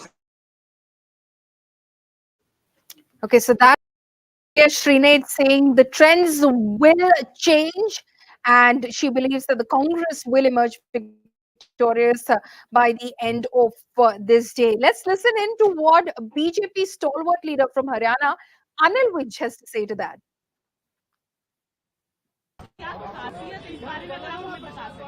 देखिए, ये अम्बाला छावनी मेरे शहर का मुख्य चौराहा है, इसको सदर बाजार चौक कहते हैं। मैं 50 साल से इसी चौक पर कभी इधर कभी उधर बैठ के मित्रों के साथ, नो पॉलिटिक्स, यहाँ पे नॉन पॉलिटिकल लोग भी बैठते हैं, सभी बैठते हैं, हम गपशप करते हैं। और ये गपशप कैंपेन के दौरान भी, जब उम्मीदवार सुबह 6 बजे लोगों के दरवाजे तोड़ने शुरू कर देते थे और मैं यहीं होता था, मैं तो इस चौक को कभी नहीं छोड़ा। मैंने चुनाव लड़ा है, हरियाणा का सबसे ज्यादा ऑर्गेनाइज चुनाव लड़ा। सर, अभी आप खुशी में गीत गा रहे थे, जरा 2 लाइनें अगर हो जाए।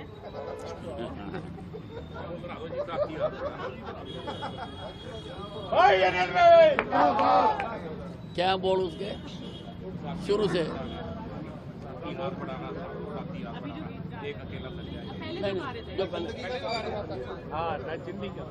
मैं जिंदगी का साथ निभाता चला गया, मैं जिंदगी का साथ निभाता चला गया, हर फिक्र को धुएं में उड़ा, हर फिक्र को धुएं में उड़ाता चला गया। जो मिल गया उसी को मुकद्दर समझ लिया, जो मिल गया उसी को मुकद्दर समझ लिया, मुकद्दर समझ लिया, मुकद्दर समझ लिया। जो मिल न सका उसको बुलाता चला गया, मैं जिंदगी का साथ निभाता चला गया। गम और खुशी का फर्क न महसूस हो जहां, गम और खुशी का फर्क न महसूस हो जहां, न महसूस हो जहां, न महसूस हो जहां। चला गया, जिंदगी का साथ निभाता चला गया।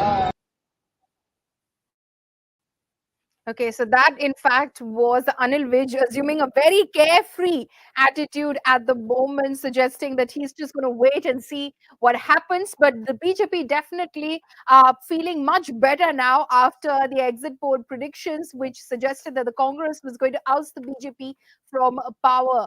Now, Ashish Ranjan, he is a data analyst, a political commentator as well. He's joining us at the moment. Ashish, what happened in Haryana? You've been on the field in Haryana as well. What do you think changed in Haryana? Because if we just look at it, we're not trying to call numbers yet, but even the Election Commission's website, I'm looking at it right now, is giving 40 to the BJP and 36 to the Congress, Ashish. Hi, Polemy. In the morning, we were talking about the Haryana, and I told you that there is a complete bipolarization, and it's a caste polarization. In the one hand, Congress has support of the Jat Muslims and the Jata. On the other hand, the other 60% community, BJP has a strong base. The second thing I told, that's the BJP will start from 35% votes. Even in their worst scenario, they will get 35% vote, and Congress will start with 40%. Whatever the electoral outcome, the current trend is saying Congress has 40 point something vote percent as per the ECI website, and surprisingly, BJP has 39% vote share, which is very close to 1% margin.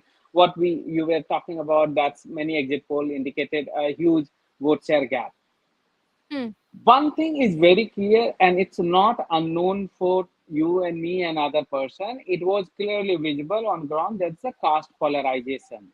Non-Jat, especially in the OBC and the lower SC, they are clearly behind with the BJP. The only question was whether their support base will will boost BJP to get more than 40%. Please remember, unless BJP or Congress get more than 40%, they won't be able to touch the majority mark. This is the only 3, 4, 5 rounds for vote of the counting. There are lots of counting is happening. Whoever will get benefit cross the number, the 40% mark, they might have an edge, because both parties has in a conditions where altogether they will counted as a 80% vote share. That is the marginalization of the regional parties and other independent. However, some of the small parties like NLD, JJP, and independent might play a role of a spoiler in case of, against the BJP or the Congress. What is till now, the 11 o'clock, it's clearly visible that's close. The contest in Haryana is not as indicated in the exit poll and the other trends. So clearly, whatever the outcome will say, whether BJP get the majority or Congress will get the majority, or both party might not be able to get the cross the majority mark. In all conditions, one thing is very clear: there was no wave. It was not a wave election. The second thing, as we have been discussing, it's a complete polarization, and we need to remember in the fourth electoral system, BJP is a dominant player wherever they are in power and in a good position. Where if they are fighting against the Congress and other things, they have a huge chunk. They have been able to manage the to attract a huge number of voters. But even though they are facing the anti-incumbency, they are not losing the ground. Means BJP is a party which still hold their base. However, Congress, which used to, in the last few elections, they have been able to increase their vote share, but they still need to work harder to, to maintain a line share of gap while the contest is between BJP and the Congress. Okay. Ashish, stay on with us. Also, Gulresh Sheikh is joining us at the moment. Thank you so much for joining us as Thank well. you. Obviously, the cliffhanger seems to be coming in from Haryana. Everyone expected that J&K is going to be the nail biter. Will it be a hung house? How will the NC Congress, confident of a victory, cross the halfway mark? It appears Haryana now, sir, is actually putting up the surprise package of these two assembly elections. How do you read the switch in positions between the two parties? Earlier it was the Congress, now it appears the BJP is running away with this election. Polomi, we were already knowing that this was going to happen, and I was very confident. You can check my previous interviews on various channels, and I was saying even on the day when the exit poll was there that I don't buy this tally of exit poll because we have worked a lot in Haryana, and Haryana unfortunately was the epicenter or nerve center of negative politics, caste-based politics. Everything bad which was not there in India but was presented there in India. Let it be against the players, let it be against the farmers. So that so we were sensing the people were actually disgusted by that thing and that negative the kind of politics of Congress party, and that has boomeranged. And this is what's showing in the results. And I'm optimistic that we will cross the tally of 55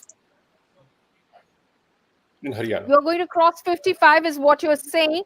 In that case, if the numbers hold, of course, by the end of the day, in that case, Naib Singh Saini is likely to continue on as the chief minister, or will the BJP spring a surprise again? No, he will be the chief minister. Already, Mr. Amit Shah has also told that thing. So, Mr. Naib Singh Saini will be the chief minister. He was presented as the CM face by Bharatiya Janata Party. And one thing is there, he is a person who has worked tirelessly in all these days, and people have actually put their trust on that face. So, he will be there. And let me be one thing very clear. We have made history in Haryana. This is the first time any party has repeated its government third time in the state of Haryana. So this is a big slap on the face of Congress party, which after the Lok Sabha polls used to say that BJP has lost its glamour and people are not trusting BJP. Those all things are vanished and people have shown whom they trust. They don't trust Rahul Gandhi, they trust Narendra Modi. And who would you credit this victory to? Our party workers, our party, our top brass, Mr. Narendra Modi, Mr. JP Nadda, Mr. Amit Shah, and the tireless work of Haryana unit, as well as our national office. Okay. Mr. Sheikh, request you to be on with us. Ashish, also stay on with us. I will take this across now to our colleague Abhishek Singh from Hindustan Times, who is in fact going to take us through a sense of where each contestant right now, especially in high-profile seats, stands at the moment. The constituency Times has been keeping it live on our website. You can go and find it there as well. But Abhishek, over to you. Has been keeping it live on our website. You can go and find it there as well. But Abhishek, has been keeping it live on our website. You can go and find it there as well. But Abhishek,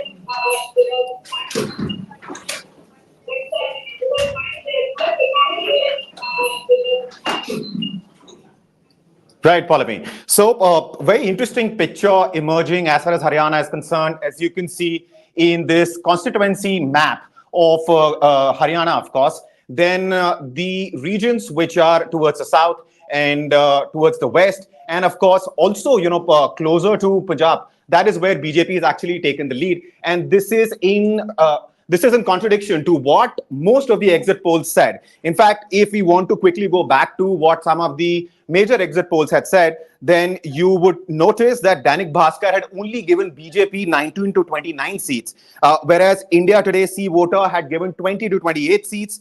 People's Pulse had given BJP 26 seats.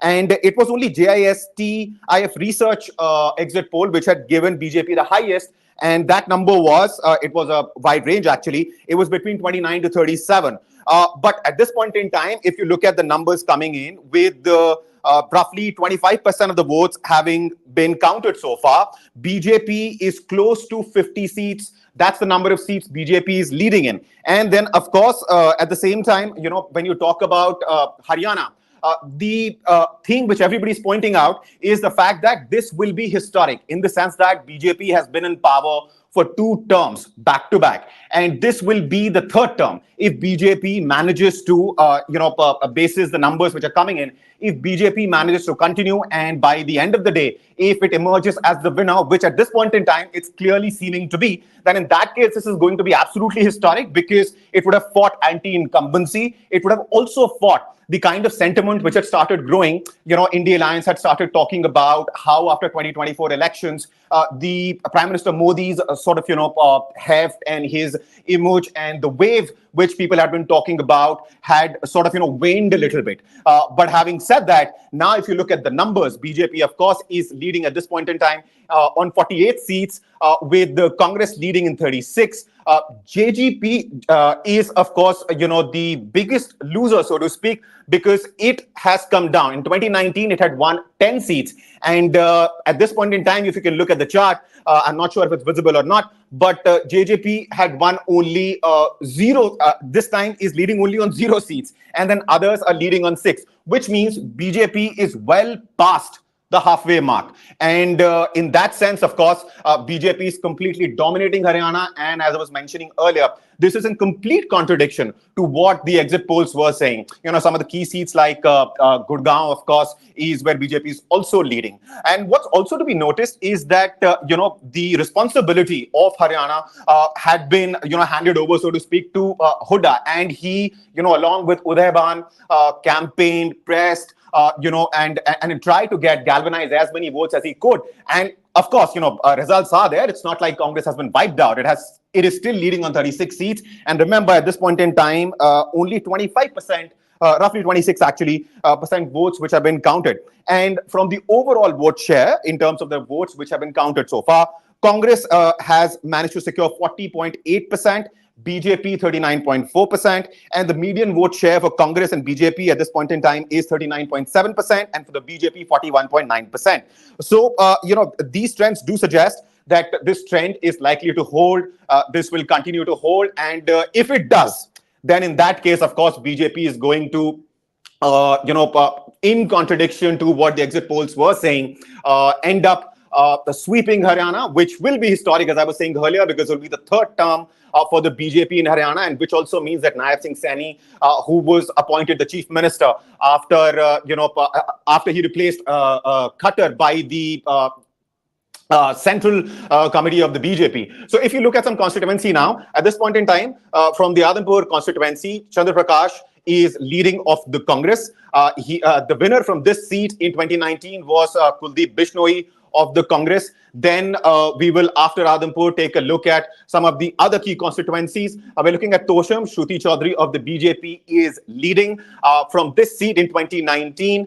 Actually, we have moved on to Ucha Kala now, and Brajendra Singh of the Congress is leading 2019. Dushyant Chautala, interestingly, had won from this seat. But as we showed you in the seat share earlier, JNGP at this point in time is not leading on any seat for that matter, including Chautala himself. Now, moving to Vinesh Phogat's constituency, this is Jalana. Yogesh Kumar of the BJP is leading. And now moving to Safedon, Ram Kumar Gautam of the BJP is leading. Nirvana, Krishnan Kumar of the BJP is leading. So very interesting picture emerging, Palami. And we will, of course, keep updating our viewers, keep looking at this chart again and again.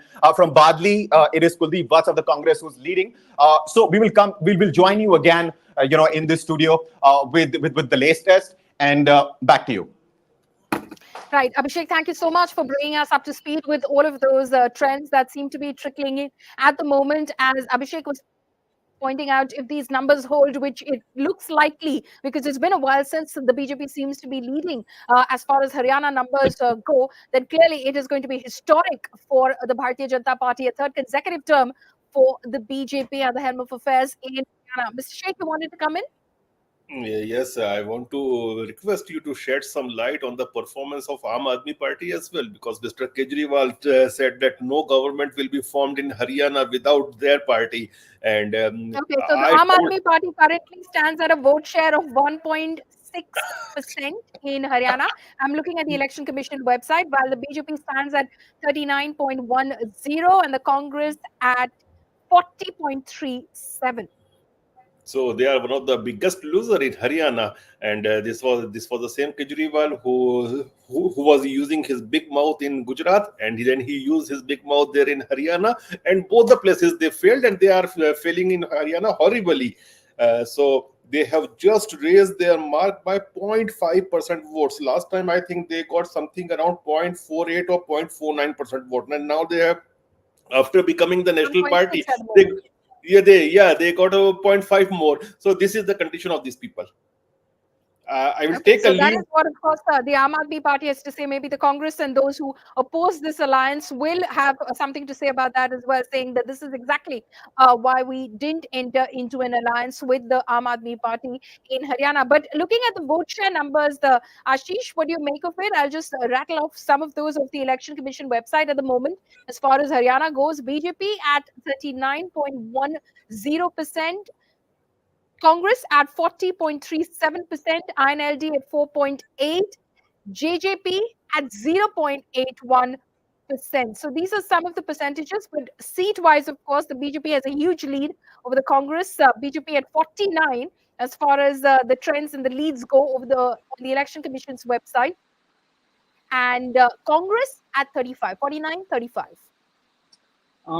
Pauline, so if this trends hold, so as we discussed, that if BJP crossed 40% mark, which is very close to right now, then of course all the dynamics, all the perception will be changed for the Haryana Assembly election. What is significant, and you will say that even with the less 1% less vote share, BJP is doing pretty well than the Congress. This can be seen that BJP's vote share is very much concentrated. I mean, it's spread in across the region, but however, it much spread in the Hisar region and the southern Haryana region, and especially the Karnal Kurukshetra region. So that all those votes are converting in the seats. However, Congress has not been able to convert those seats. I mean, we are still need to find out the way. I mean, we will still have to wait some more time, because the counting is, I can't say slow because I don't know, but whatever the ECI is saying is still the counting of the it's around 50 lakhs votes. However, there is still need 85 lakhs more votes needs to be count more. So we will have to about wait 25% of the voting has been done. Exactly. But polling, counting has been done. Yeah, more than 25%, but still we need to wait. So, but at this moment, it's premature to say that BJP will lose and Congress will gain. I mean, it's because we will have to stick our vote share, and vote share indicates that's a very much close. It's a narrowing 1% vote share gap, which can be flipped in either side. So even even still with the less than 1% votes, BJP is heading. So if BJP will get little more votes, then the hope for the Congress will be diminished. Absolutely. Ashish, stay on with us. Mr. Kemchand Sharma of the Bharatiya Janata Party is also joining us this morning. This must be quite a surprise for you, or were you? I'm sure you'd say we were expecting this, but clearly it has surprised many across most circles.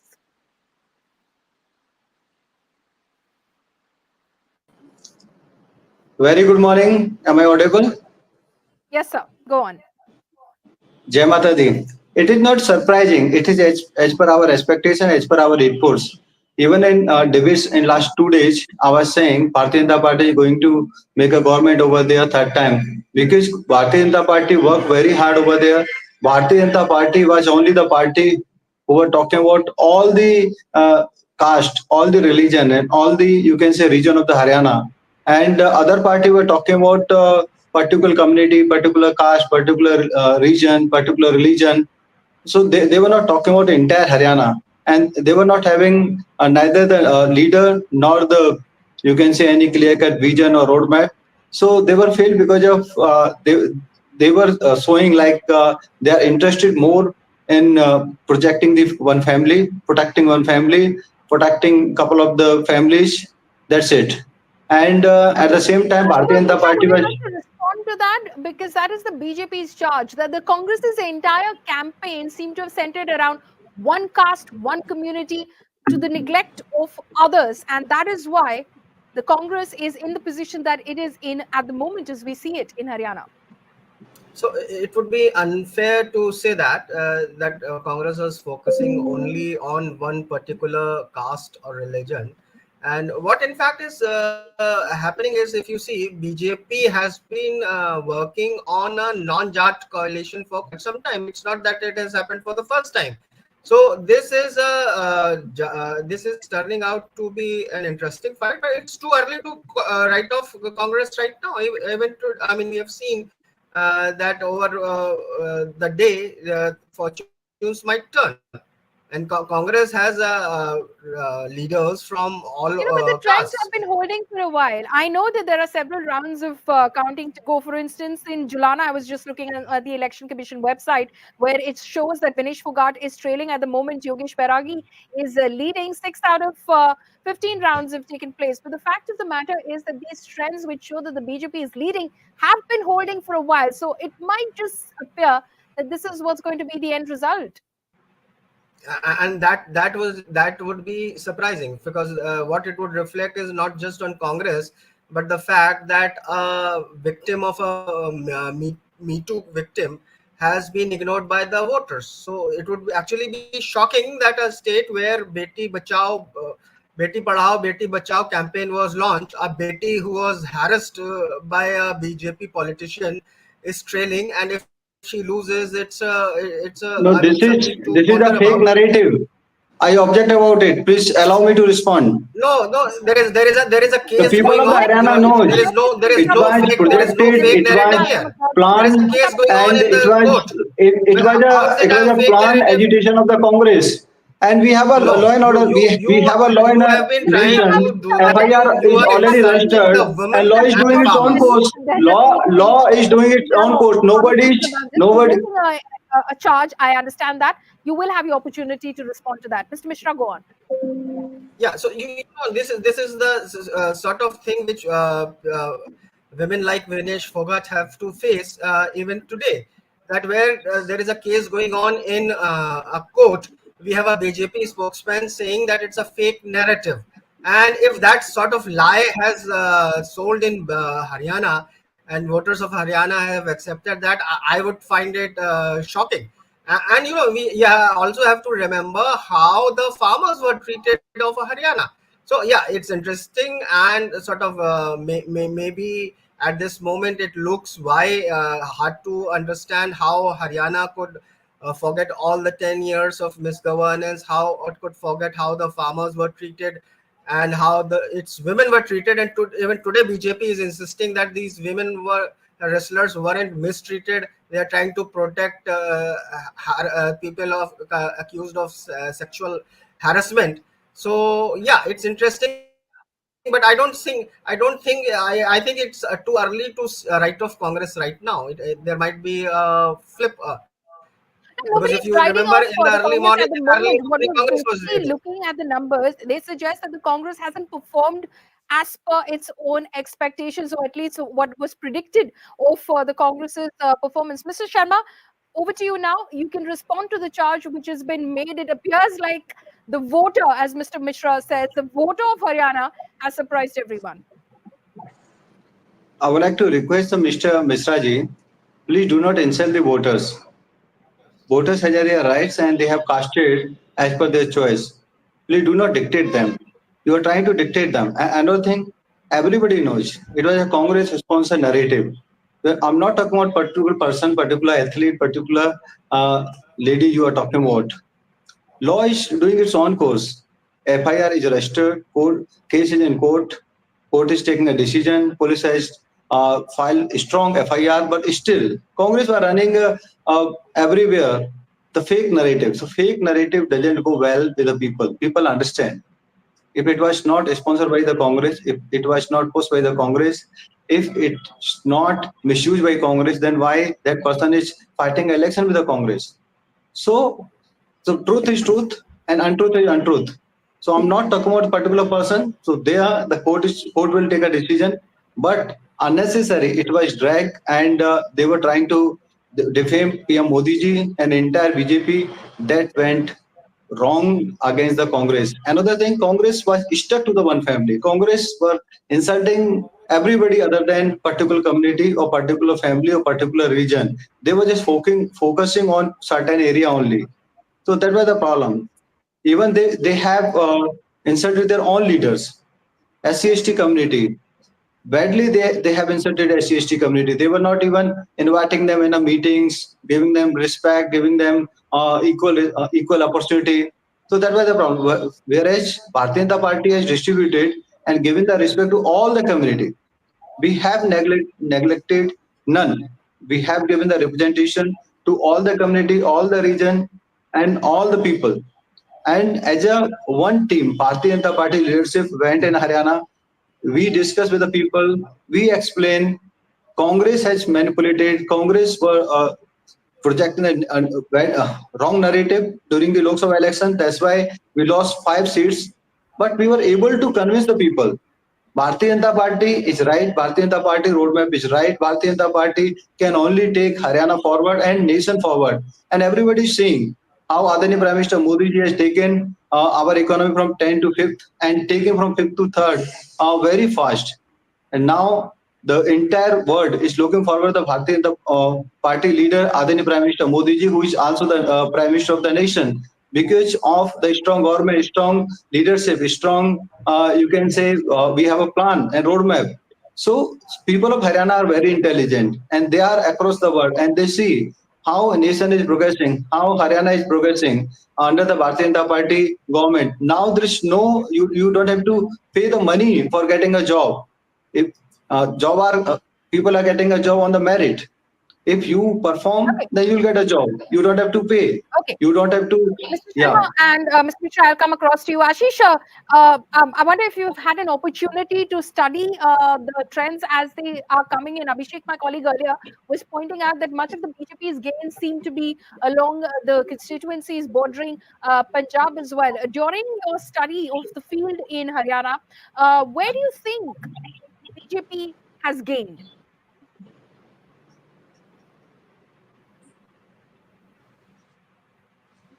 Sorry.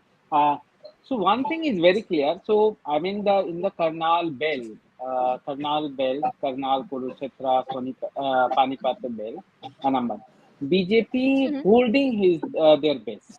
However, in Hisar region, which they seems to lose in the 2024 national election, they lost the ground, but they are gaining again. Southern Haryana, they have been strong and they are still strong. So the interesting battle is in the Hisar region, Hisar, Charki Dadri, all these regions, BJP has been gaining from 2019. So one more thing I just wanted to point out. I mean, because one of the spokesperson mentioned the Kharchi Parchi. And this was, I mean, I was in another channel in the morning, and I was telling, even in the exit poll, that's the region of the close election, and I always maintain the same thing, that Congress start with 40% and BJP will start from 35%. It's also, it's again the one thing is the caste polarization and Azad versus the other. It was clearly visible in the ground among the lower SC and lower OBCs that this government has been able to provide job. It might be in a less number, but been able to provide the job without bina kharchi, bina parchi. And this is true. I mean, nobody can deny this. And we met some of the persons who's in one of the member in their family got a job, even though they did not expect that we will get job in anyhow in the near future as well. So it was beyond their expectation. So this government has not been, once I said BJP has been consolidating their vote base, it's not simply on the card of Hindutva and the caste consolidation. It's also based on some transactional benefit. So Haryana has been able to observe bina kharchi bina parche kind of thing. And also in last few years, and it's not Haryana based, in the other region as well, so lots of transactional benefits. So for example, the money to the farmers, the old age pension, all these things, due to the centralization, has been able to pull the person, especially in the lower section, in terms of lower class. They have been mobilized with the BJP. Whatever the result, this analysis can't be changed. I mean, even the trends change and Congress win, we can't say that there was no kharchi, jobs without kharchi and parchi, and there was no transactional benefits to the people. The BJP was lacking in terms of perception. Again, the Jawan Kisan and the Palwan thing, but all are related to the jobs and the few land holding community. At the same time, BJP benefited from the lower section also due to the Supreme Court verdict, where the SC, which has wholeheartedly and in a large number voted for the Congress in the national general election 2024, that SC votes has been splitting little bit, and based on the lower section of SC and the upper section of SC. Okay. Ashish, thank you so much for breaking that down for us. Joining us also right now, Sunitra Chaudhary, who is political editor at the Hindustan Times. Also, Yuvraj Pokharna, political analyst, is joining us as well. Sunitra, surprised by how the trends have changed this morning in Haryana? Well, it basically shows that the BJP, when they say something to us, we should take it seriously. I'm sure you have been speaking with BJP leaders as well. And one of the things that they said very, very clearly in the last few weeks was, don't write us off. In the last 20 days, we have turned things around. This was a claim, I think, which I think the mistake that the media made, and obviously the pollsters made as well, they didn't take this claim too seriously. But if you spoke with strategists who were on the ground, they said it constantly that we have turned things around. We have turned things around. We've been working at it. I've just been speaking to a couple of people in the BJP, and what they said, because they have people who came in from Rajasthan and other places. You had Satish Punya coming in. He was in charge of the state. And what they said was that when they came in 2-3 months ago in the state, one thing that they noticed very clearly was the fact that because the BJP had been in government over there for 10 years, the organization was very weak. And what had also happened was that because of in 2024 election results and everything else, then the worker felt dejected, the worker felt down. So the BJP, and this we've seen in Madhya Pradesh as well, the BJP worked at organizing, motivating their workers on the ground.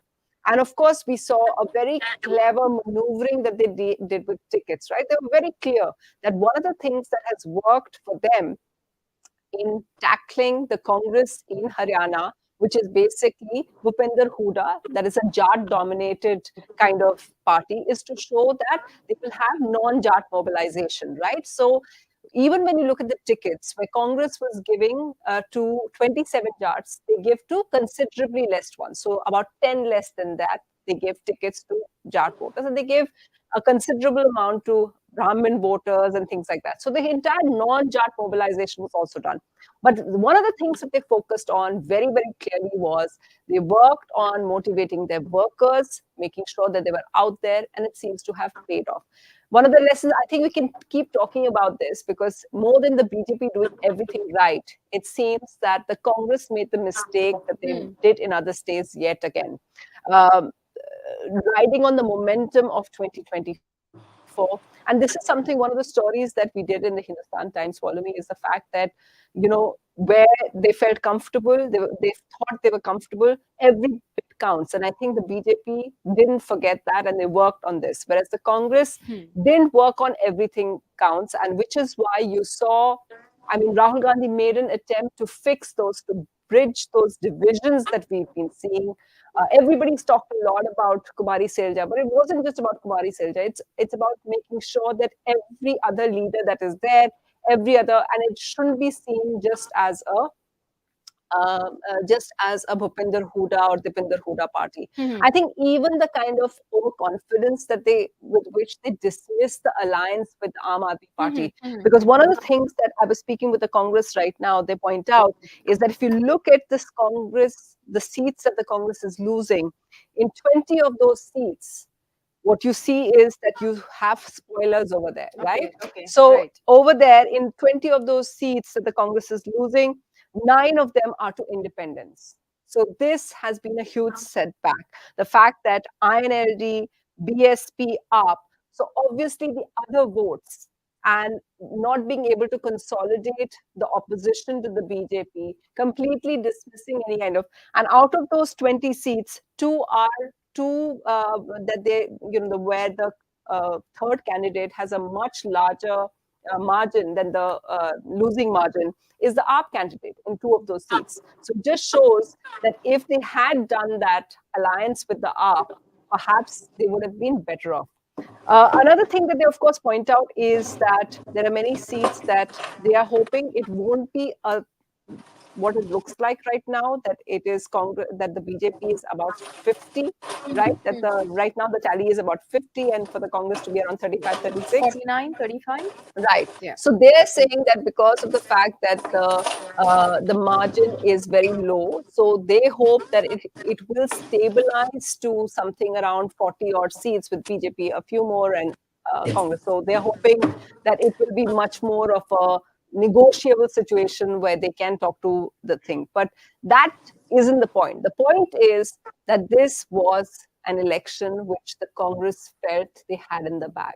And now what they found out is because of the mistakes they made, because others have taken 10% of the vote share, they're left scrambling for votes right now, and they're left fighting for seats. So the non-Jat consolidation, the fact that others have got a vote share of 10% of the votes, May I respond, and please? independents have cut the votes, shows that the Congress is left fighting for its survival in Haryana. Right. Yuvraj Pokharna, political analyst, is also joining us right now. Yuvraj, you were one of those who said don't write off the BJP yet. You stuck your neck out about that. What made you think, and what do you think the BJP got right? Good afternoon, Paulomi. See, at the onset, when I traveled and when I spoke with people, one thing that I realized is the Indian electorate is now matured enough to discern between perception and the reality. Let's just juxtapose the 2 elections that we saw in recent days. The 2024 Lok Sabha election versus the 2024 Haryana Vidhan Sabha election. People have seen through the perception game that was built when the BJP was clearly tom-tomming about 400 par, 400 par, 400 par. And each and every pollster in the market had his foot in his mouth. So now the people have learned to discern that reality is one thing, perception is another. And let's just talk about Rahul Gandhi and the Congress that he leads. Even they were tom-tomming about and they were casting aspersions about reservations being scrapped from the constitution. There was a case of fake video. So now it's very clear. First, the factor was perception reality. Second, it was the credibility of a leader. I mean, whether you like it or not, whether you love him or hate him, but Narendra Modi as a leader has amassed a vote bank, a fan following, and he is known to be a credible face. A Kisan leader from Haryana who supports this Kisan Morcha. But off the camera, he told me one thing, कि भाई नरेंद्र मोदी हमको 6,000 देता है, but देता है, और राहुल गांधी खटाखट बोलता है, पर देता कुछ नहीं है. और कमोड शौचालय पे भी टैक्स लगा रहा है. So It this was is, one of the points that Ashish was also making about this. yes. Yeah. And Go on. one last thing. The factor that we wrote off from the 2024 Lok Sabha elections is the RSS factor. RSS and its cadre was very disenchanted with the BJP then. But this election, I am being told by one of the very, very, very senior functionary of RSS that RSS has covered more than or around 7,000 villages in Haryana, and they have visited each and every household at least twice, with every Vidhan Sabha convened every second day. So RSS factor is the most important factor which every pollster, which the Congress party, and which even the media sidelined or write off. Okay. Some very interesting points you're making. Meanwhile, Jairam Ramesh has just posted on X Netra. He says, like the Lok Sabha elections in Haryana, we are again witnessing slowing down of uploading up-to-date trends on the ECI website. Is the BJP trying to build pressure on the administration by sharing outdated and misleading trends? Well, I think the Congress right now is scrambling a little bit. I have spoken with certain people and they're just saying, okay, let's wait and watch. But I mean, you can't find fault with the EC right now when you're crossing the halfway mark in Jammu and Kashmir and you're dithering over here. So obviously you can't have double standards over there. So the Congress right now really scrambling for that. I think one of the things that they will have to answer for, Paulomi, is the fact that why did they, and it's fresh in our memory, right? 2023, what happened in Chhattisgarh. I'm not going into Madhya Pradesh because Madhya Pradesh, there wasn't a fight at all. Madhya Pradesh, the BJP basically came back for various reasons. But one of the things the lessons that the Congress had from Madhya Pradesh and from the Chhattisgarh elections late in 2023 was you cannot leave it to regional leaders. And yet the Congress did it again because they went by the fact that the initial surveys and others pointed to the fact it's going to be an easy victory. And you also went by the fact that Rahul Gandhi was enjoying considerable popularity post 2024. There was a momentum. The BJP was down by so many seats. It was down to 240. So you said it doesn't matter. I'm going to take the easy way out. And the fact that you also said that last time round, even though the Hudas were given the state very late, they managed to get us to fighting position, right? And they thought right now everything else. So they gambled. They gambled on the fact that we will leave it to the Hudas and we will go ahead and lead them. But we are seeing it time and again. And the Hudas decided that they didn't want an alliance with others, even though that was the big lesson from 2024. The big lesson from 2024 was you have to fight. If you want to fight the BJP, which is right now the party to beat and is basically a behemoth right now, right? Because they have the resources, they have the cadres, they have the organization. So you ignored all the lessons that you had from 2023 because you were so convinced by the fact that the initial surveys said that you were going to be comfortable, that you ignored the science. And I think people who watch the party, the Congress very closely, pointed out there were these problems, right? That's why people pointed out the fact that how is it that Bhupender Huda was having a majority say in all the tickets? Yeah. Right?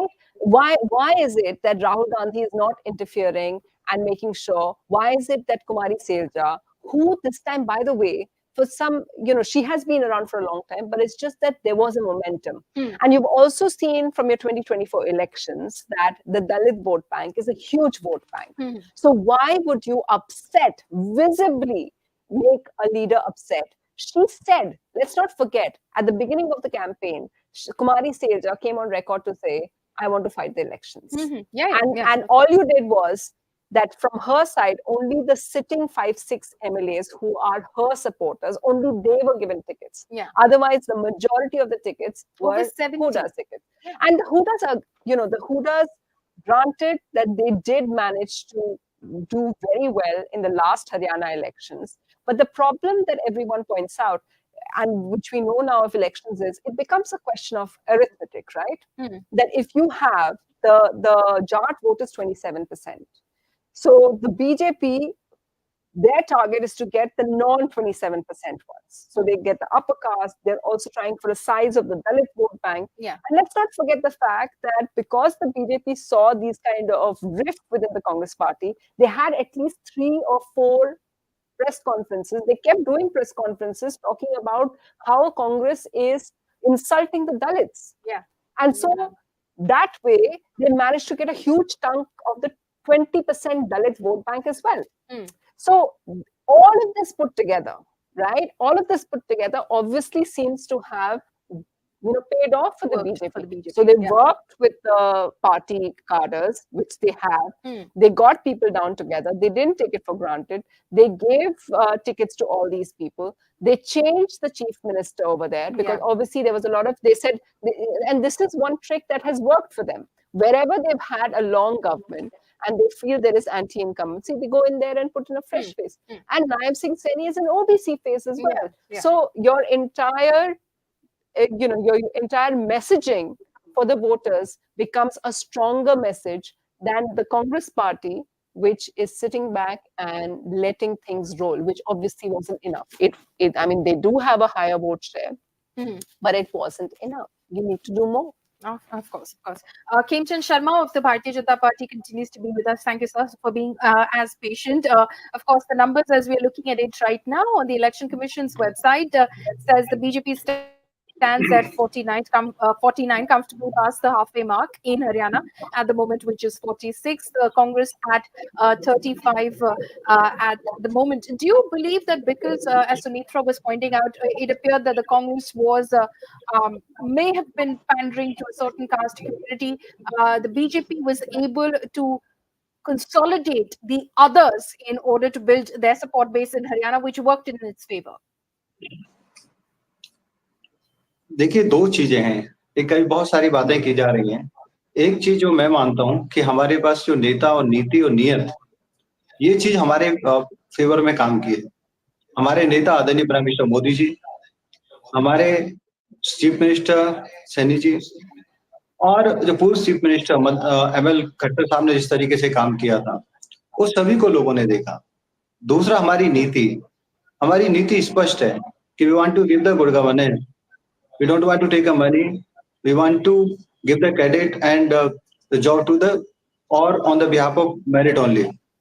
यहाँ ना कोई cast चलेगा, ना जाति चलेगी, ना कोई धर्म चलेगा, मेरिट चलेगी। वो हम लोगों ने इम्प्लीमेंट करके दिखाया। और ये लोग बोलते हैं, हम लोग करते हैं। हम लोग, इन्होंने 1000 रुपए की जो पेंशन है जो सीनियर सिटीजन को मुश्किल से दी, कुछ को दी, कुछ को नहीं दी, कुछ रीजन में दी, कुछ को नहीं दी। हम लोगों ने लगातार 3000 रुपए सीनियर सिटीजन को पेंशन दी। आदरणीय प्राइम मिनिस्टर मोदी जी ने 70 साल से ऊपर वाले जितने भी बुजुर्ग हैं उन सबको आयुष्मान भारत कार्ड देने का वादा किया है। अब उनको हेल्थ की सुविधा भी सरकार की तरफ से मिलेगी, हेल्थ की गारंटी की सुविधा। और जो जितने भी गरीब हैं उन सबको लगातार राशन मिल रहा है। किसानों को 6000 रुपए लगातार मिल रहा है। और हमने 24 जो फसल हैं उनकी MSP की गारंटी दी और MSP पे हम उन 24 फसलों को खरीद रहे हैं। हम सिर्फ बोलने का काम नहीं कर रहे हैं। वहीं जो हरियाणा के लोग हैं, पढ़े लिखे लोग हैं, पूरी दुनिया में जाते हैं, पूरे भारत में घूमते हैं, उन्होंने देखा कि हिमाचल में क्या हो रहा है। हिमाचल में सैलरी तक नहीं दे पा रहे हैं। वहां इन्होंने बड़े बड़े वायदे किए थे। कर्नाटक में क्या हो रहा है, कर्नाटक में जितने भी वायदे किए थे 1% भी वायदे पूरे नहीं हुए, बल्कि वहां पे उन्होंने चीजों के रेट बढ़ा दिए, ट्रांसपोर्ट के रेट बढ़ा दिए, पेट्रोलियम के रेट बढ़ा दिए, बहुत सारे नए टैक्सेस उन्होंने लगा दिए। तो कांग्रेस वही बड़े वायदे करती है, करती नहीं है। भारतीय जनता पार्टी जो कहती है वो करती है। ये चीज हमारे फेवर में गई। और दूसरी जो बात है, कांग्रेस ओवर कॉन्फिडेंट थी। कांग्रेस ओवर कॉन्फिडेंट की वजह से वो सबको इंसल्ट कर रही थी। वो अपने कार्यकर्ताओं को भी इंसल्ट कर रही थी, वोटर्स को इंसल्ट कर रही थी और आम जनता को भी इंसल्ट कर रही थी। और उसी ओवर कॉन्फिडेंस में उनकी लीडरशिप ने, इवन राहुल गांधी जो उनकी टॉप लीडरशिप है, उन्होंने कहा कि जो राम मंदिर का उद्घाटन था वो कोई रिलीजियस एक्टिविटी नहीं थी या रिलीजियस कोई सिग्निफिकेंट प्रोग्राम नहीं था, बल्कि वहां पे नाच गाने का प्रोग्राम था। हरियाणा जहां मोस्टली हिंदू रहते हैं, सनातन धर्म को मानते हैं, भगवान राम को प्रेम करते हैं, भगवान राम को पूजनीय मानते हैं, इस तरीके की बात अगर कांग्रेस की लीडरशिप करेगी तो वो क्या करेंगे? वही जम्मू कश्मीर में NC के साथ मिलकर ये कहते हैं कि हम 370 हटा देंगे। हरियाणा जहां पे हजारों युवाओं ने शहादत दी है जम्मू कश्मीर को भारत में बनाए रखने के लिए, देश को बचाए रखने के लिए, अगर ये कहेंगे कि 370 और 35 को हम हटा देंगे और ये ड्यूल राजनीति खेलेंगे तो वो राजनीति हरियाणा में सही से नहीं जाएगी। तो हरियाणा वालों ने इनको जवाब दिया है। तो ये बहुत सारे फैक्टर्स हैं और विशेष जो फैक्टर है वो हमारी लीडरशिप है और हमारी लीडरशिप की क्रेडिबिलिटी है। और मैं आपके माध्यम से हमारे सभी वर्कर्स को, सिंपैथाइजर्स को, वोटर्स को धन्यवाद कहना चाहता हूँ, थैंक यू कहना चाहता हूँ। रिजल्ट्स क्योंकि अभी शुरू में होता ये है कि भारतीय जनता पार्टी के जो रिजल्ट है पॉजिटिव नॉर्मली बिगनिंग में रहते हैं। अगर हम नेगेटिव जा रहे होते हैं तो नेक्स्ट 1 to 2 आवर्स में चले जाते हैं, जैसे गांव वालों की वोट खुलती है। लेकिन अभी तो पिछले 2-3 घंटे से रिजल्ट स्टेबलाइज हैं, तो I don't think so it is gonna change. Bharatiya Janata Party स्पष्ट रूप से, स्पष्ट बहुमत से, with full majority we are going to form the government in Haryana with the blessings of the people, with the blessings of the voters. So I would like to thank all of them. Hemchand ji, शुक्रिया हमसे बात करने के लिए। Hindustan times पे आपने अपना कीमती समय दिया। Thank you all. And of course, the numbers are holding for the Bharatiya Janata Party. The number just changed on the Election Commission website as well. BJP at 50 now, and Indian National Congress at 34, NLD 1, BSP 1, and Independence 4. Let's just quickly take you through the Jammu and Kashmir numbers as well, because obviously over there it's not been as much of a cliffhanger as we've seen in Haryana. We expected that to be the story of the day, but here it is. As far as Jammu and Kashmir is concerned, this is on the Election Commission website, viewers. So the National Conference currently at 43, Congress 9. So that is the alliance at the moment, which stands at 43 plus 9, BJP at 26, and PDP at 2, and JPC, the People's Conference, at 2, and Independence at 7 at the moment in Jammu and Kashmir. So as far as National Conference and Congress are concerned, they at the moment, of course, look all set to form a government over there, possibly may need some help. We're not very sure. Sunitra, what do you make of the numbers in Jammu and Kashmir? I think, as you said, never underestimate the voter. And you're bang on right. We were all told that Jammu and Kashmir is where we see a murky thing because, you know, there are so many independents there. You have the Jamaat fighting there. You have Engineer Rashid coming in and completely changing things over there. And Jammu and Kashmir gives a very clear, because the alliance, JK and INC have gone ahead and crossed the halfway mark. So they look like they're going to form a government over there. And it's worked out. And I think the trend has been clear right from the morning. So, you know, as a journalist, having covered so many elections for the last 25 years, I think if there's one thing, I haven't learned how to predict elections, okay? I just speak to the people who are inside the party. Right now. Yeah. In And that scenario. you know, I just speak to people and within the party and see what they feel and what their assessments are. But the one thing that is for certain, which we can say about every election, is it will surprise you. The people do surprise you. The voters do surprise you. And I think that's what you're seeing in Haryana, and that's what you saw in Jammu and Kashmir as well. What was interesting also that, you know, the BJP really tried over there. They got in, for example, in a very rare move, Ram Madhav, who had gone back to the RSS, was brought in the end, and he put in over there as well. But I think it was very clear that the PDP was also, kind of had the whole baggage of its alliance 10 years ago with the BJP. But despite the fact that Engineer Rashid came in, I think what has become very clear right now is that Engineer Rashid's influence is on that limited area. It didn't have that, overall state. And now we just have to wait and see whether it is Omar Abdullah who's set to become the chief minister again of Jammu and Kashmir. And we also wait and see whether they deliver one of the key promises that the Congress and the National Conference have had, is to revive the statehood, which is something that the BJP has also been saying.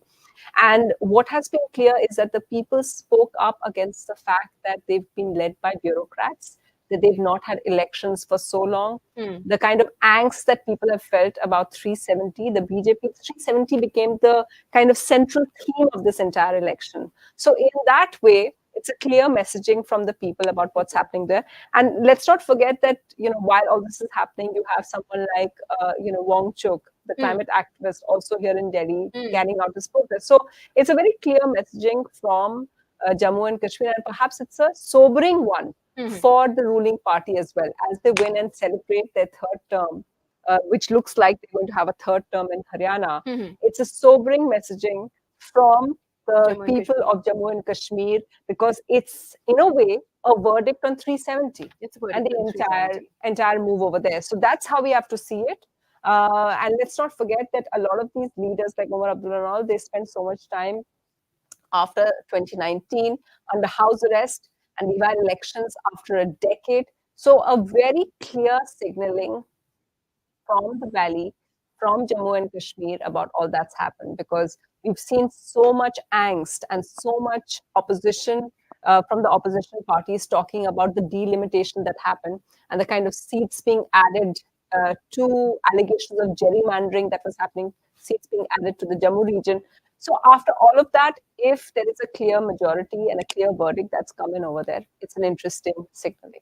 Absolutely. Absolutely. Now, going back across to Haryana, because that seems to have become the biggest story of the day, Ramesh Vinayak is joining us from Chandigarh as well. Ramesh, is the Congress still expressing hope that this won't be the final story?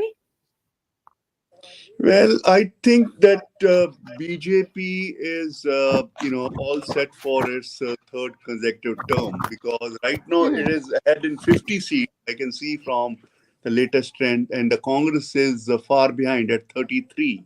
So Congress has lot to, catch up on in case it would, it would like to narrow down the lead.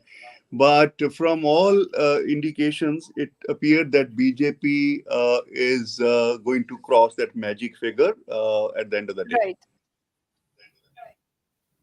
Yeah, it does, because at the moment the numbers on the Election Commission website say the BJP stands at 49, past the halfway mark of 46, Congress at 35, INLD 1, BSP 1, and Independence 4 at the moment. Ashish, are you picking up anything from the ground as to what changed the tide in favor of the Bharatiya Janata Party, which is the vote share, which basically may have sprung a surprise on the Congress in Haryana? Thanks, Paulini. So before answering your question, let me tell one thing what Sunitra has been telling. The beauty of Indian democracy, or beauty of Indian electorates. Like in the last 1 year, think about the Chhattisgarh, Madhya Pradesh, think about the national election, and think about this Haryana election. J&K is on the expected line. We all knew that there is a different region and different outcomes. However, the NC Congress was ahead.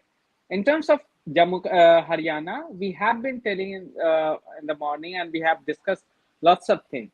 So it was just the things that the question was only that will the BJP be able to pull additional non-Jat votes from apart from 35% what they have. So and the answer is yes at this moment. Yeah. As I said I have been telling in the since the morning that's I'm not. Because I have not done the quantitative survey, so I can't predict the number in terms of seats. But based on our field work and other things, it was clearly that is the contest between BJP and Congress. Whoever says it's due to independent and third party, people lost, Congress lost. This is, I don't believe that kind of analysis, because in the democracy and electoral democracy, everyone has right to contest, whether party A, B, C, D, and independent. So if you want to win, you will have to defeat not one party to all party, all the candidates. So at this moment, Congress has an upper edge in terms of vote, but they are still behind a far number of seats. They still need 10, 11 seats if they want to come to the power after 10 years. And one thing, it's as one of the panelists say, I forget it.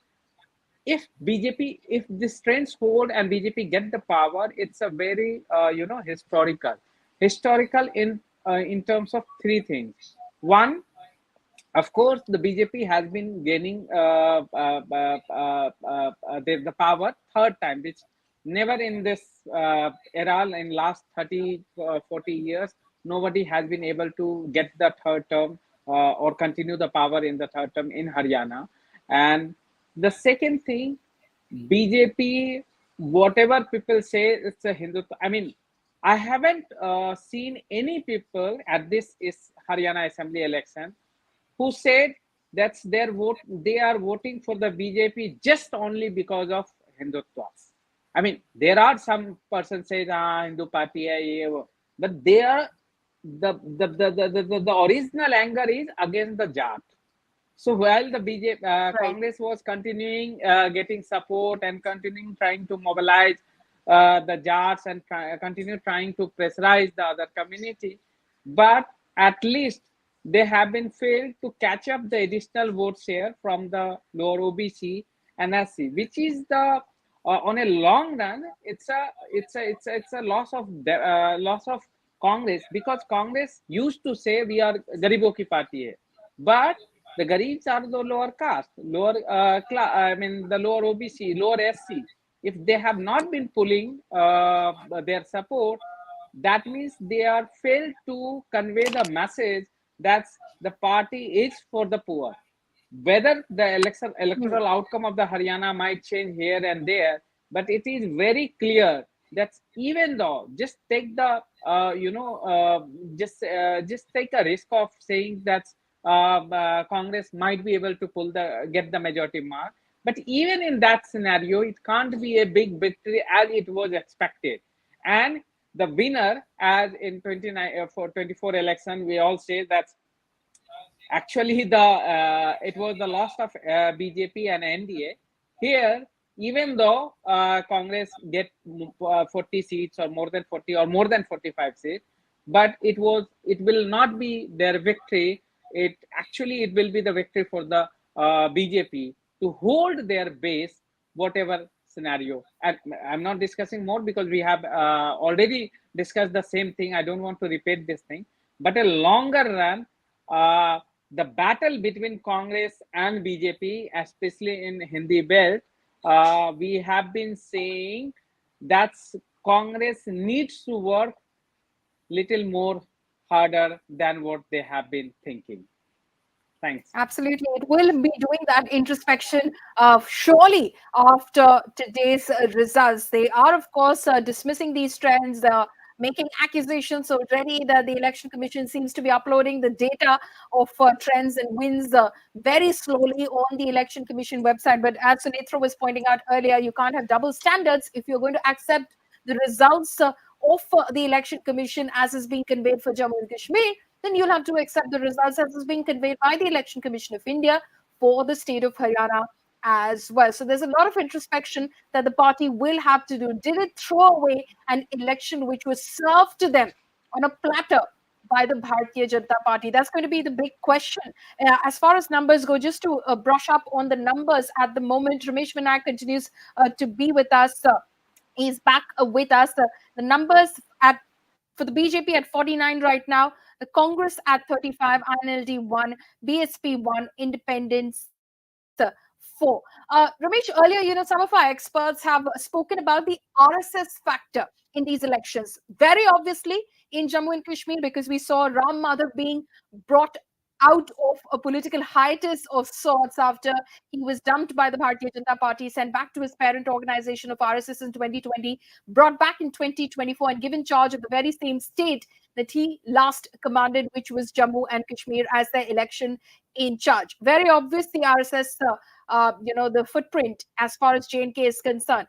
But they seem to have played a background role in Haryana as well, is what certain experts are alluding to. At a time when, during the national elections, we heard some kind of whispers about the fact that, the BJP and the RSS are not on the same page. There was a controversial statement which was made by JP Nadda as to how the Bharatiya Janata Party doesn't need the RSS anymore. RSS is only an ideological mentor as such. To now, the RSS back in the seat where it needs to be, where it has worked on the ground in Haryana.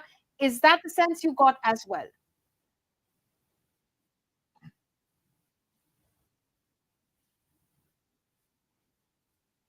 Across the state was that RSS is far more active in Haryana vis-a-vis Lok Sabha election, in this year. So RSS was pretty, proactive, and they were, not only mobilizing, the workers, but also they were messengers for parties, main poll plank.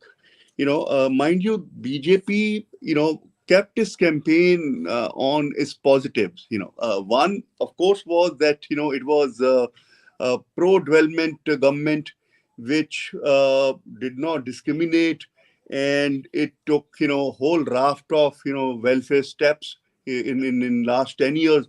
And most importantly, their slogan was "Na kharchi na parchi," which alluded to the fact that this government provided jobs without any recruitment scandal.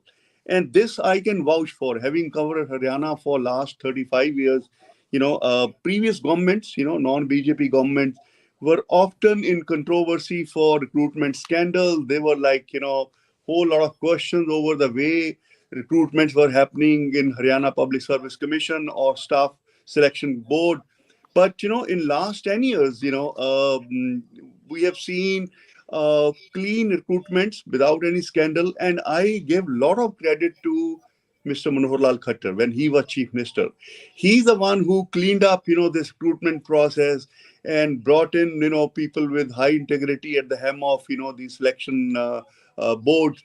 And, they were able to build this narrative that, now the government jobs are on merit. This is something which kind of resonated across all communities, whether it's Jats, non-Jats, Dalits, OBCs. So I guess, RSS this time amplified BJP's positive agenda at the grassroots level. And they also, mobilized, the workers, when it comes to booth management. BJP is, exceptionally kind of robust, and they are known for, that last mile management of elections. So I think RSS played a pretty proactive role in BJP's, this likely third term victory in the Jatland. Right. Ramesh, because you make that point about the past 10 years and you credited Manohar Lal Khattar with it about the clean recruitment process, no corruption, etc.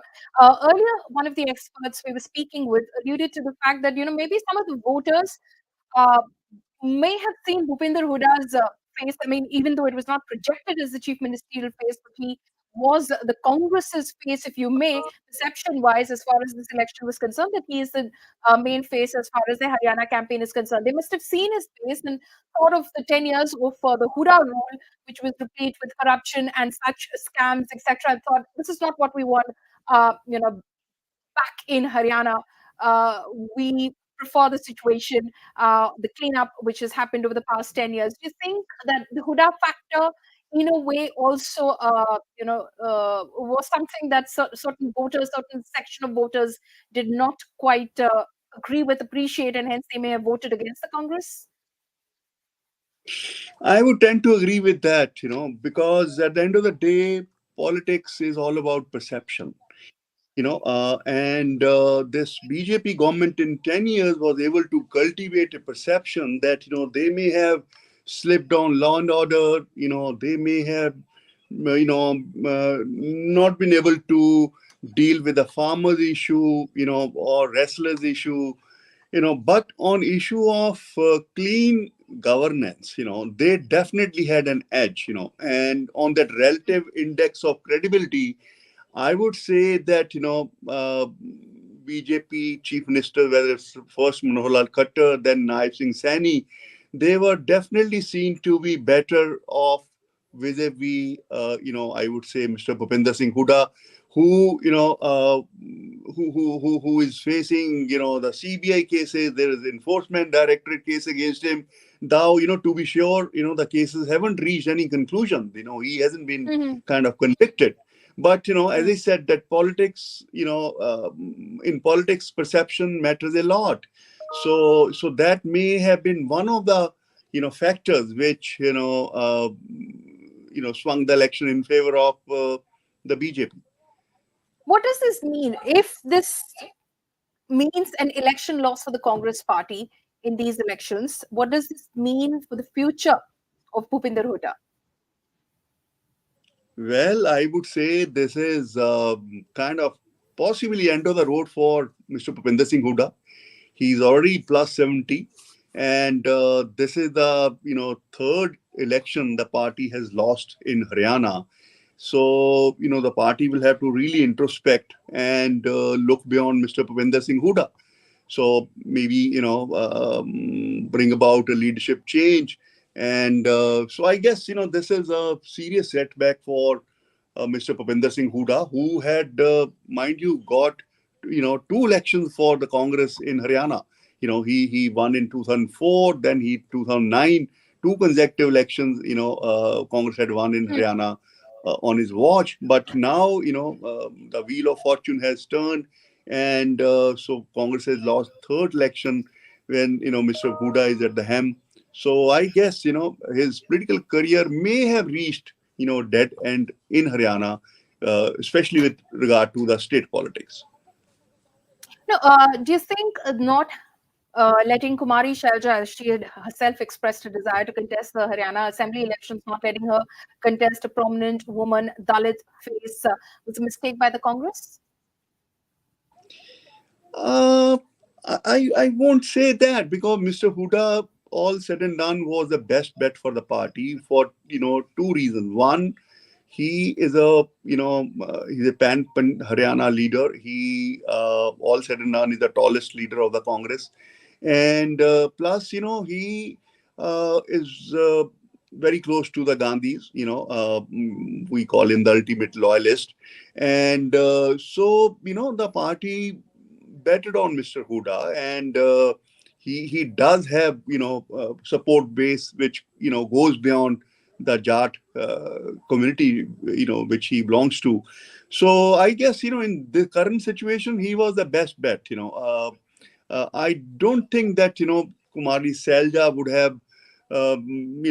have changed the complexion of this election very much. Okay.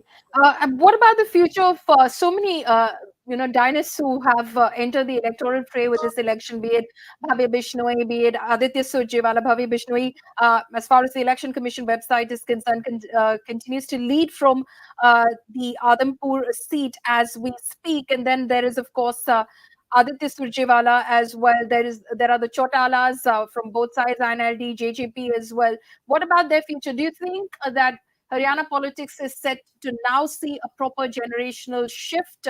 We've seen them enter the fray, but more of that in the coming years. You see, Haryana is known for those three Lals, Chaudhry Devi Lal, Chaudhry Bansi Lal, and Chaudhry Bhajan Lal.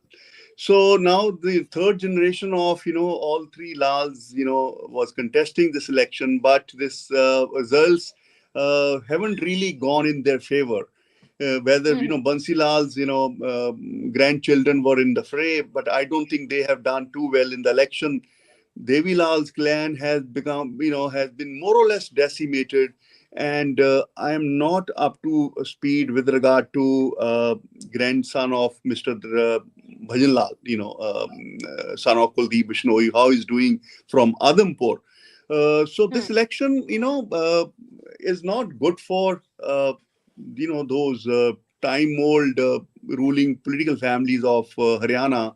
So the state seems to have moved beyond that, and now we have a new crop of politicians who are kind of emerging, or who have emerged. So so overall, I don't think dynasties would be doing too well in this election. Okay. And, just before we wrap up this edition of our broadcast, Ramesh, just to take our viewers first, of course, through the numbers. The numbers stand at 48 for the Bharatiya Janata Party. Again, these are leads. There are rounds of counting that are still to go in each of those constituencies. Wins haven't been declared. So these are just leads on the Election Commission website. 48 for the Bharatiya Janata Party, 36 for the Congress Party, 1 for the INLD, 1 for the BSP, and 4 for independents. So independents also performing very, very well. So as far as the headline tomorrow is concerned, Ramesh, If I were to ask you to stick your neck out and give us the headline for tomorrow's papers as far as Haryana elections is concerned, what would you say? I will say BJP springs a surprise and gets third term. That's a big story. As of now, BJP And is what is it defying that all the BJP got predictions. right? If I were to ask you that, one thing the BJP So got right. yeah, in a way, BJP got it right, and they have defied all predictions and all the odds, which were stacked against them. So it's a remarkable historic feat by BJP to win third consecutive term in Haryana, where they were a fringe player until 2014. So I think after Yeah. Gujarat and Madhya Pradesh, Haryana is perhaps the only state where the BJP is now so well entrenched, and it is seems to be coming to par for the third consecutive term. Yeah, right. I mean, couldn't agree more with you. I mean, that has to be definitely one of the big takeaways, that if after Gujarat and Madhya Pradesh, the BJP has been able to entrench itself in any state, then Haryana is the story of the day. A historic feat for the Bharatiya Janata Party if those numbers hold, and most likely they will, because we're past noon right now. The BJP is all set to form a third consecutive term government in the state of Haryana. Its gambit has played off. The Congress possibly caught being complacent as far as these elections are concerned. It took a few things for granted and just expected the voter to do the rest of the legwork for them. They did not exactly do much of it all by themselves. The BJP, of course, kept saying, don't write us off yet. We've changed the game, and you will watch the results. Well, we're watching the results. Those poll pundits, pollsters, many in the media like ourselves, everyone's guilty of having predicted this one wrong, because Haryana has sprung a surprise. The numbers finally, viewers, before we end this broadcast, on the Election Commission website, so the most authentic website, the numbers: BJP 48, Congress 36, Independence 4, INLD 1, BSP 1. And as far as Jammu and Kashmir is concerned, which has, of course, given a clear verdict, of course, the final numbers will be known by later today. But National Conference at 43, BJP 28, Congress at 8. So the National Conference Congress Alliance all set to form government, Independence at 6, and PDP at 2. So these are what the leads are at the moment at 12:30 in the afternoon. Of course, in a couple of hours, by about 2 or 3 p.m. in the afternoon, you'll know what the wins are and where each party stands in Haryana and in Jammu and Kashmir. Thank you so much for logging in with us here at Hindustan Times and Mint all of this morning, as we brought you all the trends and the results as they've been trickling in. Our experts giving you their incisive analysis as well. Stay logged on to the Hindustan Times website, because we keep updating those details. You can even track the wins and the losses of each constituency if you go to our constituency tracker on the Hindustan Times website. Thank you so much for watching. This is me signing off. Thank you.